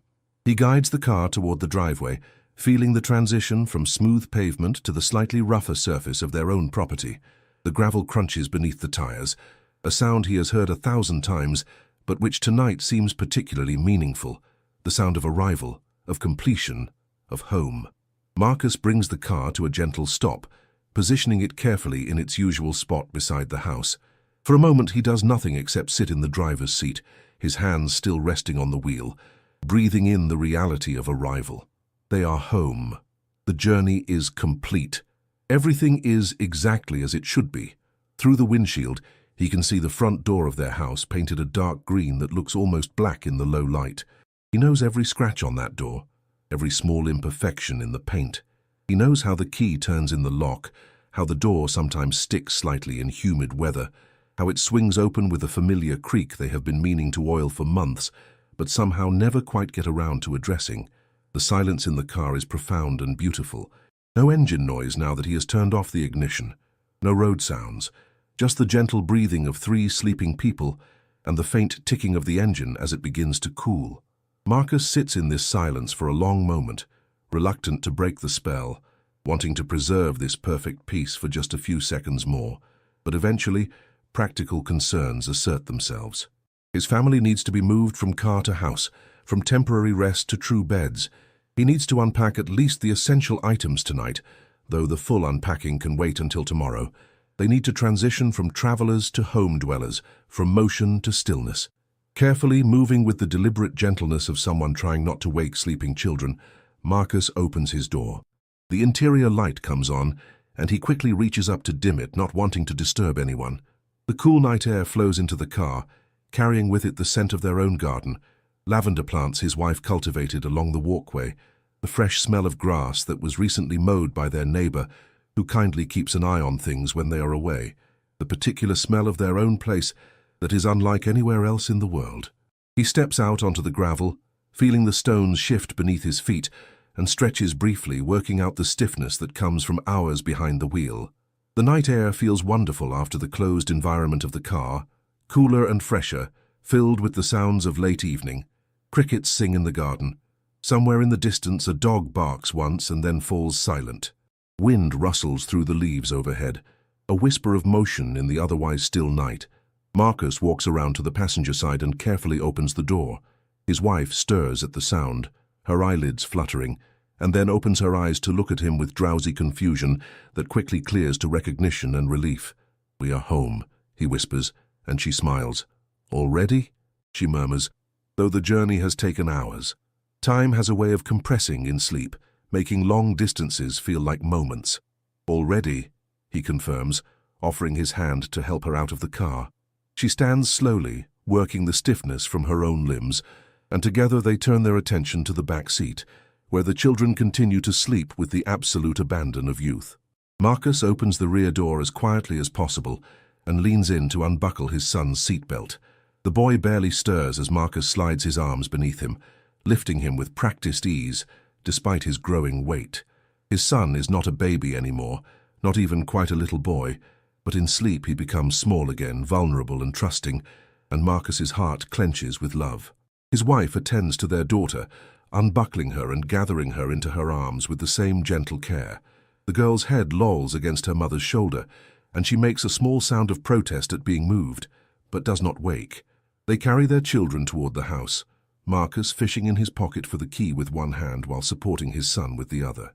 The key finds the lock by feel alone. He has done this so many times that his hand knows exactly where to reach, exactly how much pressure to apply, exactly the right angle to turn. The lock yields with its familiar click, and the door swings open, and they step across the threshold into their own home. The house embraces them immediately with its particular silence, the kind of quiet that exists only in spaces that know their occupants well. There is the faint ticking of the kitchen clock, a sound so familiar that Marcus normally does not even notice it, but which now seems to mark the rhythm of homecoming. There is the subtle creak of floorboards settling, the whisper of air moving through familiar rooms, the sense of walls and ceilings that have witnessed their lives and held their memories. Marcus pauses just inside the doorway, letting his eyes adjust to the dimness. The single lamp they left burning in the living room provides enough light to navigate by, casting a warm glow that makes the familiar furniture look welcoming and soft. The couch where they watch movies together, the bookshelf filled with their collection of stories, the coffee table still holding the magazine his wife was reading before they left on vacation. Everything exactly as they left it, patiently waiting for their return. He moves toward the stairs, his feet finding the familiar path without need for thought. His son has grown heavier in his arms, or perhaps his own muscles are tired from the long day, but Marcus barely notices the weight. This is a burden he would carry any distance, this precious cargo of dreams and childhood trust. The stairs rise before him, each step a known friend. The third step from the bottom creaks slightly. It always has, despite his various attempts to silence it over the years. The banister is smooth under his hand, worn by countless passages up and down. At the top of the stairs, the hallway stretches to left and right, leading to bedrooms where his family sleeps and dreams when they are home. He turns left toward his son's room, nudging the door open with his shoulder. The room smells of little boy and books and the faint mustiness of a space that has been closed up for days. Moonlight, for the moon has finally risen, streams through the window, illuminating the bed with its rumpled covers. They had left in a hurry on the first morning of vacation, too excited to bother with making beds. Marcus lays his son down with infinite care, easing him onto the mattress and arranging him in a comfortable position. The boy sighs and turns his face into the pillow, his own pillow with its familiar smell and shape, and his body relaxes even further into the deeper rest that comes from being in one's own bed. Marcus retrieves the forgotten stuffed whale from where it had tumbled during the transfer and tucks it beside his son, who immediately reaches for it in sleep and pulls it close. For a moment, Marcus simply stands beside the bed, looking down at his sleeping child, feeling the weight of love and responsibility and fierce protectiveness that fatherhood brings. He reaches out and gently smooths the hair back from his son's forehead, a gesture of tenderness and blessing, and then pulls the blanket up to cover him properly. "Sweet dreams," he whispers, though his son cannot hear him, and then he steps out of the room, leaving the door open just a crack in case the boy wakes in the night and calls for them. In the hallway, he meets his wife emerging from their daughter's room. She gives him a small smile and a nod. Their daughter is also settled, also tucked in, also returned to her own bed and her own dreams. Together they stand in the hallway, listening to the silence of the house, to the sound of children breathing in their rooms, to the deep peace of family safely home. Without speaking, they move through the familiar rituals of securing the house for night. Marcus goes back downstairs and locks the front door, checking it twice out of habit. He turns off the living room lamp, plunging the downstairs into darkness, except for the faint glow of the nightlight they keep plugged in near the stairs, a small concession to midnight trips to the bathroom or kitchen. His wife moves through the upstairs rooms, checking windows, adjusting curtains, making small adjustments to ensure comfort and security. These are the small ceremonies of homecoming, the actions that mark the transition from journey to rest, from motion to stillness. They meet again in their own bedroom, the last stop on this long day's journey. The room is dim, lit only by the moonlight that filters through the curtains. Their bed, queen-sized, not large but sufficient, made that same rushed morning before vacation with covers straightened but not properly smoothed, looks like paradise to Marcus in this moment. He begins to undress, placing his clothes on the chair that stands in the corner, another thing to deal with tomorrow, the full unpacking and washing and putting away. For now it is enough to shed the clothes that have traveled with him and let them rest as he is about to rest.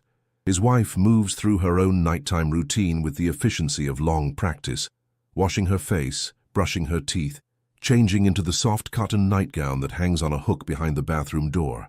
Marcus follows after, performing his own ablutions quickly, eager now for the final surrender to sleep. When they finally slide between the sheets of their own bed, the sensation is exquisite. The mattress knows their shapes, molding to them with familiar support. The pillows are exactly the right height and firmness, not like hotel pillows which are never quite right, but their own pillows that have cradled their heads for years. The sheets are cool against his skin, fresh and clean smelling, because they changed them before leaving, wanting to return to a perfect bed. The duvet settles over them with a comforting weight, not too heavy but substantial enough to feel like an embrace. Marcus lies on his back, his wife curled on her side facing him, and feels every muscle in his body release tension he did not even know he was holding. "Home," his wife murmurs, the word both statement and prayer. "Home," Marcus echoes and reaches for her hand beneath the covers, giving it a gentle squeeze. The house settles around them with small sounds, the creak of a cooling beam, the rattle of a window in its frame as a breeze rises outside, the distant hum of the refrigerator doing its work in the kitchen below. These are the sounds of their home, as familiar as their own heartbeats, and they speak of safety and belonging and peace. Outside, the night continues its slow progression toward dawn, though dawn is still many hours away. Stars wheel overhead. The moon climbs higher in its arc across the sky. Crickets sing their endless songs. But inside this house, inside this room, inside this bed, time seems to stop, or at least to slow to a crawl, measured only by breathing and the gentle drift towards sleep. Marcus feels himself sliding into that delicious state between waking and dreaming, where thoughts become loose and fluid, where the concerns of the day dissolve like sugar in water. The long drive is over. The vacation is over. Tomorrow will bring laundry and groceries and unpacking and all the small tasks of settling back into daily life. But tomorrow is not now. Now is this perfect moment of arrival, this complete and total peace, this profound satisfaction of being exactly where he belongs. His breathing deepens and slows, matching the rhythm of his wife's breath beside him. Her hand remains in his, their fingers loosely intertwined, a connection maintained even as consciousness begins to fade. He can feel her warmth beside him, hear the gentle sound of her breathing, sense the presence that has shared his life for so many years. The cool sheets gradually warm to body temperature, creating a cocoon of perfect comfort. The duvet's weight becomes less noticeable, as his body accepts it as natural and right. The pillow cradles his head with familiar support, and Marcus allows his neck and shoulders to release completely, trusting the bed to hold him, trusting the house to shelter him, trusting the night to watch over his sleeping family. A final thought drifts through his mind before sleep claims him: gratitude. Pure, simple, profound gratitude for this ordinary miracle of home and family and safety, for the journey completed, for the beds waiting, for the children sleeping peacefully in their rooms, for the woman beside him, for the roof overhead, and the walls around them and the ground beneath them that holds them all. And then even gratitude fades into the warm darkness of sleep, and Marcus surrenders completely, his body sinking deeper into the mattress, his breathing becoming slow and even, his mind releasing its hold on consciousness and drifting into dreams that he will not remember come morning, but which will leave him rested and renewed. The house stands quiet in the moonlight, all its occupants asleep. The only sounds now are the gentle ones of night, the settling of old wood, the whisper of wind in the eaves, the distant call of an owl hunting in the darkness. Inside, 4 people rest in 4 beds, each breathing the slow, deep breaths of peaceful sleep.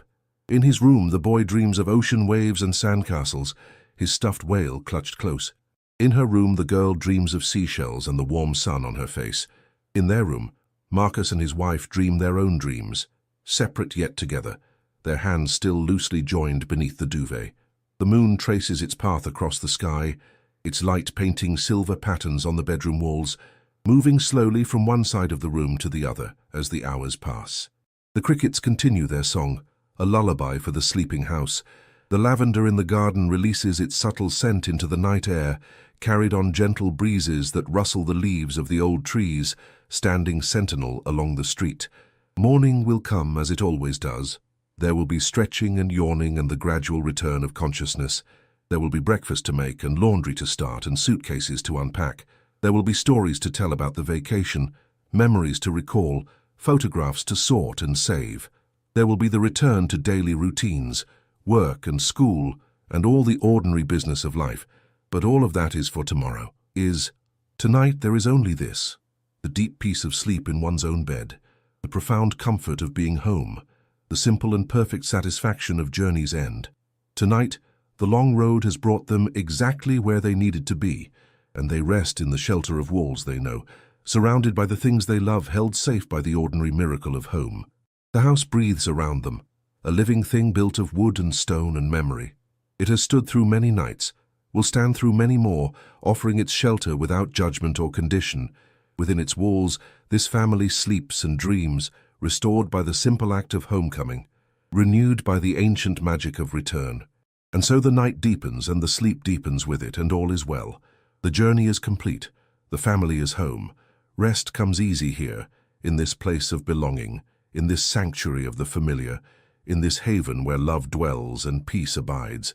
The last light in the house, the small nightlight near the stairs, glows steadily through the hours, a tiny beacon keeping watch while everyone sleeps. It illuminates nothing important, just a small circle of floor and wall, but its presence is a comfort nonetheless, a reminder that even in the darkest hours there is light. Outside, the stars turn in their eternal dance. The moon continues its journey across the sky. The earth turns toward morning, but inside this house time seems to pause, held suspended in the gentle embrace of sleep. Here, in this moment, everything that matters is safe and sound, and exactly where it should be. Peace settles over the household like a benediction, like a blessing, like a gentle hand smoothing covers and tucking in corners. The kind of peace that comes only from being truly home, from resting in familiar spaces, from surrendering to sleep, knowing that all is well. And in his bed, Marcus sleeps deeply, dreamlessly, the sleep of the exhausted and the satisfied, the sleep of the grateful and the blessed. The long road has brought him home, and home has received him, And there is nothing more he needs in this world than what he has in this moment. His family safe, his house secure, his own bed cradling him in comfort. The night watches over them all, gentle and patient, as nights have watched over sleeping families since time began. And in the morning, when the sun rises and fills the rooms with golden light, they will wake refreshed and renewed, ready to embrace a new day. But that is for morning. Tonight, there is only sleep, deep and peaceful and undisturbed. The wind dies down to nothing. The crickets fall silent one by one. The moon reaches its zenith and begins its slow descent toward the western horizon. And in the house on the quiet street, beneath the old trees with their sheltering branches, 4 people sleep on, breathing in perfect synchrony with the night, held safe in the arms of home. And so our story comes to rest, just as Marcus and his family have found their rest. I hope this gentle journey home has brought you some measure of the peace and comfort that comes from belonging, from arriving, from being exactly where you need to be. For those of you still listening in this quiet hour, if this story has served you well, a gentle tap on the like button helps these peaceful tales find others who might need them. And if you would like to return to our collection of calming stories, the subscribe button will ensure that a new journey awaits you whenever you need one. Thank you for allowing me to accompany you on this journey home. May your own rest be deep and peaceful. May your dreams be gentle, and may you wake refreshed and renewed. Sleep well wherever you are. Good night.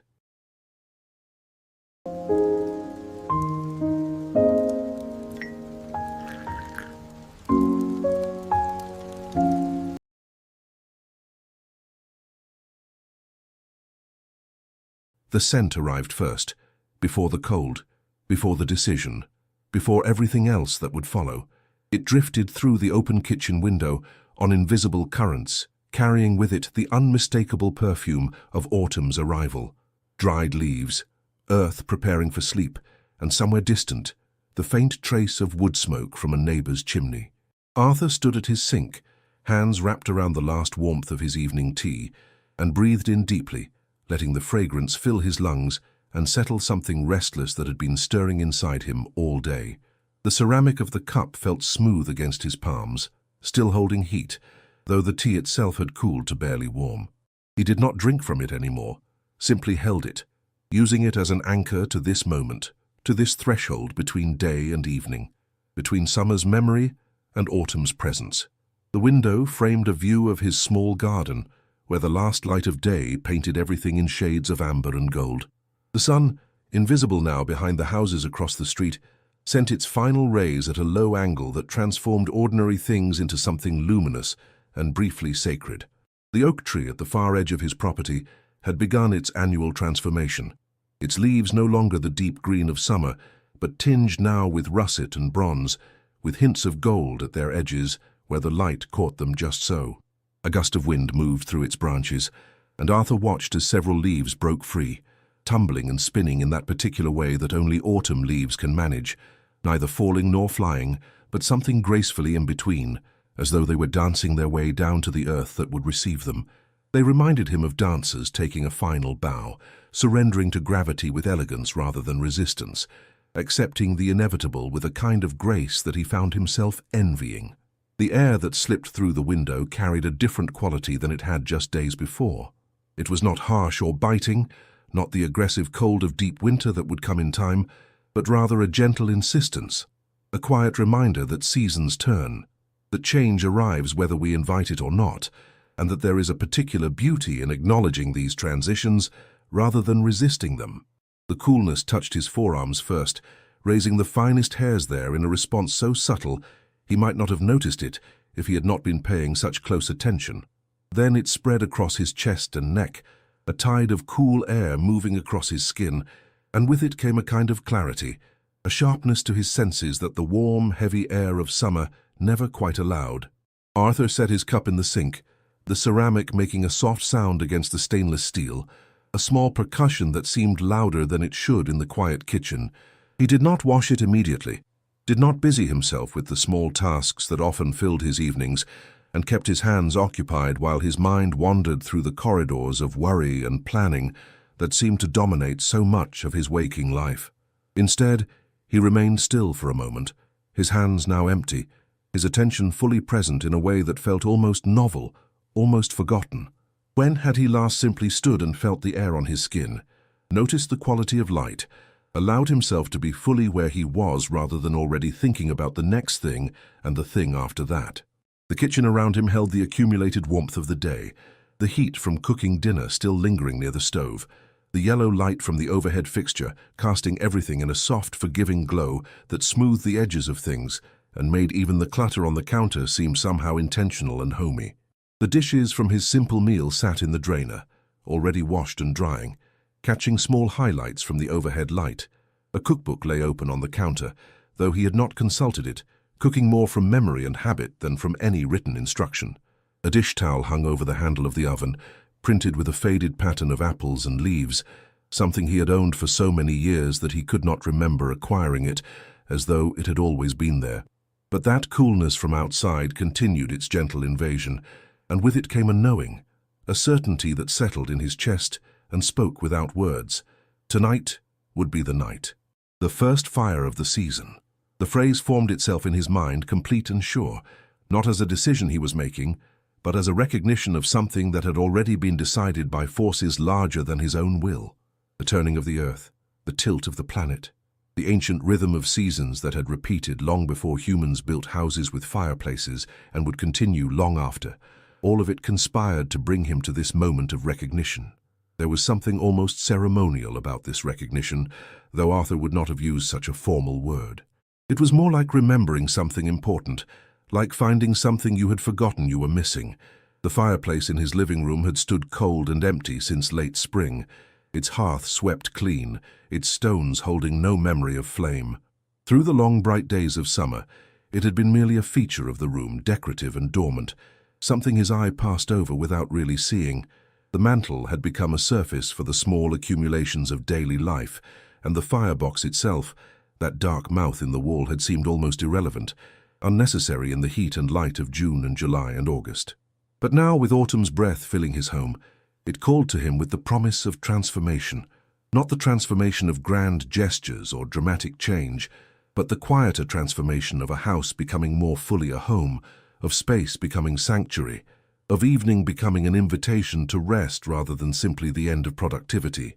He could see it in his mind's eye already, the glow of flames against those river stones, the play of light and shadow across the ceiling, the particular quality of warmth that only a wood fire can provide, so different from the even, invisible heat of a furnace or the dry warmth of electric baseboards. His hands, still empty, flexed slightly at his sides, as though already anticipating the work ahead. There would be wood to gather, a fire to build, rituals to perform that connected him backward through time to every human who had ever coaxed flame from wood, who had ever sat before a fire and felt safe. The thought brought him a kind of peace, a sense of continuity with the past that modern life so rarely offered. In a world of instant everything, of digital switches and immediate gratification, the building of a fire remained stubbornly analog, stubbornly slow, stubbornly dependent on ancient principles of fuel and oxygen and heat. Let us leave behind the urgencies of the day, the unfinished tasks, the worries that circle like birds unable to land. Tonight, we will follow Arthur on a journey of the simplest kind, a journey that covers only a few steps but travels into a place of deep stillness. We will watch him build a fire, yes, but more than that, we will watch him build a kind of peace, a sanctuary against the cold and the dark and all the small anxieties that whisper in the spaces between our thoughts. The story that unfolds here asks nothing of you except your presence. There will be no surprises waiting in the shadows, no sudden disruptions, no urgency, only the gentle unfolding of an autumn evening, and the quiet magic of flame and warmth and the transformation that occurs when we slow down enough to notice the beauty in ordinary things. If you find yourself settling into this story, feeling your shoulders drop and your breathing slow, feeling the day's tensions begin to release their hold on your body and your mind, know that you are welcome to return to this peaceful place whenever you need it. Our collection of quiet evenings and gentle tales will be here, waiting like a lamp left on in the window, a beacon of calm in whatever storm you might be navigating. A soft touch on the subscribe button ensures that whenever you need to step away from the noise of the world, from the demands and the deadlines and the digital clamor that so often fills our days, A new story will be ready to welcome you home, to offer you a place to rest, to remind you that peace is always available if we know where to look for it and how to receive it when it arrives. And now let us turn our attention fully to Arthur, to his house on Maple Street in a small northern town whose name does not matter, to this particular evening that holds within it the essence of every autumn that has ever been or ever will be. Let us walk with him through these next hours, observing without judgment, present without agenda, allowing ourselves to sink into the rhythm of his movements and the quality of his attention. There is nowhere we need to be except here. There is nothing we need to do except watch and listen and feel. The world outside can wait. Our worries can wait. For now there is only this. One man, one evening, one fire, and the peace that comes from surrendering to the moment exactly as it is. The decision made, Arthur moved with purpose, but without haste. There is a particular rhythm to actions taken in the service of comfort, a tempo that refuses to be rushed because rushing itself is antithetical to the peace being sought. Each movement he made now was deliberate, conscious, part of a sequence that had its own logic and flow. He walked from the kitchen, his footsteps soft on the worn wooden floorboards that had absorbed decades of footfalls and held in their grain the memory of all the people who had walked here before him. Through the small dining area where his breakfast dishes from that morning still sat on the table, forgotten in his rush to begin the day, but now seeming perfectly fine where they were, patient and undemanding. Past the hallway that led to his bedroom, where the door stood slightly ajar, and through which he could see the corner of his bed with its rumpled covers, evidence of last night's sleep and a promise of tonight's rest to come. And into the living room where the evening light struggled to penetrate the growing dusk, where shadows had begun to gather in the corners and claim territory from the fading day. The room received him like an old friend, familiar and undemanding, its atmosphere one of accumulated comfort and lived experience. His favorite chair sat angled toward the fireplace, positioned years ago in exactly the spot where it could receive the fire's warmth most directly while still maintaining a view of the window and the street beyond. Her reading lamp stood beside the chair, its shade slightly askew in a way that Arthur had stopped noticing long ago, the bulb inside it now dark, but ready to be called into service later if needed. A small table bore the accumulated evidence of recent evenings, a forgotten book lying face down, its spine cracked and its pages holding the memory of where he had stopped reading several nights ago, a pair of reading glasses with one arm folded and one extended, a water glass that still held perhaps an inch of water from last night or the night before, the surface of the water dusty and undisturbed. These things were not clutter, but rather evidence of life, of a space being used and inhabited rather than merely maintained. Everything was exactly as he had left it that morning when he had risen from his bed, moved through his morning routine, and departed for his day. And yet the room felt different now, anticipatory, as though it too sensed what was about to happen. The very air seemed to hold its breath, waiting. The empty fireplace drew his gaze immediately, its dark mouth a void in the wall, a space of potential waiting to be fulfilled. The hearth extended outward into the room, a broad platform of smooth river stones in shades of grey and brown and rust, stones that had been shaped by water over uncountable years before being pulled from some stream bed and mortared into place here, given new purpose in this contained landscape. Above the opening, the wooden mantel stretched across the stone facade, its surface bearing the small accumulated treasures of Arthur's life. A photograph in a simple wooden frame showed a younger version of himself standing beside a lake. The image faded slightly with age, but still clear enough to see the smile on that younger face, a smile he barely recognized as his own. So distant did that moment seem. A piece of driftwood, smooth and grey and curved in a way that pleased the eye for no reason that could be articulated. Something he had found on a beach during a trip he had taken alone years ago, a trip whose details had faded, but whose feeling remained. A small clay pot, handmade by someone whose name he had forgotten, its glaze a deep blue with cracks that gave it character, held nothing but existed purely for its own quiet beauty, for the way it caught light and shadow and seemed to glow from within. Arthur crossed to the glass doors that led to his back porch, his reflection appearing ghost-like in the glass as he approached, a dim figure moving through dimmer space. He slid one door open, the metal track making a familiar sound, a soft rumble and click that his ear knew so well he usually did not even register it. But tonight he heard it, noticed it, allowed it to be part of the experience rather than background noise to be filtered out.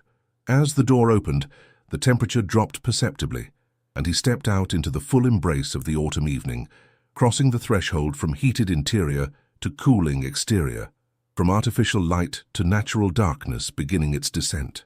Here, the cold was more present, more insistent, though still gentle in its nature. It wrapped around him immediately, finding every exposed bit of skin and touching it with cool fingers.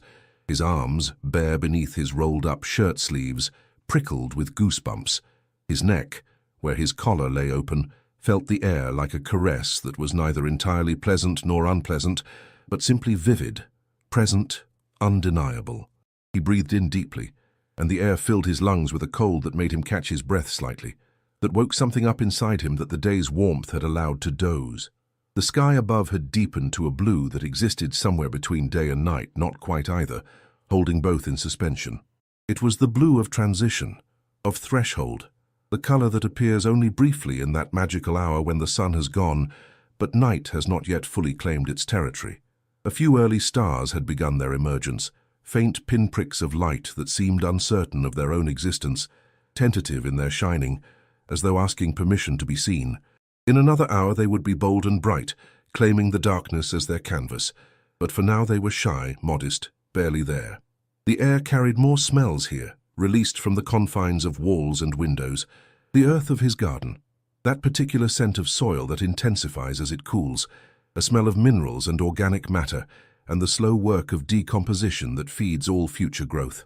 The dried grass of his small lawn, yellow now at the tips where summer's heat and autumn's cooling had stolen its chlorophyll, grass that would need cutting one more time before winter, but not tonight, not now. That task could wait for another day.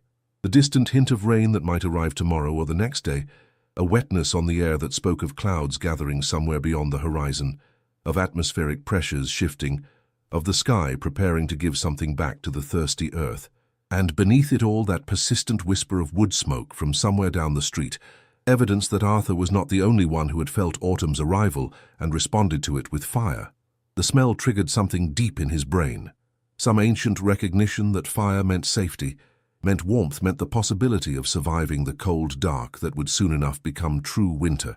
His ancestors had known this smell, had relied on it for their very lives, and though Arthur's survival did not depend on his ability to build a fire, though he had a furnace that would kick on automatically and keep his house warm all through the winter without any effort on his part, still something in him responded to that smell with a primal satisfaction. The woodpile stood against the wall of the house, sheltered beneath the overhang of the porch roof, protected from the rain that would occasionally fall and from the snow that would eventually come. It was arranged with a care that suggested ritual rather than mere storage, each piece placed with attention to how it fit against its neighbors. Arthur had stacked these logs himself back in early summer, working in the long evenings when the heat of the day had finally broken and the air had cooled enough to make physical labor possible. He had spent several evenings at it, making trips to his truck where a cord of wood had been delivered and dumped in his driveway, carrying armloads back to the porch, fitting each piece against the next, in a pattern that allowed air to circulate while maintaining stability. The wood had spent months here, drinking in the warmth of the sun during the days, releasing its moisture into the breeze, preparing itself for this purpose. Wood needs to season, needs to dry, before it will burn properly. Green wood, fresh cut and wet, produces more smoke than flame, hisses and steams and refuses to give its energy easily. But dry wood, wood that has had time to let go of the water that once moved through it carrying nutrients from root to leaf, that wood burns clean and hot and true. Arthur had learned this years ago, had learned patience in the gathering and storing of fuel, had learned to plan ahead, to think in terms of seasons and cycles rather than immediate need. The pile contained mostly oak and pine, with a few pieces of birch mixed in, each variety offering its own character to the flames that would eventually consume it. The oak was dense and dark, its bark deeply furrowed and rough to the touch, the kind of wood that takes a long time to catch but once burning will provide steady heat for hours. The pine was lighter in color and weight, its bark smoother in places and peeling away in others to reveal the pale wood beneath. Wood that would catch easily and burn quickly, making it ideal for getting a fire started, but needing to be supplemented with denser fuel if the fire was to last. The birch was distinctive with its white bark marked by horizontal black lines, beautiful to look at, and possessed of bark that would burn even when damp, making it valuable both practically and aesthetically.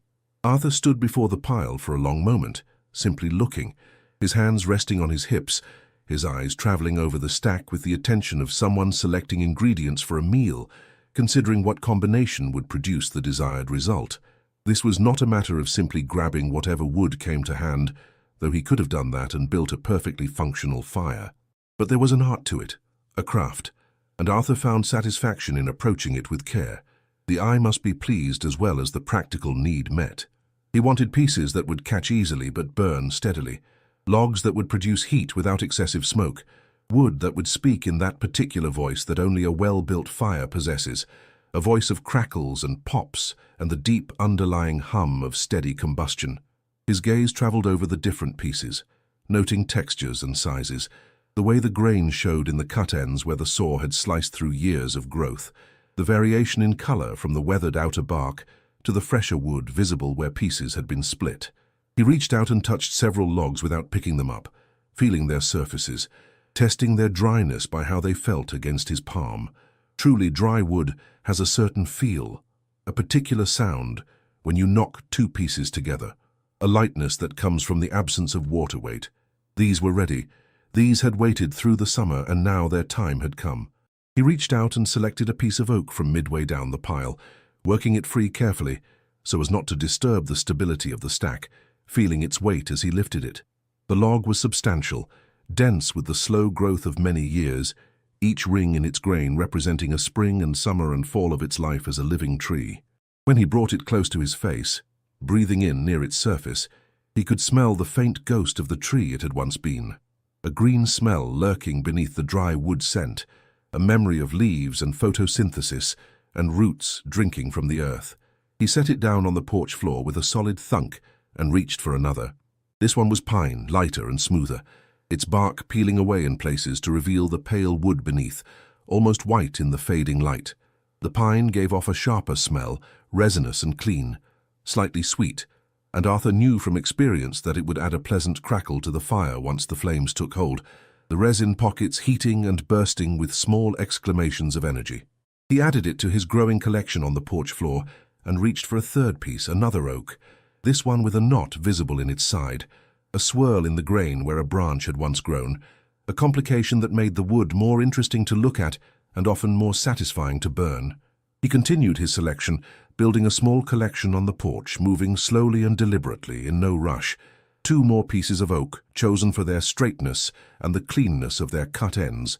Another pine, this one slimmer than the first, that would serve well in the early stages of the fire.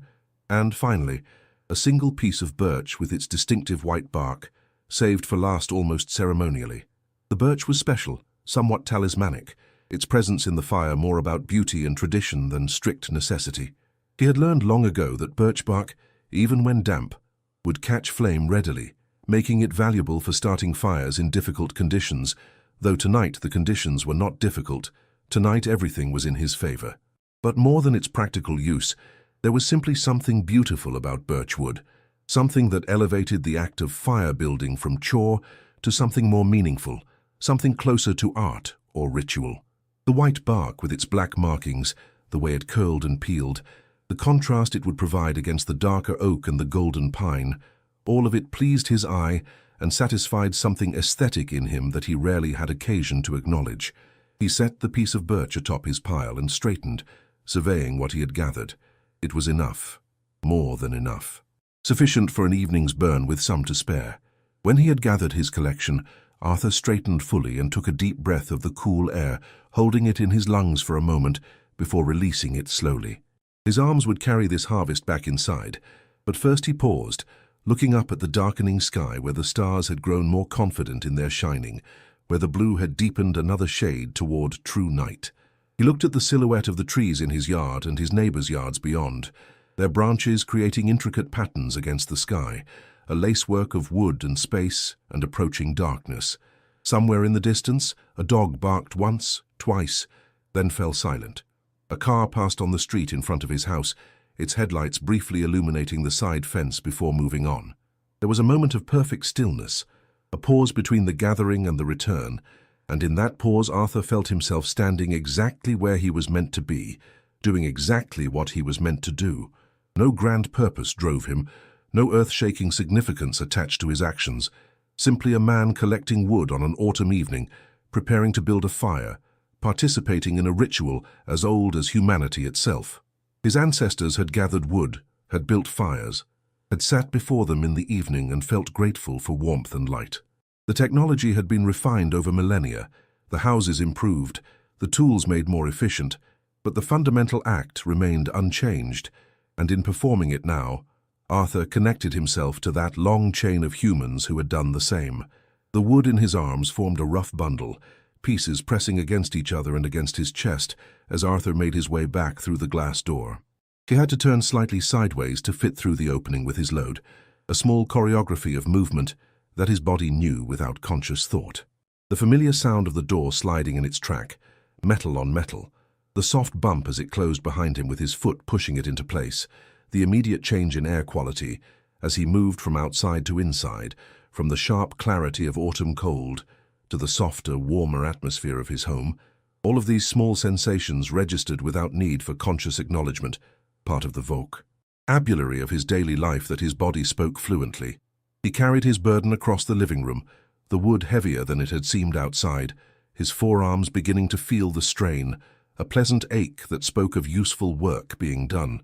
There was something deeply satisfying about carrying wood, about the tangible reality of it, the undeniable presence of matter and mass.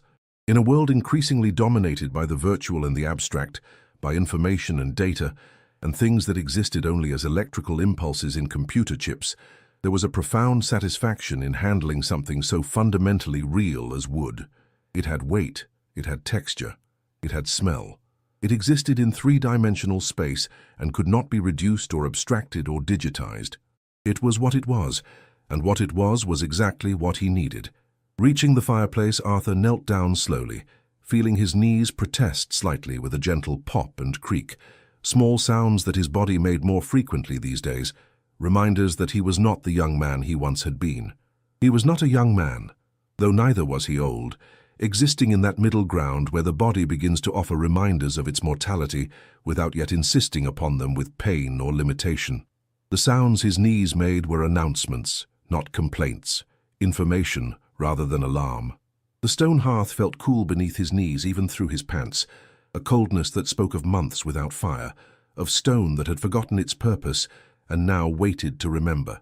He set the wood down beside him in a row, taking a moment to arrange the pieces by size and type, creating order from the bundle that had been held together only by his embrace. The oak pieces grouped together, their dark bark and substantial heft marking them as the foundation logs. The pine pieces next, lighter and paler, the secondary fuel that would bridge the gap between kindling and oak. And finally, at the end, the single piece of birch set apart special, waiting for its moment. The arrangement pleased him, though he would have been hard-pressed to say exactly why. There was something right about it, something that satisfied his sense of order and preparation. Before he could build, he needed to clear. The fireplace held the remnants of the last fire from spring, ash that had been left in place through the summer months. Some people cleaned their fireplaces completely after each use, removing every trace of ash, leaving the firebox pristine and empty. But Arthur had learned that a layer of ash served a useful purpose, insulating the bottom of the firebox, protecting the metal grate from direct contact with the hottest coals, providing a bed for the new fire to sit on. So he had left perhaps an inch of ash from the spring's last fire, let it sit through all the months of summer, and now it waited, grey and fine and utterly spent, to be mostly removed, but not entirely. Arthur reached for the small brass-handled shovel that hung from a stand beside the hearth, part of a set of fireplace tools that included a poker and a brush and a pair of tongs. The set was old, older than his residence in this house, perhaps older than the house itself, inherited from the previous owner or the one before that, solid and well-made in a style that suggested an earlier era when things were built to last multiple lifetimes. The brass had tarnished and darkened over the years, developing a patina that no amount of polishing could completely remove, and Arthur had stopped trying, deciding that the darkened brass suited the tool's purpose better than bright shine would have. The shovel fit his hand comfortably, its weight balanced and sure, the handle worn smooth by decades of hands gripping it just where he gripped it now. As he leaned forward into the firebox, catching himself with one hand on the stone while the other hand extended the shovel into the ash, he caught the scent of old ash rising to meet him. It was a smell both lifeless and somehow evocative, carrying memories of fires past, of wood consumed and transformed, of evenings spent in warmth and peace that had themselves turned to ash in the way that all moments eventually do, existing now only as memory and faint traces of carbon. The ash moved with a whispering sound as he scooped it up, so fine that it was almost powder, light as air, grey as grief or wisdom, depending on how you chose to interpret its color. Each shovelful went into a small metal bucket he kept for this purpose, a bucket that had once held paint, but now served this different function, and he worked with care, trying not to raise a cloud of dust that would spread through the room and require cleanup later. The work was meditative, repetitive, each scoop the same as the last, requiring attention but not intense focus, allowing his mind to settle into the rhythm of the task. The ash represented transformation in its most complete form, wood that had given everything it had to give, reduced to this final state of matter, so light it could float on a breath, so fine it could sift between your fingers like water, destined for his garden where it would enrich the soil and begin another cycle entirely. Ashes to ashes, the phrase said, and here was the literal truth of it. What had been tree, what had been solid and substantial and living, had become this ghostly powder, neither quite solid nor quite dust, holding still the mineral content of the wood, but nothing else, no structure, no integrity, no resistance to dispersal.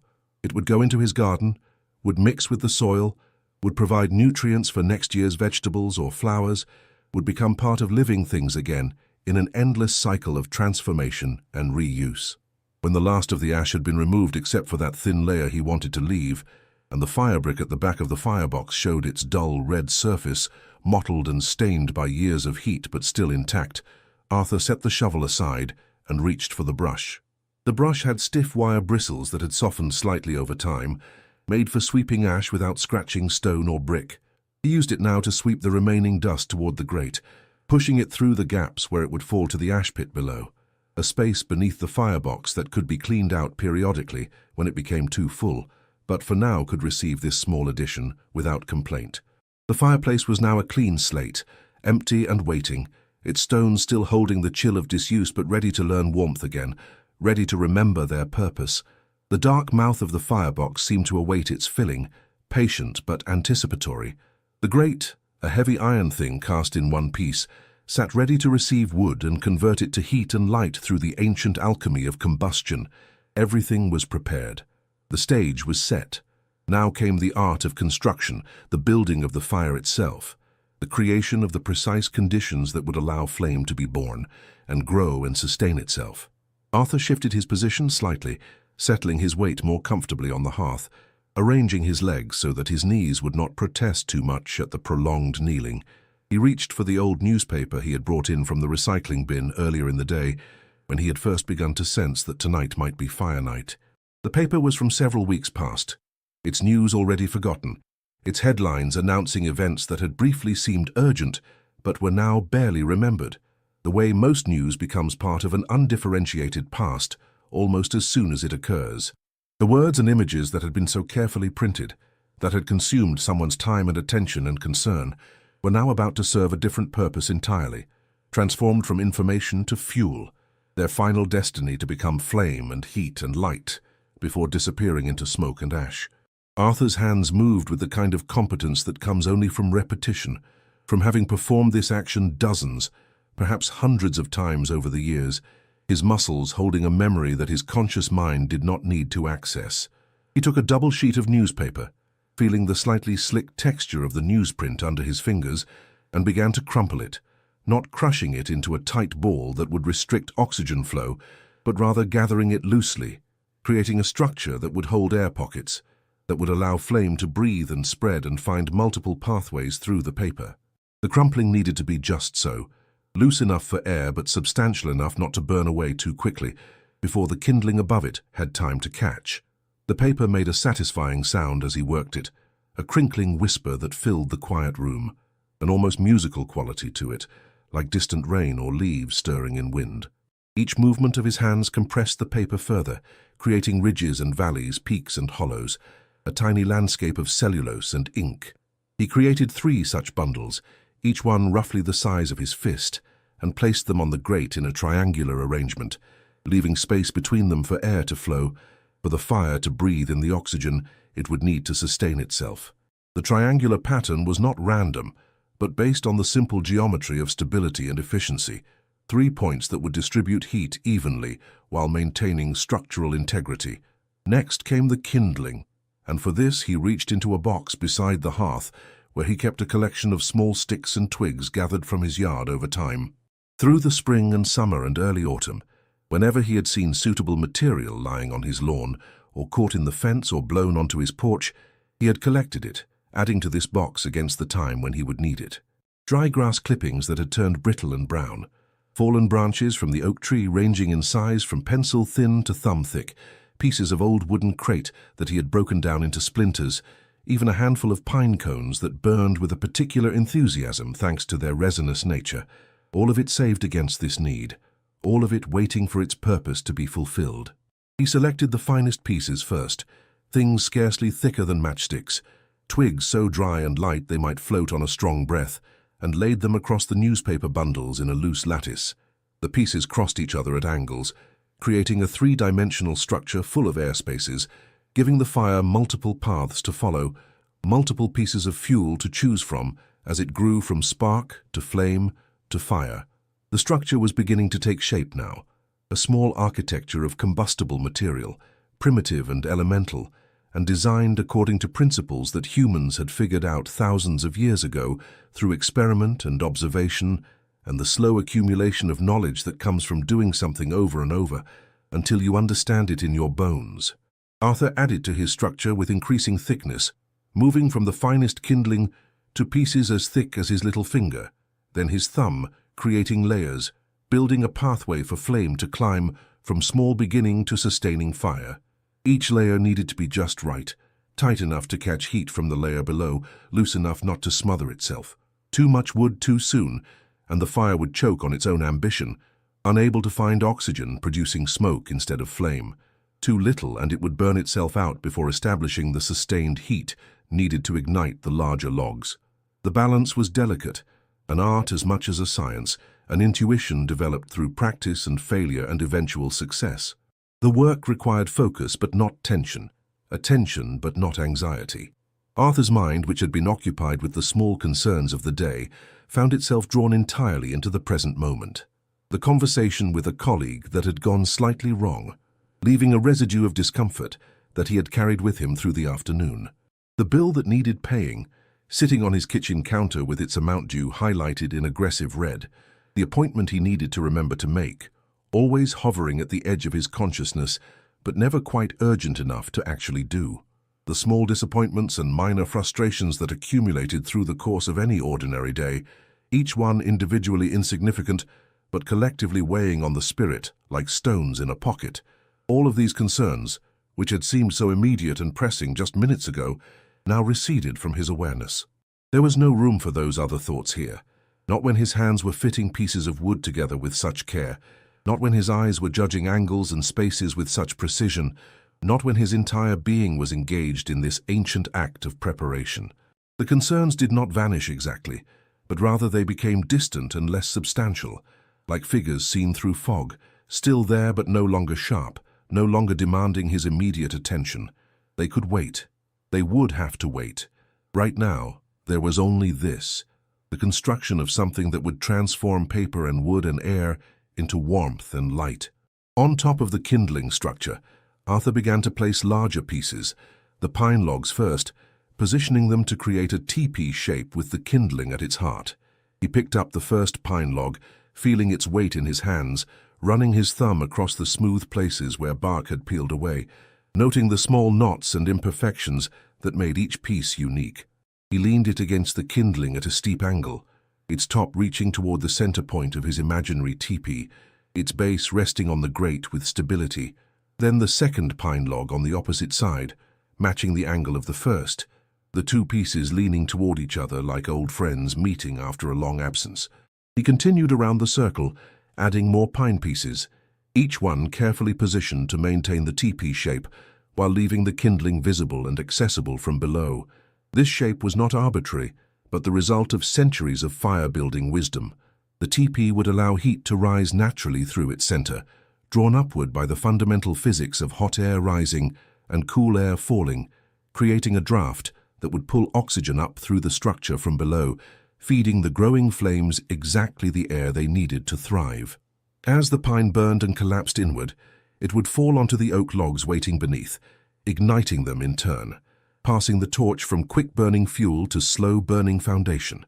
The logs leaned against each other with a satisfying solidity, their tops meeting in a rough point several inches above the kindling, their bases spread in a circle that encompassed all three newspaper bundles and most of the kindling structure.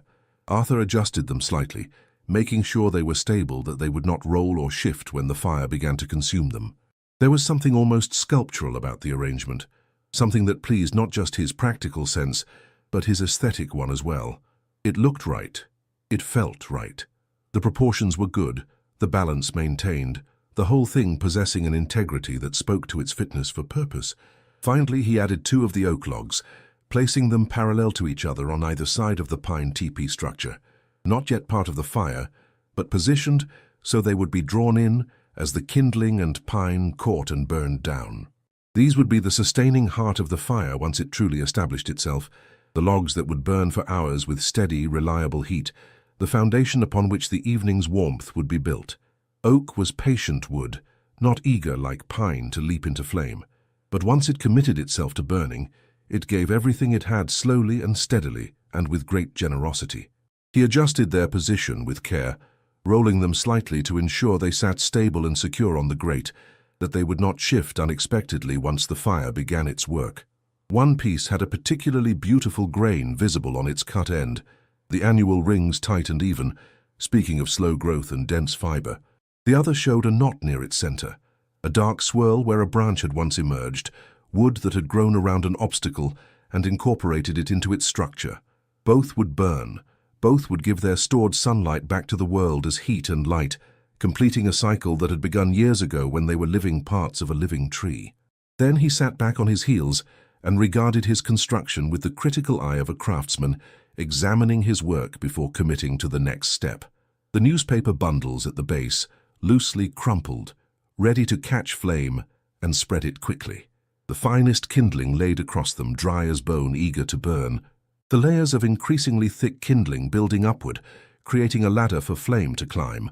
The pine logs forming their teepee, positioned to catch and burn and collapse inward at just the right time. The oak logs waiting on either side, patient and ready to receive the fire when it was strong enough to claim them. It all looked right. It felt right. The promise was clear. Arthur remained kneeling there for a moment longer, simply looking at what he had created. This small monument to patience and craft, this arrangement of natural materials that would soon undergo the transformation that was their destiny. There was a kind of peace in this moment, a satisfaction that came from doing something well, from engaging in a task that had clear parameters and observable results.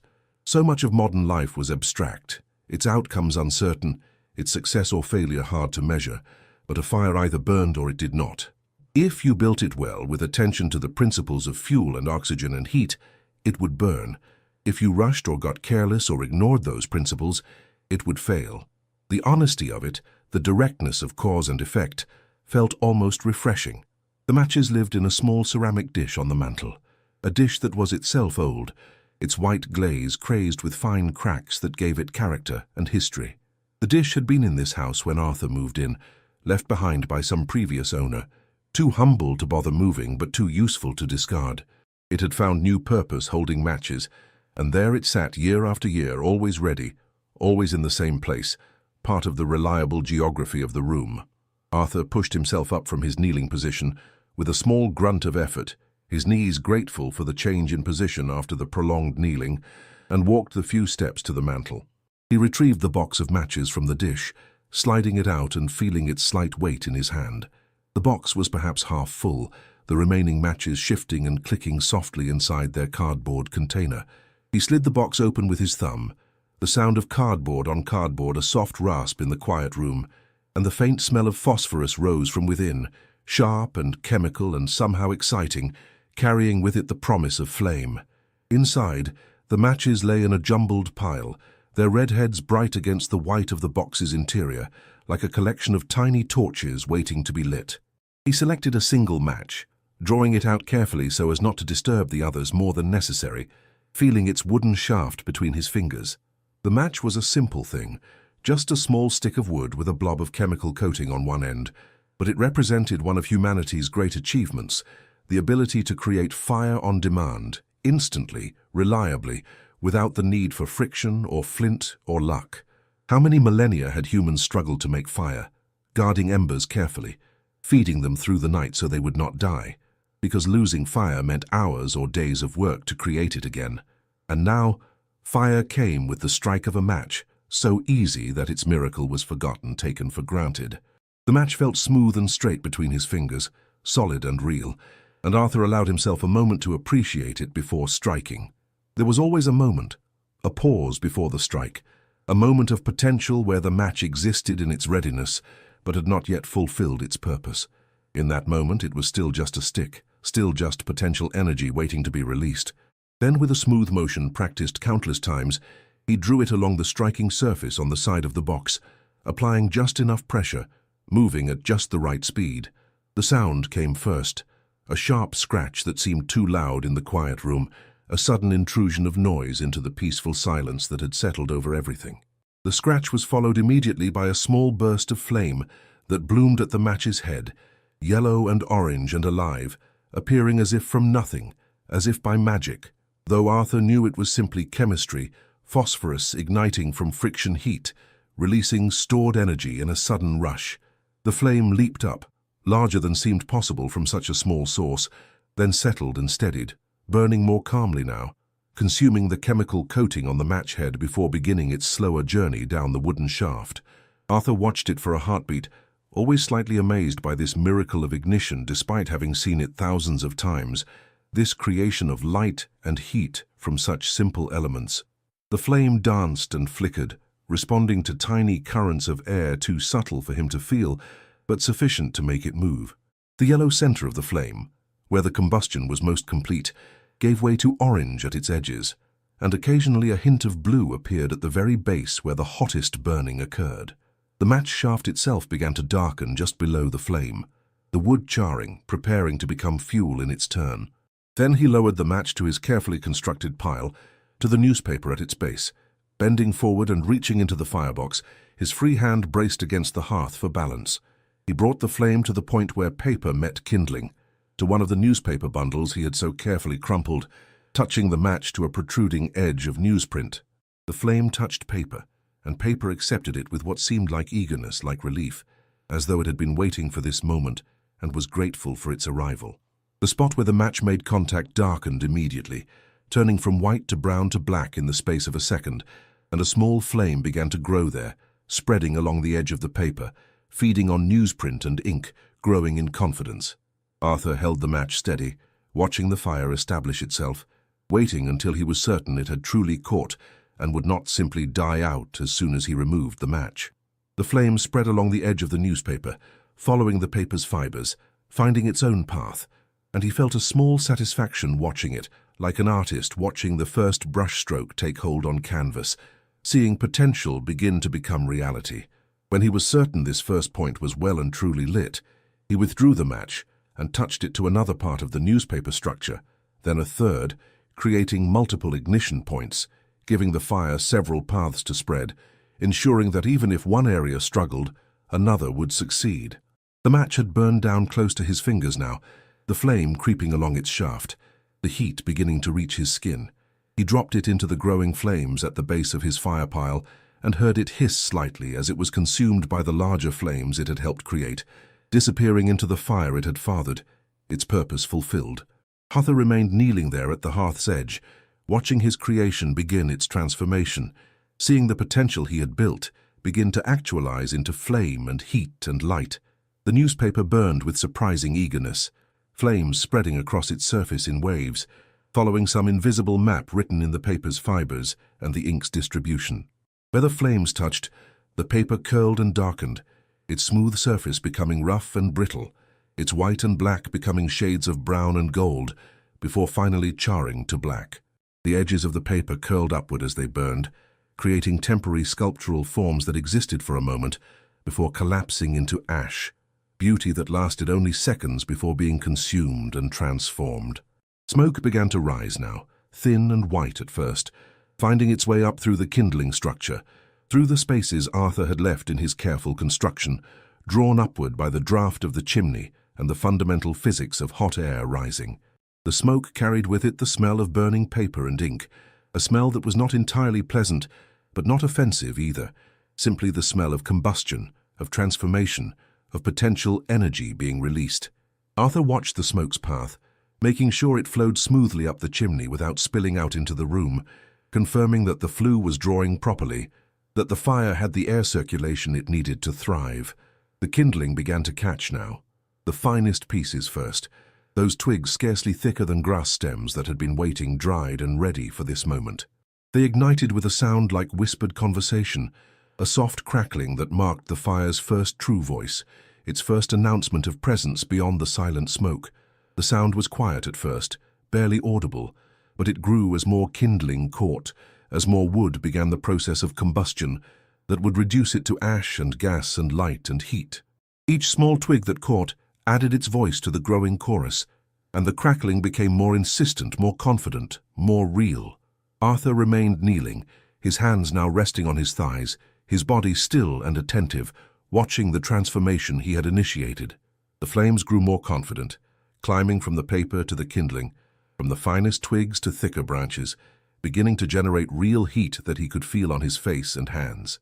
The warmth reached out from the firebox, tentative at first, then stronger, a presence that announced itself through his skin, through his nerve endings, through some deep recognition in his body that heat meant safety, meant survival, meant home.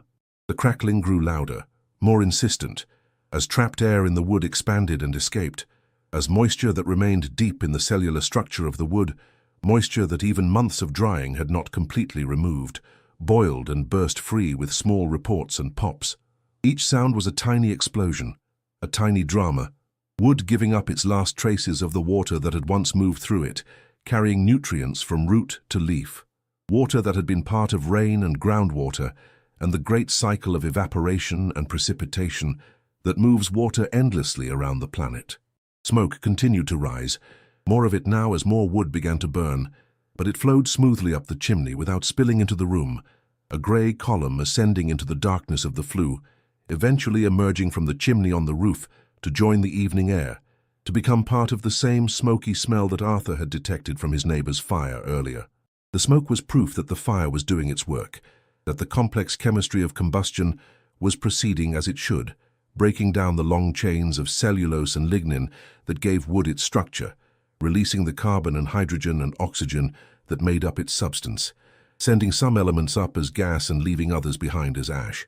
The kindling structure began to collapse in on itself as its components were consumed, settling downward, the carefully built architecture giving way as its materials were transformed from solid to gas, from substance to smoke and heat and light. This collapse was not failure but success, the natural progression of the fire from its beginning stages to its establishment. As the kindling settled, it brought the pine logs above into closer contact with the flames, and Arthur watched as the fire began to test those larger pieces, licking at their surfaces, searching for any easy entry point, any crack or crevice or place where bark had peeled away to expose the wood beneath. The pine caught with a sound like a sigh, a soft exhalation as the resin within it ignited, releasing its stored chemical energy in a rush of heat and light. Pine resin is nature's accelerant, pockets of concentrated flammable material scattered through the wood, and when it burns hot and bright and fast. The flames that rose from the pine had a different quality than those that had consumed the paper and kindling, thicker and more substantial, yellow and orange, and occasionally showing flashes of other colors, greens and blues and purples that appeared for instants before vanishing, side effects of the complex chemistry occurring in the flames. Arthur could see the flames beginning to lick at the oak logs now, testing them, reaching up from the burning pine to touch their surfaces, leaving behind small scorch marks, but not yet achieving true ignition. Oak was not hasty to burn. It required patience and sustained heat, but Arthur was patient and the fire was building that sustained heat even now. Once the oak caught, once it committed itself to burning, the fire would achieve its mature form, its final expression, and would burn steadily for hours, asking nothing more from him, doing its work with the reliability of natural process, following natural law.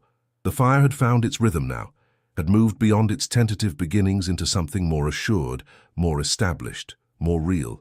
It was no longer a collection of separate elements, newspaper and kindling and pine logs, but had become a unified whole, a single entity, a presence in the hearth that announced itself through multiple senses simultaneously. The flames rose and fell with a regularity that was almost like breathing, expanding and contracting, growing and subsiding, never quite the same from one moment to the next, but possessing an underlying rhythm, a pattern, a consistency that spoke to the fundamental stability of the process. The sound it made had evolved as well, had become a conversation of different tones overlaying each other in a complex acoustic landscape. The high crackle of small burning branches, sharp and staccato, like percussion instruments being played at random intervals. The deeper pop of pine releasing its resin, like small fireworks, surprising in their suddenness and volume. And underneath it all emerging now, the beginning of a deeper sound, harder to hear but somehow more fundamental, a steady, low murmur that was not quite a roar but held that potential, the sound of sustained combustion, of the fire settling into its work. Arthur finally pushed himself up from his kneeling position, his knees grateful for the change, small sounds escaping them as he straightened, pops and creaks that announced the movement of joints that had held one position for too long. He was not as flexible as he once had been, not as resilient, and his body made sure he knew it, though the discomfort was mild and temporary, nothing that would not ease as soon as he had been standing for a moment. He stood before the fire, feeling its warmth more fully now that he was upright, feeling how it reached out from the hearth and began to claim the space of the room as its own. The heat was remarkable, not because it was intense, though it was certainly growing stronger with each minute that passed, but because of its quality, because of the way it felt so different from other forms of heat. Fire heat was nothing like the heat of a furnace or a radiator, nothing like the dry electrical warmth of a space heater or the forced air heat that came from vents in the floor or ceiling. This heat was more direct, more honest, arriving through the air as radiant energy rather than by convection or conduction, traveling at the speed of light from source to skin, warming whatever stood in its path, while leaving the air around that path relatively untouched. Arthur could feel it on his shins first, where his pants covered his legs and absorbed the radiant heat, and held it against his skin. He could feel it on his hands, held out toward the flames, palms open to receive the warmth like gifts, like offerings. And he could feel it most of all on his face, on his cheeks and forehead and lips, that pleasant sensation that hovers just on the edge of too much, that feeling of skin warming, of blood vessels dilating near the surface, of the body responding to external heat by trying to regulate itself, to maintain its preferred temperature despite the onslaught of warmth.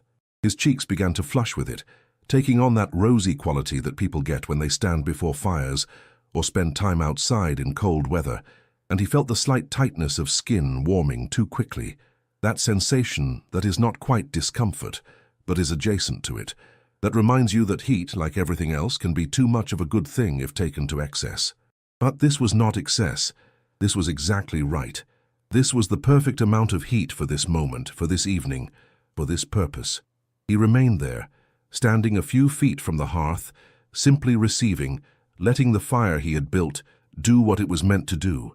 His arms hung at his sides, relaxed, requiring no effort to maintain their position. His breathing was slow and even, the rhythm unconscious and automatic, his body doing what it knew how to do without need for conscious direction.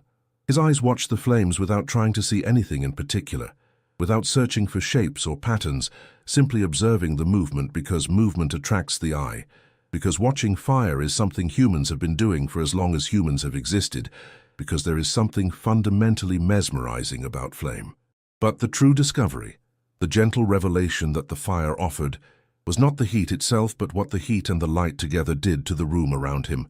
Arthur turned away from the hearth slowly, rotating his body while keeping his feet planted, and looked back into his living space, and what he saw made him pause, made his breath catch slightly, made him feel something close to wonder at the transformation that had occurred in the space of minutes. The entire character of the room had transformed, had been remade by flame, light and shadow, had become something different from what it had been just a short time ago. Where before the light had been the flat, even illumination of the electric lamp, unchanging and reliable, and utterly without personality, now the light was alive, moving, dynamic, creating a constantly shifting landscape of brightness and darkness across every surface. The walls, which had been simply walls, painted surfaces that defined the boundaries of the room without calling attention to themselves, now seemed to breathe with the play of light and shadow across their surfaces, to pulse with a life borrowed from the flames, to participate in the fire's dance though they themselves remained motionless. His bookshelf, which stood against the far wall loaded with volumes accumulated over years of reading and collecting, had become a landscape unto itself, a range of valleys and peaks, defined by the play of firelight across the spines of different books. Each volume caught the light differently depending on its color and position, depending on whether its spine faced toward the fire or away, depending on the texture of its binding and the age of its materials. The darker volumes, the ones bound in black or deep brown or dark blue leather or cloth, seemed to absorb the light, holding it in their depths like secrets, becoming darker than they actually were, creating pockets of shadow in the overall arrangement. While the lighter spines, books bound in white or cream or bright colors, glowed as though lit from within, reflecting the firelight with an intensity that made them stand out, made them visible even from across the room, made them seem to float in the dimness that surrounded them. The glass door of the bookcase, which normally showed nothing but a faint reflection if you looked at it directly, now reflected the fire itself, creating a second ghost fire that flickered in tandem with the real flames, a mirror image that was dimmer and less substantial than the original, but still unmistakably fire, still dancing and moving with the same rhythm. Arthur walked slowly toward the bookshelf, watching how the light changed as he moved, how new shadows appeared and old ones vanished, how his own body, interposing itself between fire and bookcase, created a moving shadow that swept across the shelves like a passing cloud. When he reached the bookcase and turned to look back at the fire, he saw the room from a new perspective, saw how the firelight reached into corners that the lamp had never quite illuminated properly, how it created depth and dimension where before there had been flatness.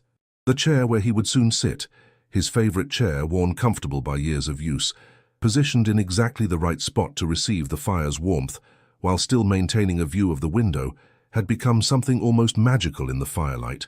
The chair's fabric, a deep green that appeared almost black in normal light, now showed depths of color he rarely noticed, hints of blue and gold woven through the green in patterns that must have been there all along, but that he had simply never seen, all of it revealed by the dancing illumination that brought out nuances and subtleties that steady light obscured. The wooden arms of the chair, made from some hardwood, whose species he had never bothered to determine, glowed with a warmth that had nothing to do with temperature and everything to do with the quality of the light that touched them. The wood's grain, barely visible in normal light, stood out now in relief, the different densities of early wood and late wood reflecting light differently, creating a landscape of lines and swirls that told the story of the tree's growth, year by year, ring by ring, a history written in wood and now revealed by flame. Even the ordinary objects scattered through the room, things so familiar that his eye normally passed over them without registering their presence, had been transformed into something worth noticing, worth attention. A water glass on the side table caught the firelight and threw small highlights onto the wall behind it, creating a pattern of bright spots that moved when the flames moved, a small constellation that danced to the fire's rhythm. A throw pillow that had slipped half off the couch showed its texture in the raking light, every thread visible, every imperfection in the weave revealed and somehow made beautiful by that revelation. A picture frame on the wall, containing a print of some landscape scene he had bought years ago and barely looked at anymore, now drew his eye because the glass covering the print reflected the fire at a particular angle, creating a rectangle of flame that seemed to hover on the wall, a window into some other place where fire burned without consuming anything. The effect would last only as long as he stood in exactly this spot, would vanish as soon as he moved.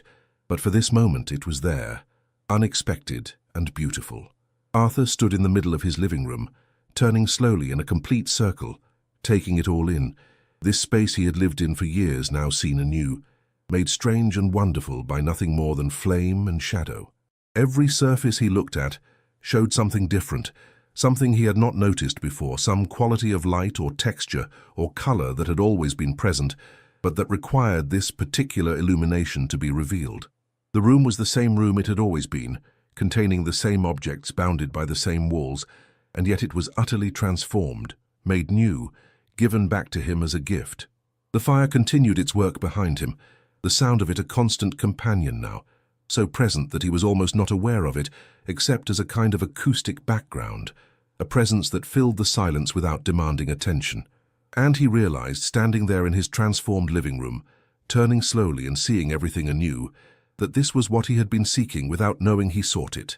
Not just warmth for his body on an autumn evening, not just the satisfaction of completing a small task well, not just the fulfillment of a seasonal ritual, but this transformation of the ordinary into something worthy of attention, this reminder that beauty exists not in rare moments or distant places, but here, now, in a simple room with a fire burning on the hearth and shadows dancing on walls and ordinary objects made extraordinary by the quality of light that falls on them. The revelation was gentle, asking nothing from him, demanding no response, simply offering itself for his observation, for his appreciation, for his wonder. The pull toward his chair was undeniable now, a gravity that had nothing to do with mass or physics, and everything to do with comfort and belonging, and the body's recognition of where it wanted to be. Arthur moved toward it slowly in no rush, letting the moment extend itself, letting each step be its own complete experience rather than merely a means to an end.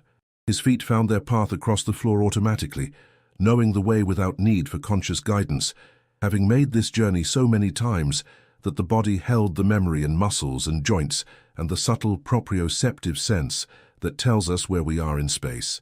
Each step was deliberate, conscious, part of the ritual of settling that the evening required. His right foot, then his left, then his right again, a simple alternating pattern that humans master in early childhood, and then repeat millions of times across a lifetime without thought. But tonight Arthur thought about it, noticed it, felt the roll of his foot from heel to toe, felt the shift of his weight from one leg to the other, felt the small muscular adjustments required to maintain balance and forward momentum. There was something meditative about walking slowly and noticing the walking, about bringing full attention to an act so habitual that it usually occurs entirely below the threshold of consciousness. When he reached the chair, he did not immediately sit, but instead paused, standing before it, running his hand along its back, feeling the nubby texture of the upholstery fabric under his palm. The fabric was warm from proximity to the fire, having already absorbed some of the heat that radiated from the hearth, and the warmth felt good against his hand, felt welcoming, felt like a promise of the comfort to come. The texture was familiar to his touch in the way that only long-possessed objects become familiar, the way you know the feel of your own clothing or your own pillow, a tactile memory that lives in the fingertips and recognizes home. He walked around to the front of the chair, his hand trailing along its back and then leaving it, breaking contact, and stood looking down at the seat cushion. There was a slight depression there, a shallow bowl worn into the cushion over years of use, marking where he had sat countless times before, where his weight had compressed the foam and batting into a shape that matched his body. The depression was not large, barely visible really, but it was there, a physical record of time spent, of evenings passed in this exact spot, of all the books read and thoughts thought and quiet moments experienced while sitting right here. The chair knew him, held the memory of his weight and shape, and it waited patiently for him to return to it once more. There was something deeply comforting about this, about having a place that was his place, a spot in the world that had been shaped by his presence and that welcomed his return. In a world that was largely indifferent to individual human existence, where most spaces were public or shared or temporary, having this one spot that was undeniably, completely his, felt like a kind of luxury, a privilege he rarely stopped to appreciate, but that nevertheless mattered more than he usually acknowledged. Arthur turned his back to the chair and lowered himself slowly, feeling his muscles engaged to control the descent, his body bending at hip and knee, his hands gripping the armrests for balance and stability. The moment of contact, when his weight first settled onto the seat, was one of profound relief, physical and emotional simultaneously. It was as though some tension he had been carrying not just that day, but for much longer, some subtle strain that had become so constant he no longer noticed it consciously, suddenly had permission to release, to let go, to simply stop. The cushion compressed beneath him in exactly the way it always did, conforming to his shape, the foam remembering its history and settling into its familiar configuration. The backrest received his spine with support that seemed designed precisely for his particular architecture, not too firm and not too soft, providing resistance where resistance was needed and yielding where yielding allowed comfort. Arthur let out a breath he had not realized he was holding, a long, slow exhalation that seemed to carry with it all the small burdens and concerns that he had accumulated through the day, all the tension and worry and low-level anxiety that modern life generates with such efficiency. His head found its place against the headrest, tilting at an angle that required no effort to maintain, supported by the chair in such a way that his neck muscles could completely relax. His arms settled naturally on the armrests, the wooden surfaces smooth under his forearms, his hands draping over the ends with fingers loose and relaxed, hanging in space, holding nothing, gripping nothing, completely at rest. His shoulders, which he had not realized were raised and tensed, dropped and spread across the backrest, releasing holds they had been maintaining all day without his conscious awareness. But he was not yet completely settled. There was one more element needed to achieve full comfort, one more layer of coziness to add before the settling would be complete.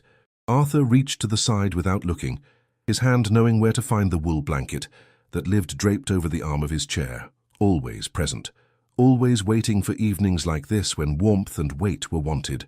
His fingers found the edge of the blanket and gripped it, feeling the texture of the wool, slightly scratchy but not uncomfortably so, real and substantial and honest about what it was. He pulled the blanket toward him, lifting it over the armrest and bringing it across his lap first, spreading it out over his thighs and knees, then working it up over his legs and waist and chest, pulling it up to just below his shoulders, creating a cocoon of wool and warmth that enclosed him without confining him. The blanket was heavy, substantial, handmade by someone long ago whose name he did not know, but whose work he benefited from now, years or decades after the hands that had created it had finished their work and moved on to other things, or perhaps had themselves become still forever. The weight of the blanket was important, more important than he would have guessed before experiencing it.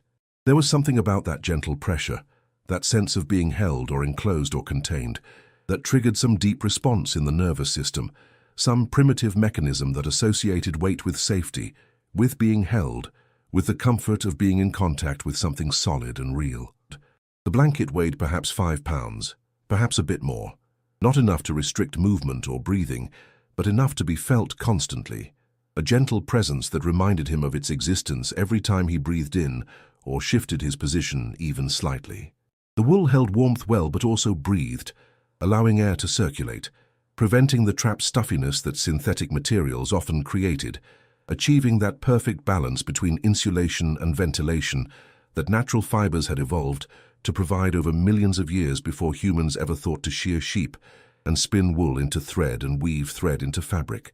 And it had that particular smell that wool blankets develop over time, impossible to describe exactly, but instantly recognizable, a mixture of lanolin and fabric, and perhaps a hint of the smoke that had over years infused it from evenings like this, spent before fires, absorbing the scent of wood smoke particle by particle, until that smell had become part of the blanket's character. With the blanket in place, Arthur made the final small adjustments that separate mere sitting from true settling, from superficial comfort to deep rest.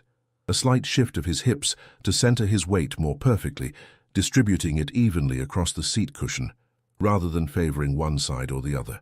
A minor change in the angle of his head, tilting it perhaps a degree or two more to the left, until it found exactly the right position against the headrest, the position where the support felt complete and natural, and his neck muscles could release their last bit of tension, a conscious relaxation of his shoulders, letting them drop even further than they already had, allowing gravity to pull them down and back, releasing any remaining tightness in the trapezius muscles that so often holds stress and tension without our awareness. His feet, still in their house slippers, soft worn things that had molded to his feet over months and years of use, found their natural resting place on the floor, slightly apart, toes pointing outward at comfortable angles, no tension in his ankles or calves or the small muscles of his feet. His hands, which had been gripping the armrests lightly during his settling process, now simply rested there, palms down, fingers loose and slightly curved, not holding or grasping or gripping, but simply present, simply there, making contact without effort. Every part of his body found its place and its piece, each element fitting into the whole like pieces of a puzzle, finally coming together to reveal the complete picture. And in finding their individual places, all these parts formed a whole that was utterly, completely at rest. The fire before him had continued its development while he settled himself, had moved deeper into its mature phase. The pine logs were largely consumed now, their quick-burning nature having done its work of establishing high heat and strong flame, having served their purpose and now giving way to the next stage of the fire's life. What remained of them glowed red at their cores, visible through cracks in the charred exterior, still contributing heat, but no longer producing much flame. They had collapsed inward as they burned, falling toward the center of the firebox as their structure was consumed, and in falling, they had brought themselves into direct contact with the oak logs that had been waiting beside them.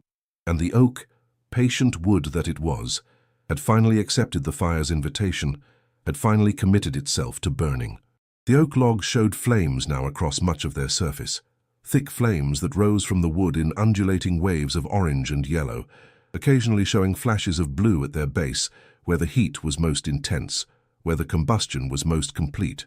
These were not the quick, eager flames that had consumed the newspaper and kindling, nor even the enthusiastic flames that had claimed the pine. These were slower flames, denser flames, flames that spoke of long, burning and sustained heat, flames that promised to last. The sound had changed as well, had become deeper and more consistent, less a collection of individual crackles and pops, and more a steady murmur punctuated by occasional louder reports. The high-pitched sounds of small wood burning had given way to something more fundamental, more elemental, the sound of substantial fuel undergoing substantial transformation. Now and then a pocket of trapped moisture or air in the oak would expand suddenly and burst free with a sharp crack that made Arthur blink, but mostly the sound was that steady underlying rumble, the voice of a fire that had found its rhythm and settled into its work. The heat radiating from the firebox had intensified as the fire matured, had become more than a pleasant warmth, and approached something more powerful, more insistent. From where Arthur sat, 5 feet or so from the hearth, the heat reached him in waves, pulsing slightly as the flames rose and fell, as air currents in the room shifted and changed the patterns of convection and radiation. His face felt flushed now, genuinely warm, not just touched by heat but suffused with it, and under the wool blanket his body temperature had risen to that perfect point where you feel neither hot nor cold, but simply comfortable, perfectly thermoregulated, at peace with your physical existence. The light from the flames continued its dance across the room's surfaces, but Arthur's attention had narrowed now, his focus drawing inward, his field of awareness contracting to include primarily the fire itself and his own body's sensations. The room around him faded slightly, not disappearing but becoming less important, less demanding of his attention. There was the fire. There was the chair holding him. There was the blanket covering him. There was the heat touching his skin. These things were real and present and sufficient. Everything else could wait. Arthur watched the flames without trying to see anything in particular, without searching for shapes or patterns, the way people sometimes do when they look at clouds or flames or the dancing shadows those flames create. He simply watched, his eyes following the movement because movement attracts the eye, because flame is perhaps the oldest form of entertainment, the first thing that humans gathered around and stared into while their minds wandered and wondered, while their thoughts drifted through territories both vast and intimate. The flames never repeated themselves, never traced exactly the same path twice, and yet there was something cyclical about their motion, a pattern that existed not in specifics, but in essence, not in the particular movements of particular flames, but in the overall rhythm and flow of the fire as a whole. They rose and fell with that regularity he had noticed earlier, like breathing, Like waves on a shore, like any natural rhythm that is never quite mechanical but never entirely random either, existing in that space between order and chaos where most natural processes live. His breathing had slowed without any conscious intention to make it do so, had fallen into a rhythm that matched some internal measure of calm, some deep sense of what the body needed and wanted in this moment of rest. Each breath in brought the smell of wood smoke, sweet and sharp and somehow comforting, overlaid with the fainter scent of wool from his blanket, and underneath everything, the smell of his house, that particular combination of wood and fabric and lived-in space that every home develops over time, and that belongs to no other place in the world. Each breath out released into the warm air of the room, becoming part of the room's atmosphere, mixing with the smoke and the heat and the subtle movements of air that the fire created through the simple physics of temperature differential. The space between each breath stretched, became spacious, and in that space thoughts that had been circling found nowhere to land and so dispersed like smoke. The concerns of the day, which had seemed so pressing just hours ago, continued their fade into insignificance, not forgotten, but simply recognized as less important than this moment, this peace, this perfect balance of warmth and rest and presence. The conversation that had gone wrong at work, the colleague whose words had stung slightly, whose tone had carried implications that Arthur had spent much of the afternoon analyzing and worrying over, trying to parse what had been meant, and whether he should respond and how he should respond if he decided to respond at all of that seemed very distant now, very small, very much like something that did not require the energy he had been giving it. Perhaps it had meant nothing. Perhaps it had meant something but not what he thought. Perhaps it did not matter either way. The bill sitting on his kitchen counter, the one with the red highlighting and the language that suggested urgency and consequence, that too seemed less threatening from here, from this place of warmth and comfort. It would need to be paid, yes, but not right now, not this minute, not while he sat before his fire and felt peace settling into his bones. Tomorrow would be soon enough. Tomorrow was always soon enough for the things that seemed urgent today. Very few things truly could not wait, and this bill was not one of them.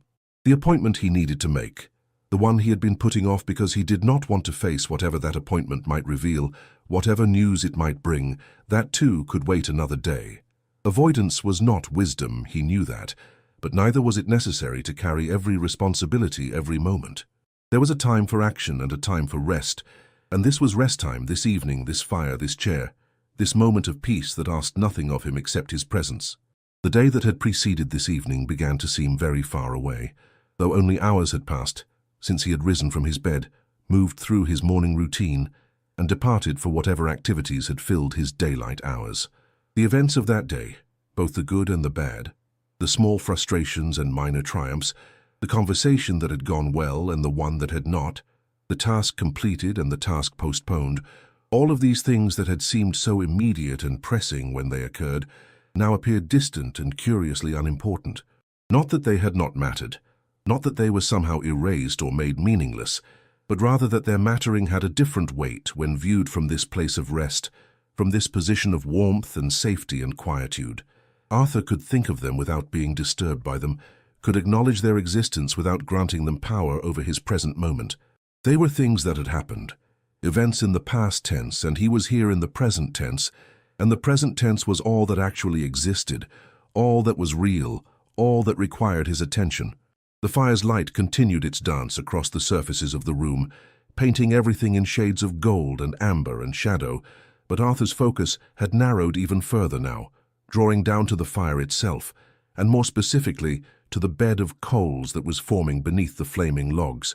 Coals are what a fire becomes when it has moved beyond youth and entered maturity, when it has passed through the stages of eager beginning and energetic middle, and settled into something more patient, more enduring, more fundamentally powerful in its quietness. Where flames are active and energetic, reaching upward, consuming fuel with visible enthusiasm, coals are patient and enduring, content to glow where they lie, radiating heat without the dramatic display of flame. They represent concentrated energy, the wood reduced to its carbon skeleton, all the volatile compounds driven off by heat, leaving behind nearly pure carbon that burns with an intensity that flames alone cannot match. The coals glowed red and orange, and occasionally showing spots of white where the heat was most concentrated, where the combustion was most complete. where the temperature approached levels that seemed impossible for simple wood to achieve. The coals pulsed gently, seeming almost to breathe, growing brighter when a draught of air reached them and providing fresh oxygen, dimming slightly when the air stilled, then brightening again with the next breath of wind or the next shift in the chimney's draw. They were mesmerizing in their own right, perhaps even more so than the flames, because they were quieter, subtler, requiring more attention to appreciate but rewarding that attention with a display of pure energy made visible, of heat made manifest as light. Arthur's eyes felt heavy now, that pleasant heaviness that comes when the body knows sleep is near and begins to prepare for its arrival, when the systems that maintain wakefulness start to relinquish their control and allow the systems that govern sleep to take over. His eyelids would lower, drawn down by their own weight and by the relaxation that had spread through all his facial muscles, then rise again slowly as some small flicker of awareness pulled him back from the edge of sleep, the room swimming slightly back into focus, the fire reasserting itself in his vision. Then his lids would lower once more and stay down longer this time before rising again, and with each cycle he moved closer to the edge of true sleep, to that liminal space between waking and dreaming, where thoughts become images, and images become thoughts, and the boundary between inner and outer reality grows permeable and uncertain. The fire's glow penetrated even his closed eyelids, painting the darkness behind them with warm shades of red and orange, creating an inner vision that matched the outer reality, so that even with his eyes closed he could still see the fire, or see something like the fire, or see the impression that the fire had made on his visual cortex. His body had achieved a state of relaxation so complete that he had almost ceased to be aware of having a body at all. There was no tension anywhere, no discomfort, no sensation that demanded attention or required adjustment. His breathing continued its slow, steady rhythm without any need for conscious control. His heart beat in his chest without his awareness. His blood moved through his veins carrying oxygen and nutrients to cells and carrying away waste products in the endless cycle of metabolism that sustains life. All of these processes continued without his participation, without his attention, managed by the autonomic systems that had kept him alive from before his first conscious thought and would continue until his last. The fire knew its business and required no further attention from him. It would burn for hours yet, slowly consuming the oak logs he had so carefully selected and placed, gradually subsiding from flame to coal to ash, marking the progress of the evening in the way that fires have marked evening's passage for all of human history, since the first humans learned to coax flame from spark and keep it burning through the night. The warmth it created filled the room so completely now that the chill of autumn outside seemed like something from another world, something that could not touch this space, this moment, this sanctuary of heat and light and peace. Outside, beyond the walls of the house that enclosed and protected him, beyond the windows that now reflected the fire's glow back into the room rather than revealing the darkness beyond, the wind continued its work of ushering in the new season.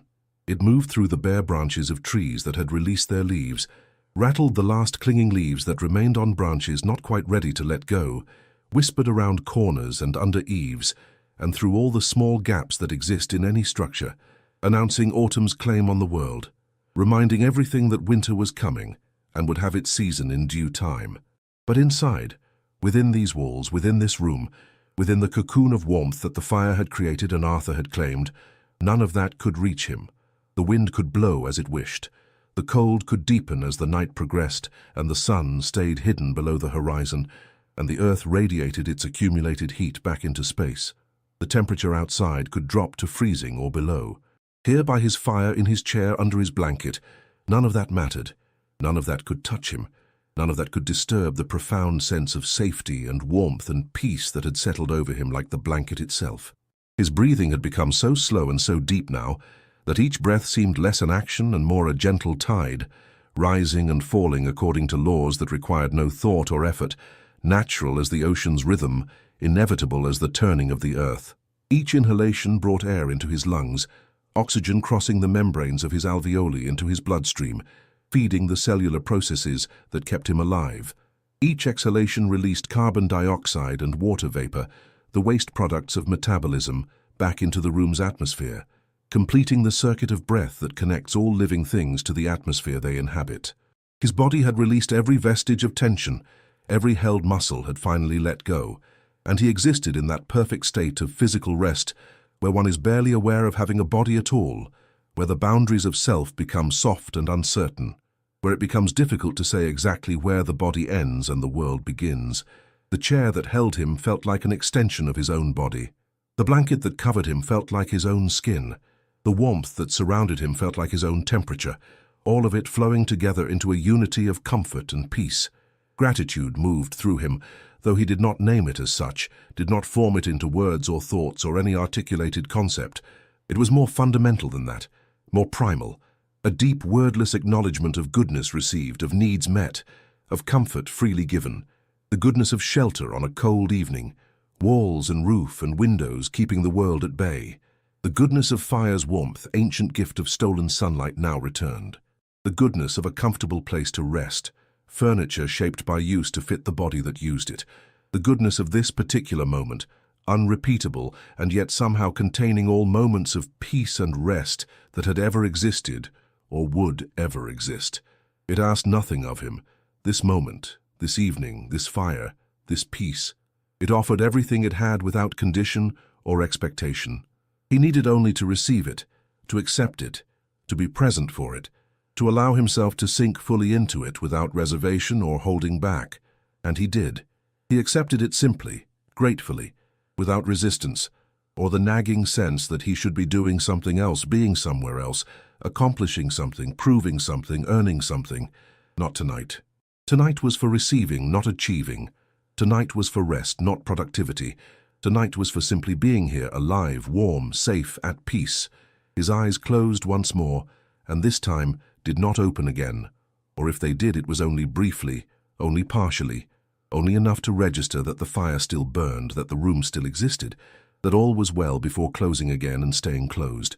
His consciousness began its final drift towards sleep, that nightly journey into the country of dreams, that necessary surrender to rest and restoration that every living thing requires, that the body demands and will eventually take whether granted willingly or not.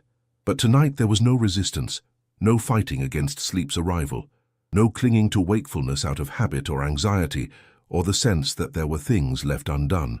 The fire's glow continued behind his closed lids, a gentle presence that would accompany him into sleep and remain there in some form even as dreams took shape and unfolded, even as his conscious mind released its hold on the waking world and allowed the unconscious its turn at the wheel. The warmth that surrounded him felt like an embrace, like being held, like the safest and most protected place in all the world. His breathing slowed even further, became almost imperceptible, the spaces between breaths extending until they seemed infinite. His last thought, if it could be called a thought at all, was not really a thought but simply a feeling of arrival, of having reached the place he was meant to be, of being, at last and completely, home. Not home as a location or an address or a structure of walls and roof, but home as a state of being, as a quality of existence, as that place where the self is at rest and all is well and nothing more is needed, because enough has been found and accepted and received. The fire burned on, patient and steady, asking nothing, giving everything as outside the first stars of evening strengthened into the full assembly of night, as the temperature continued its slow descent, as the wind moved through branches and over rooftops, and across the sleeping face of the earth. Somewhere down the street another light came on in another window, another person moving through another evening, another life being lived with its own rhythms and routines and rituals. And the world continued its ancient turning, the planet rotating on its axis at 1,000 miles per hour, though nothing inside felt that movement, the moon pulling the tides and the seasons, following their appointed rounds, and all the vast machinery of the universe, continuing its work with or without human awareness or acknowledgement. And in this small house on Maple Street, in this comfortable chair before this warming fire, in this room transformed by flame light into something more than it usually was, peace had found its perfect expression in the sleeping form of one man who had needed nothing more than this: warmth, comfort, stillness, and the gentle permission to let go. The oak logs in the hearth continued their slow transformation, from solid matter to heat and light and ash, giving back the energy they had stored from summers past, when they had been living wood on a living tree, when sunlight had fallen on leaves, and through the miracle of photosynthesis had been converted to chemical energy and stored in the bonds between carbon atoms. That energy released now into the room, spreading outward in waves of infrared radiation, warming everything it touched, keeping the autumn cold at bay, maintaining this small pocket of summer heat in a world that was sliding inevitably toward winter. The fire would burn for hours yet, would continue its work through much of the night, asking nothing from Arthur, requiring no attention, no tending, no intervention. It would do what fire does, what it has always done, what it will always do as long as there is fuel and oxygen and heat to sustain the reaction. The house settled around him with small sounds, wood contracting as it cooled in places distant from the fire, the normal acoustic architecture of any structure responding to temperature changes, and the slow, inevitable work of gravity pulling everything earthward. These sounds were familiar, comfortable, the house speaking its own language, telling its own stories, a presence and not merely a container.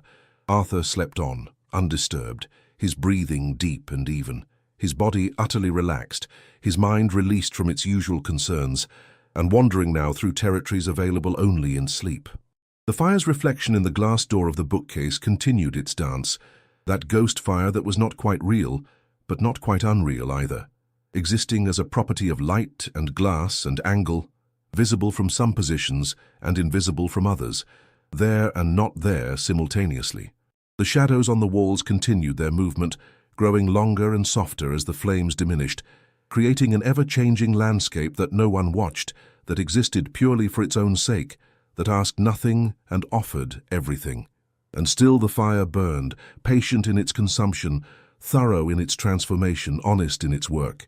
The oak logs had given themselves completely now to the flames, their surfaces charred and glowing, their interiors incandescent, their substance being systematically converted from one form to another in obedience to laws that govern all matter and energy, laws that humans discovered but did not create, laws that existed before consciousness arose to observe them and will continue after consciousness has run its course.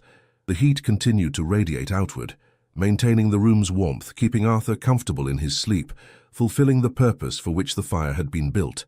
Outside the window, if anyone had been watching, they would have seen the warm glow of firelight painting the glass, would have known without seeing inside that someone there had built a fire. That warmth and comfort existed within those walls, but no one watched.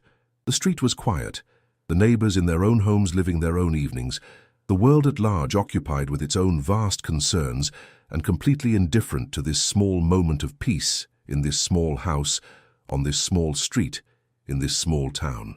But that indifference did not diminish the moment.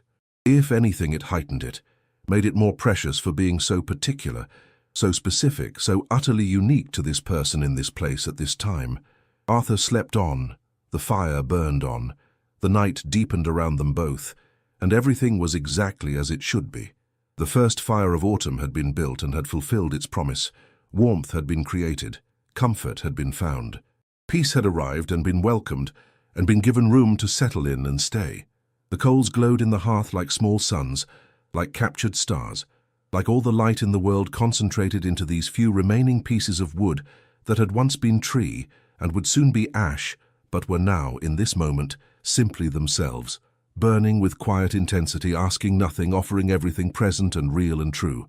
Our story has drawn to its close, settling like embers into quiet rest, like ash drifting down to the hearth, like breath slowing into the rhythm of deep sleep. The fire that Arthur built will burn through the night, keeping watch while he dreams, asking nothing in return for its warmth, offering its light to the darkness without expectation of gratitude. And perhaps that is the lesson, if there is a lesson, if we need a lesson at all.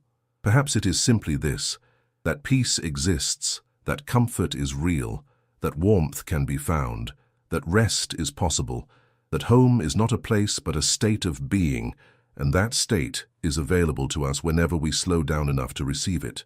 If these moments of warmth and peace have brought you comfort, if they have helped guide you towards stillness, if they have reminded you that rest is not just possible but necessary, then the fire has done its work for you as well as for Arthur.